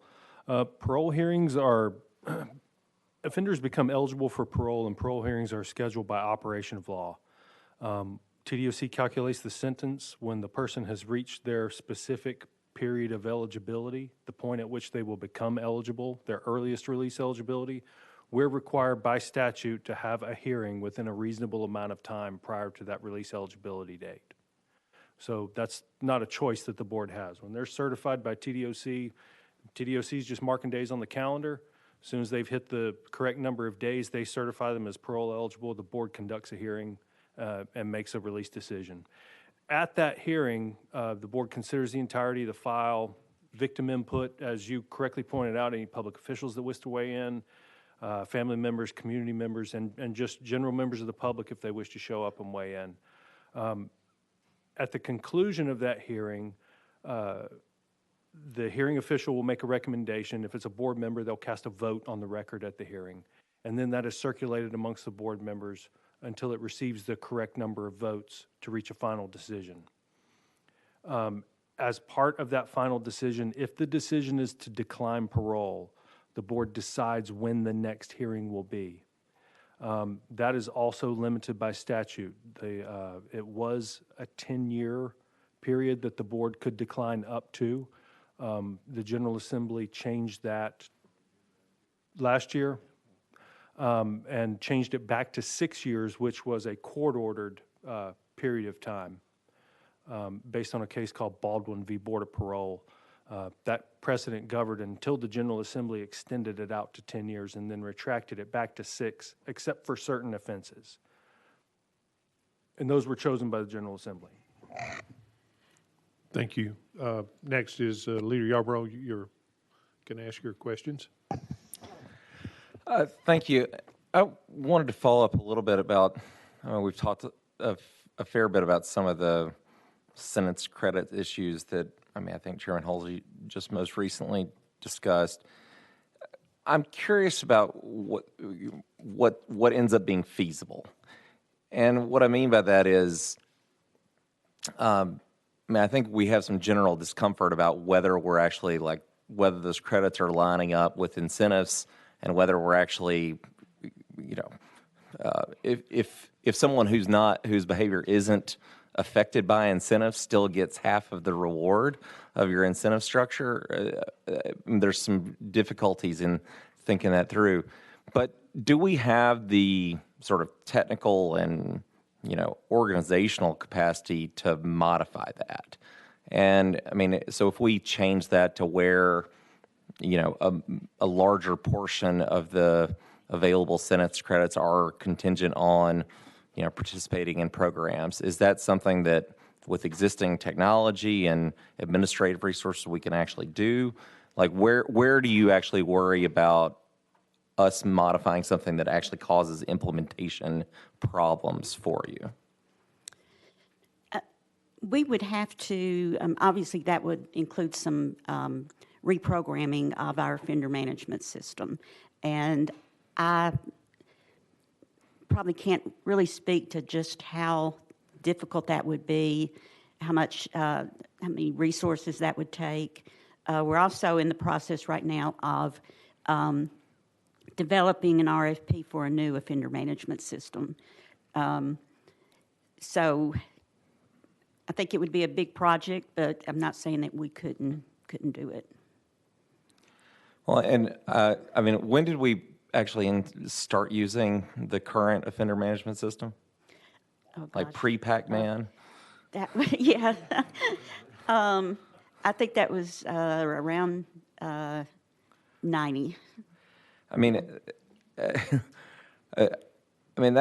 one thing and this may be more of a comment, Mr. Chairman, we're trying to be able to work with all of these different agencies, inside state government and inside local government, and we want to be able to have kind of tailored systems that respond to differences in, risk assessments and in behavior. And I think we need to be very cognizant of what we're trying to build in terms of some sort of shared ecosystem of data that is not as old as some of the members of the General Assembly, right? And I also think that, and this really is just a comment, Mr. Chairman, but if there's anything that's become clear over the course of our two meetings is that this is a team endeavor. We've got local agencies all over the state, sheriffs, DAs, judges, local jail, state facilities, the whole deal. And we really have to be going at this together. And I think that we have heard a lot about the community corrections aspect, and I think that we need to really rethink about, one, whether we've made the right decision, but two, even if we made the right decision, whether we made it in the right way. Because we came in 2021 and there was a proposal to cut some funding and cut back on that program. The legislature really pushed back, wanted to have a longer discussion on that, wanted to dive into data, and rather than doing that, we just ended up accomplishing a lot of the same thing through contract the next year without having that discussion. And I don't think that is not the way for us to try to work through these thorny, complicated problems that we all share and all are trying to solve. So, thank you, Mr. Chairman. Thank you. And next, Representative Russell, you're recognized. Thank you, Mr. Chairman. And just to be clear on this time that people gets for credits, if an inmate gets all their credits and they serve 1 month, they essentially get another half month for free off their sentence. Essentially, if they're eligible. Okay. I just necessarily don't agree with that, and I know that that's not anything that you all done. It's just it don't seem like it adds up too well for our victims. Could you sort of explain the TALMA system and what it does in general? Okay, it again is our offender management system. It computes sentences. It keeps track of disciplinaries, program participation. It calculates inmate pay. There are security alerts that are programmed into that. It is where our classification decisions are kept. It will tell us, time limits on, for example, on a disciplinary. There are time limits for each level of appeal and time limits on the responsible staff member to do a response back to the D board. And so it does so much. Keeps track of the identification of the inmate, the location of the inmate, visitors, and who's been approved for each inmate, whether there are problems with the visitation. It's just, pretty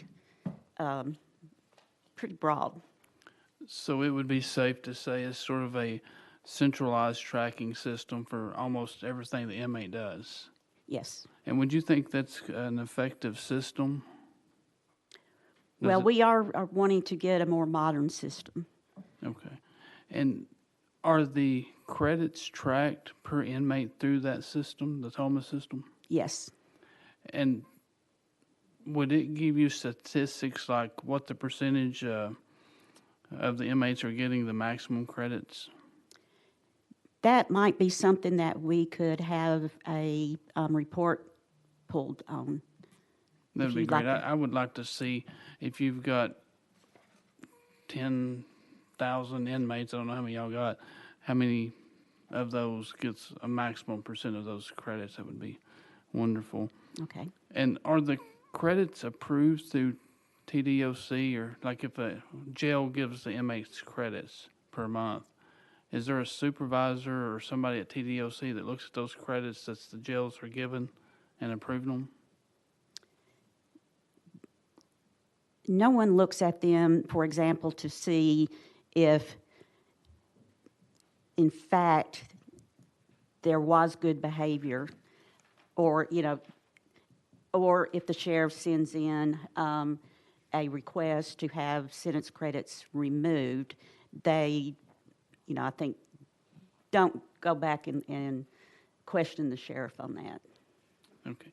So would there be consistency across the state of Tennessee as far as, I think this was already answered, but I just want to make sure I'm clear with this, consistency across the state of Tennessee of how these credits are given if nobody's really approving them through TDOC? Like one jail's given 5 credits for something and another jail's giving the inmates 8 credits for something else? Well, no, the number of credits, we do look at that. Okay. So a jail here in Middle Tennessee would be given the same amount of credits as a jail in East Tennessee for the same good time behavior? Right. Okay. How many beds are they for inmates in the state of Tennessee? The system has about 24,000 beds in it. And what's the capacity right now? That's just state inmates, correct? Yes, those are state facilities, Okay. 10 state facilities for privately managed. And what about the local jails that are having state inmates? I mean, is that in that 24,000 or? So beds versus inmates, we have 24,000 state beds, and there are currently roughly 5,000 or so inmates in county jails who are either backup inmates waiting for a state bed or locally sentenced, which means they're actually sentenced by the court to serve that time locally. I believe that split is right about 50-50 today. Okay. And the percentage of the capacity of beds you got? Yes, I'm trying to see if I've got it in my notes here. We're running about, I think the latest report we had was about 93% of our operating capacity. Yes, sir, 93% was the July to September quarterly report. Okay. And my next question, I guess, I'm not sure which one would be the best to answer this, but the percentage of recidivism rate for inmates that are granted early parole, how many of those come back to jail?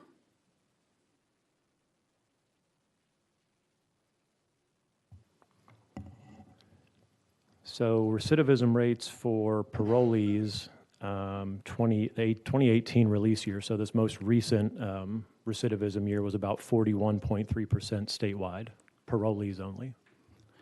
Okay, and do you know the recidivism for the ones that serve their time in full?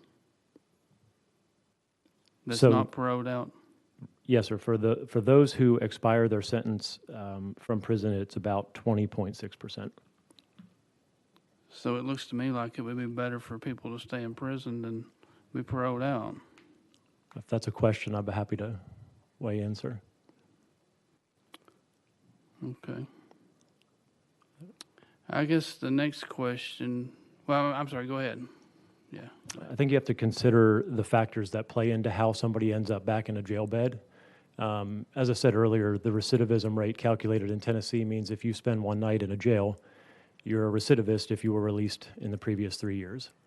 And so the ways in which you might end up in a jail as someone who's expired their sentence is a little bit different than those who are under supervision, which can include things like technical violations or violations of supervision generally.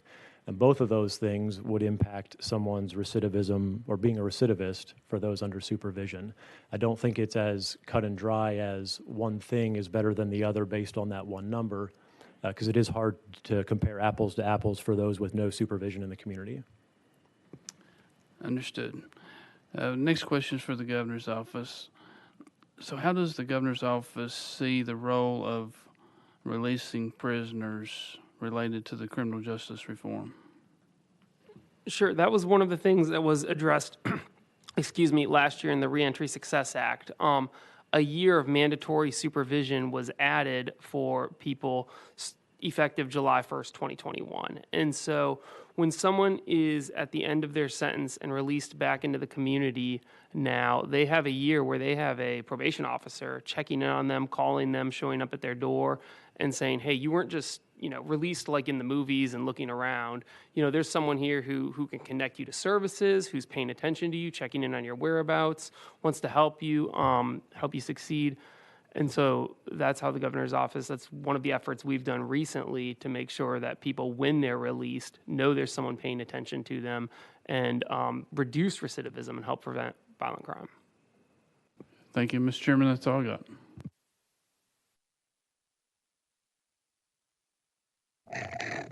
Okay. Let's see, Representative Doggett, you're next. I'm sorry, Leader. Thank you, Mr. Chairman, and thank you all for coming back and meeting with us again. I've got a list of questions, but I'll start with TDOC. Inmates that are housed in the local jails, are they this good time? They get 8 days for every 30. Does that sound correct, or what, am I incorrect on that? Potentially, they can get 8 days of behavior credit and 8 days of program credit. It's they have to be parole eligible, though, to get any reduction in the release eligibility date. Okay. And for those, let's just say they're in there for 30 days, just a calendar 30 days, the county is going to be compensated for housing that state inmate. Is that correct? Correct. Would they, if that inmate was to accrue 38 days for their 30, would the county be compensated for 38 days, or would just? No, just the days served. Okay, just the days served. Mm-hmm. How much does it cost to house an inmate per day? Well, that varies depending on the institution. Okay. Are you referring to the local jails? Well, I was going to ask local jails and as well as, our state prison. Do you have that?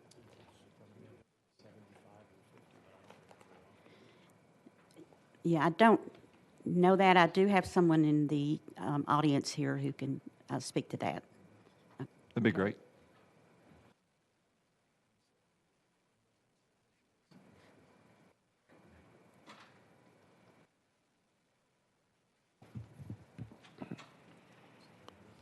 Again, if you would just tell us your name and who you're with, just for the record. Lisa Parks, Director of Budget and Fiscal Services. Fiscal year 22 is not closed officially yet, so I'm going to state the fiscal year 21 cost. So on an average, for the prisons, it's $74.51. And for, let's see, the for the local jails, an average of $47.69. Thank you, and I'll just ask you this, since you're there, you've got the numbers. You're working on next year's budget. How do you budget per day for the number of beds? How do you calculate that? So for the state prison beds, we are budgeted at 96% capacity.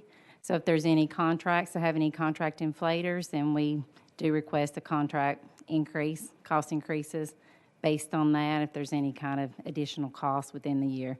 The private prisons are at 98% budgeted capacity. So you're you're doing it on the total number of beds and not the total number of persons that are in those beds? It's both. It would be personnel and then the number of beds. I'm talking about like inmates in the beds. Right, the Okay. capacity of the prison, number of beds. So there would be no consideration as to like figuring up time as to how many we have that are set to release, how many are parole eligible, how many, as far as when it comes to budgeting, you're just going to go off you got 24,000 beds and you'll do 96% of that, and that's where you get your numbers? Yes, sir. Okay. So there wouldn't be any incentive to give good time to someone just to get them out for budgetary purposes. It would only, whether they go in or out, it doesn't matter. Your budget is based completely off the number of beds that you have. Exactly. Perfect. Thank you.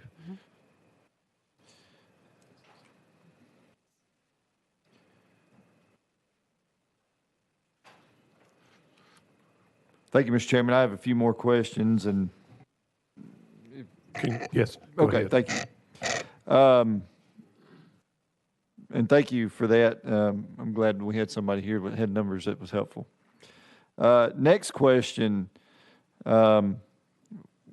had the district attorneys here, and they were talking about one institution in specifically that was in their judicial district. And this year alone in 22, they had turned over for presentment to grand jury was 16 presentments that had come out of that institution. And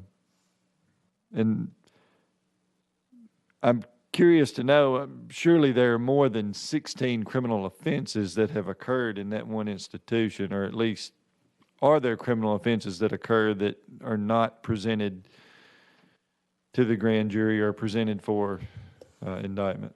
Sure, I think that it was General Lawson that was stating that over at Trousdale, and that I believe he stated that he's been meeting with our staff as well as some other staff to talk about each case that's eligible. I think that's a fantastic idea to do in each one of those districts, to talk about those cases, to figure out which ones are the ones that we are really advocating for and which ones really need to be presented to the grand juries or indicted. As far as how many criminal cases were investigated in that specific facility, I don't have that in front of me right now. But I will say that when we do get called out to the facilities to investigate these crimes, that, we don't get called out, again, like I said before, we don't get called out on every infraction. There are certain cases that are higher level, like I said, homicides, severe aggravated assaults, rape cases, things of that nature. When we go out there, we do investigate those thoroughly. We want to conduct robust investigations to arm the district attorneys with the information they need to make the decisions they need to make on whether they do want to prosecute. But I agree with General Lawson that we do need to talk about those cases, look at those cases. And I think, like I said, I've been here 3 months. So we really have a great opportunity in front of us right now. We're going to be adding a new agent in each one of those regions. Soon, we're going to be adding in the next few months a contraband interdiction unit. We're going to add a lot more agents across the state to look for those contraband coming into our facilities and those people responsible for the contraband coming into our facilities. So we're going to be working even closer with the district attorneys to work on those types of cases. So I'm really optimistic on how things can go forward with that. Okay. I think you'd mentioned earlier about discretion to prosecute, like any law enforcement agency. I had a jail administrator here with us from Williamson County, and I'd asked the same question. If you had a criminal offense that occurred in your jail, whether it was an assault or introduction of contraband, if they had drugs when they come in, what would happen, and they prosecute them. It doesn't necessarily mean a conviction, but at least there is a prosecution. But what I'm finding, and I've looked at some of the records that we had that were presented to us in this last meeting, one individual in particular, there was, 8-10 pages of infractions that, reading through those infractions, that they are, those are violation of state law. I mean, just anyone out on the street, that they could be charged criminally with those violations, but instead those are just considered infractions and not necessarily an additional charge or criminal prosecution in those cases. They may lose some good time, or they are removed from a class or whatever the case may be. And I'm really just curious as to why that is the approach that we're taking in this one, especially like an assault on an officer.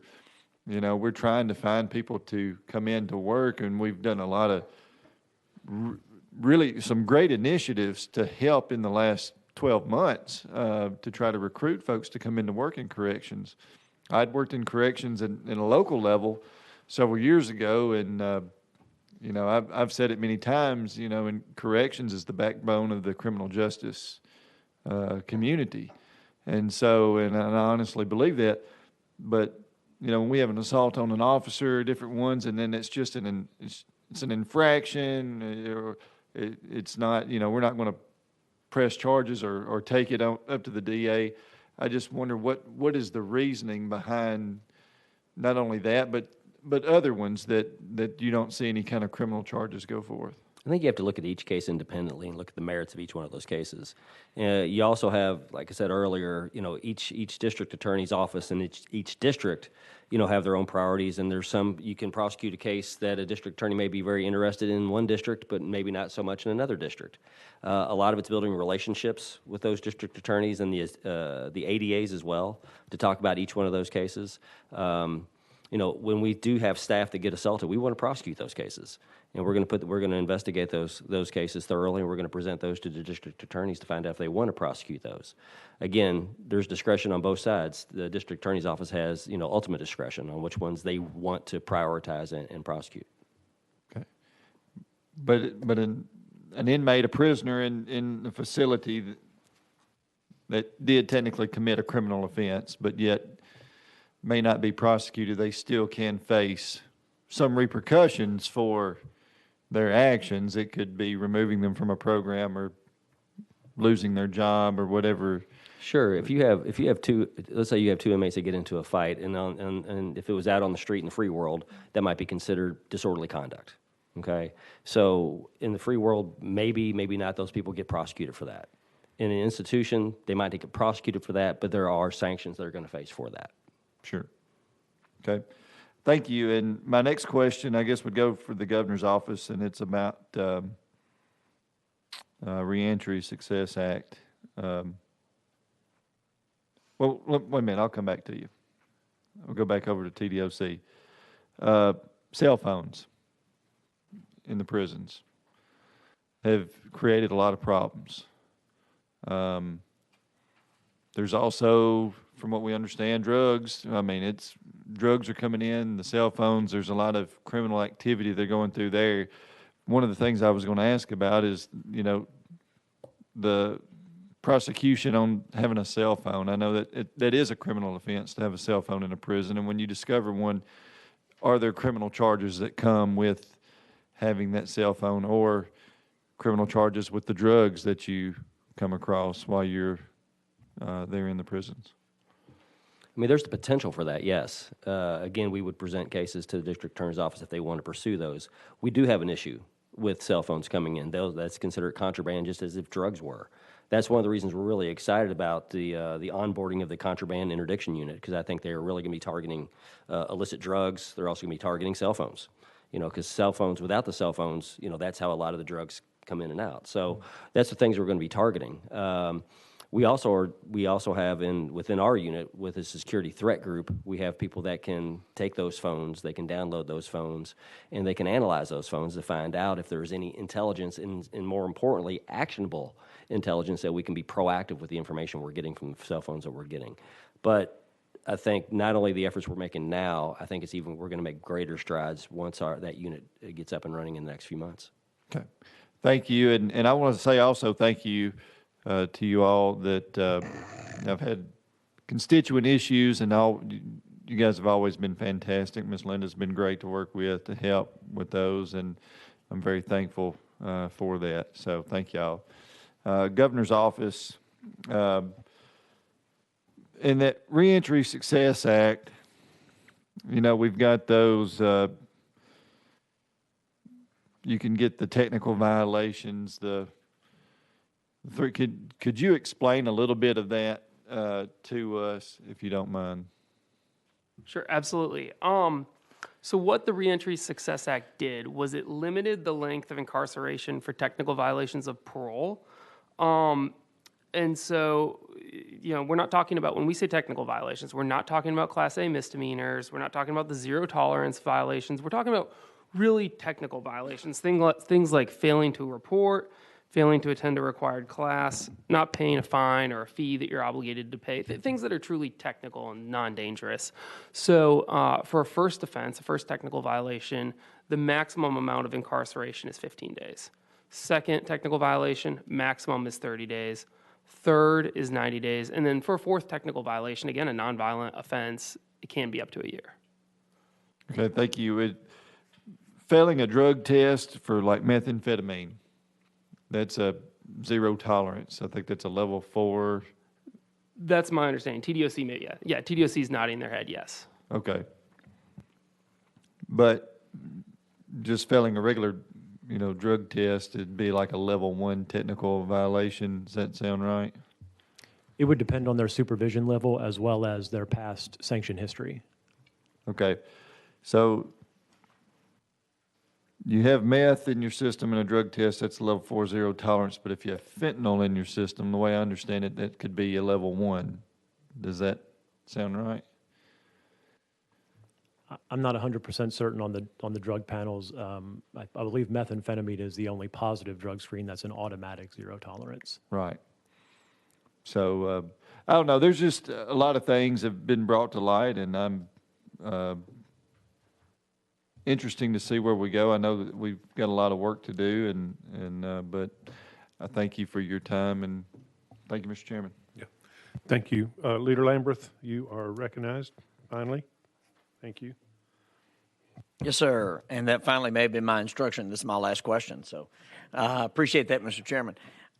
So when we were discussing earlier, and I think Chairman Farmer did a great job of articulating this on how credits are taken away, and this is more for TDOC, 4121 236A6, okay, makes it pretty clear that if someone refuses, and I'll give you all a sec to kind of turn to that, but the refusal of an inmate to participate in any assigned work, educational, or vocational training program shall constitute a disciplinary offense for which the inmate can be penalized by the loss of sentence credits previously awarded. Now, I realize that in 2 sections above and 4, you referenced this a while ago, that, well, let me just say this. In your testimony earlier, I got the impression that the only thing that you could go backwards and take time away from was a new crime, a Class A offense, that type of thing. And when you were asked by Chairman Farmer that, how does that mesh with Section 6? Because it seems to me like if an inmate, like the one that we've referenced earlier and the maybe 13% others that do this, that just refuse to cooperate and obviously are greater danger, if they're refusing to do that, it seems to me like you could take just about all of their credit. But what do you guys say? Y'all are the experts. That's not part of our policy. I think we can. We're taking a look at the sentence credit policy now, and so that's something we'll look at. I am glad to hear that it is something you're taking a look at. I'm disappointed that it's clearly in the law and not in the policy now. But speaking of policy, a Class A disciplinary infraction. So it clearly says Class A disciplinary offense. I can't find that defined anywhere in statute, and that's up in Section 4. Where is that defined? It's defined in the department's policy. Yes, ma'am. I had a feeling that might be the case. Mm-hmm. Do y'all have a definition of that? We have a policy, definitions of disciplinary offenses, and each offense is classified as A, B, or C. So that's how it's defined. It's just each possible offense has a class attached to it. Yes, ma'am. And I'd love to get a copy of that at some point if you don't mind. And then as y'all are reevaluating this, and this is really my last point, the whole goal of all of this credit system is so that low-risk offenders that we can help can get out a little bit earlier because they're lower risk and they can be released safely to the community. Is that fair enough? Yes. Okay. and that higher risk individuals that are committing offenses like Class A disciplinary offenses or anything else, that they are kept longer up to and including possibly the maximum part of their sentence because they're more dangerous. I mean, every day that they're in, everybody out is safer. Is that fair enough? Well, I think that's taken into account in the criminal offense and what it carries. I think the sentence credits are awarded based on their behavior in prison, and it's to incentivize good behavior. So that's all I would ask that y'all continue to look at, and I look forward if we're all blessed to be reelected. Sorry, some of you senators don't or won't be going through that right now, but for us in the House, if we're blessed to be reelected, I do hope that we spend a little bit of time of this in session as well, and I look forward to Mr. Chairman, the recommendations out of this committee, because I think there's something that's gotten lost in this, and it's y'all's not y'all's fault. I'm not blaming anybody. I'm worried that it has become almost just too ingrained in just almost concrete of like, hey, these are our sentence credits that are earned, and somehow these prisoners are owed these sentence credits. They've been convicted of a crime. They've been sentenced for that crime. They can earn these credits, but only if they truly are doing the things that you all know work to make them safer to be released. And we know that. We've seen recidivism numbers drop. I would ask you to look at really what we consider a Class A disciplinary infraction. Really look at that and take a look at some of those programs and see, have the programs work? And the programs that have, great, we should have more prisoners that are taking advantage of those programs. Some of the programs that maybe haven't reduced recidivism, well, maybe those shouldn't be included anymore. So I just ask that we kind of take a holistic look at this. It's not just one horrific case. It's hundreds. It's hundreds of times when you have recidivism rates, even that are at 30%, where you have prisoners that are getting out and they're harming our constituents and your friends and neighbors. So while we've got the opportunity here, Class A disciplinary infraction is not defined. Let's take a good look at that and see, are we really catching what we need to there? And are we keeping the folks in that we need to? Are we letting the folks out that we shouldn't keep in? Are we the opposite is true as well. Just look at the whole system, and sometime in the next couple of months, we'd love to have another conversation about how that goes. So thank you very much. I appreciate your testimony today. No. Thank you, Leader. See, Representative Doggett, I'm going to go back to you again. Hey, thank you very much. If y'all could see my paper of notes up here, it has got stuff everywhere, and I'm having to draw arrows and maps to try to figure my way around. But one question I meant to ask a while ago for corrections, D boards, are they in statute?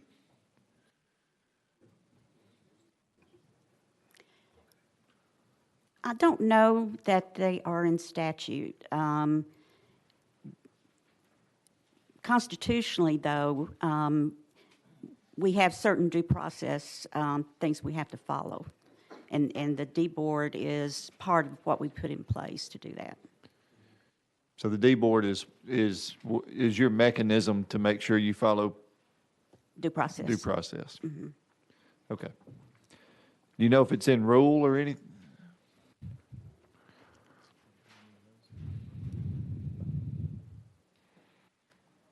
I'm sorry. There's a statute that we've cited as authority, 4035-501. But no, that would not, I'm sorry, I know that's not establishing the D board. Okay. That has to do with sentence credits. Okay, doke. Now, did you have another question I missed? I was just wondering if D boards were in rule, like if it was in your department rules or something. I'm just trying to figure out where. It's in department policy. It's in the policy, okay. Mm-hmm. That's it, thank you. Thank you. I'm going to ask a quick question to the parole board. And this question is, you have an inmate that is eligible for parole. And he comes before the parole board, and then also the Department of Corrections, maybe correctional officer, can come and testify or recommend that for his release or not or whatever. Is that something that is you put a lot of emphasis on? Explain that a little bit to me, how that works with the parole board, is to how you work that. Jim Provence, Executive Director of the Parole Board. Thank you for your question, Mr. Chairman. That is one of many things that the hearing official and the board members will look at. They look at support and opposition from everyone, from the public to the victim to the DAs, sheriff, neighbor, and the correctional staff or any other staff of the Department of Correction. Okay, so is that pretty common that for someone with the Department of Corrections to make a recommendation one way or the other? Sir, I don't know if I would say that it is common, but it does occur. I don't think it occurs on a daily basis. Okay. But it is something we see, yes, sir. That's a question that I was asked, and I wanted to just at least ask that to you, so thank you. Yes, sir. Any other questions from any of the members? Anyone else? Okay. Chairman Halsey, you have anything you want to? Thanks again for you folks coming down, sharing information with us and answering questions. I appreciate it more than you know, both I and everybody on the committee and Chairman Jackson as well. I guess what we're looking at is we had reserved the 26th, which is next Wednesday. Do you want to go ahead and dismiss all these people and let's have a discussion of how we want to compile all this information and how we're going to proceed? I would say yes, we can do that. So since there are no other questions, you can, we're finished with your part. So thank you again for coming back. And we really appreciate it. A lot of good information that we needed to have to make decisions and on what we need to do going forward. So thank you very much. Appreciate it very much. Okay, before we adjourn, as Chairman Halsey said, we need to probably have a plan of getting together. Everybody can maybe go home, think about questions and concerns and issues that we have learned, and then we can get together either in person or maybe Zoom and in person on the next week on the 20th, which is a Wednesday. I don't know if that works with everyone, if that's something that you think we need to do. But I think in order to for us to come together, and there are a number of issues that we need to address, so I think we need to still, this group needs to have a discussion on how we want to present this to the both speakers that asked that formed this committee. So any suggestion, concern, whatever, Andrew? I think, Mr. Chair, and I just, following up from the conversations earlier, TBI specifically, we're talking about rape kits in the backlog and not being able to find, even subcontractors to do that for, the department. It would be nice if they would give us their recommendations on a fix for the committee. I'm just kind of thinking that through. So yeah. We kind of got to the problem, but we never got to their proposed solution to the problem today. So I was curious to see how we handle that.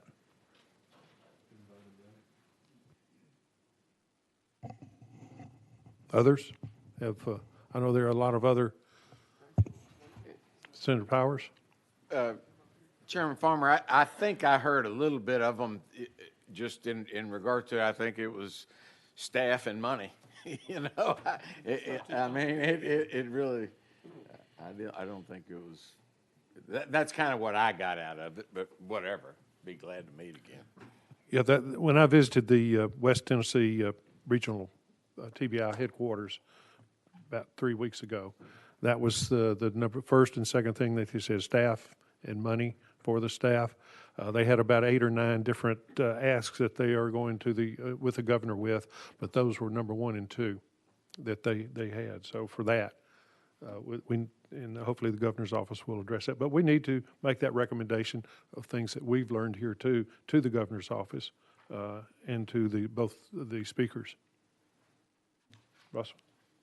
Thank you, Mr. Chairman. And while we're doing that, we may want to just ask everybody that came before a committee and testified to see if they have something they can send us in writing of what they suggest to fix this problem. That would prevent anybody from coming back and testifying, and we can get something that we can document and keep. Does everyone feel that we've had the testimony from everybody we need to hear from, and anything further. I think we ought to hear from the Sergeant at Arms down there, is what I think.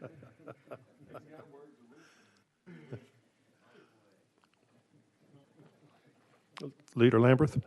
Mr. Chairman, I don't know about the rest of the committee. I'm not sure if at this point, and if you want to convene, next week on the 26th, and then just let us know as the chairs, if you want to send out a written report with recommendations to the rest of us to kind of thumbs up, thumbs down. I mean, I trust you both as co-chairman to kind of guide us in whatever way you want us to. I've got it on my calendar to be here on the 26th next week, unless you tell us otherwise, pretty much. I mean, I don't know if any additional testimony would be needed. I will say I'm very disturbed with what we heard from both the local jails and the TDOC folks, that a judgment that indicates an exact number of days that someone has served pre-trial is then increased by 25 to 50% administratively, without a lot of back and forth between TDOC and the jail as to whether or not that prisoner has truly earned it. And the statute clearly says that a local jail can file an objection to that good time credit or behavior credit. But we also heard from TDOC that the prisoners that are coming out of local jails have a significantly higher recidivism rate.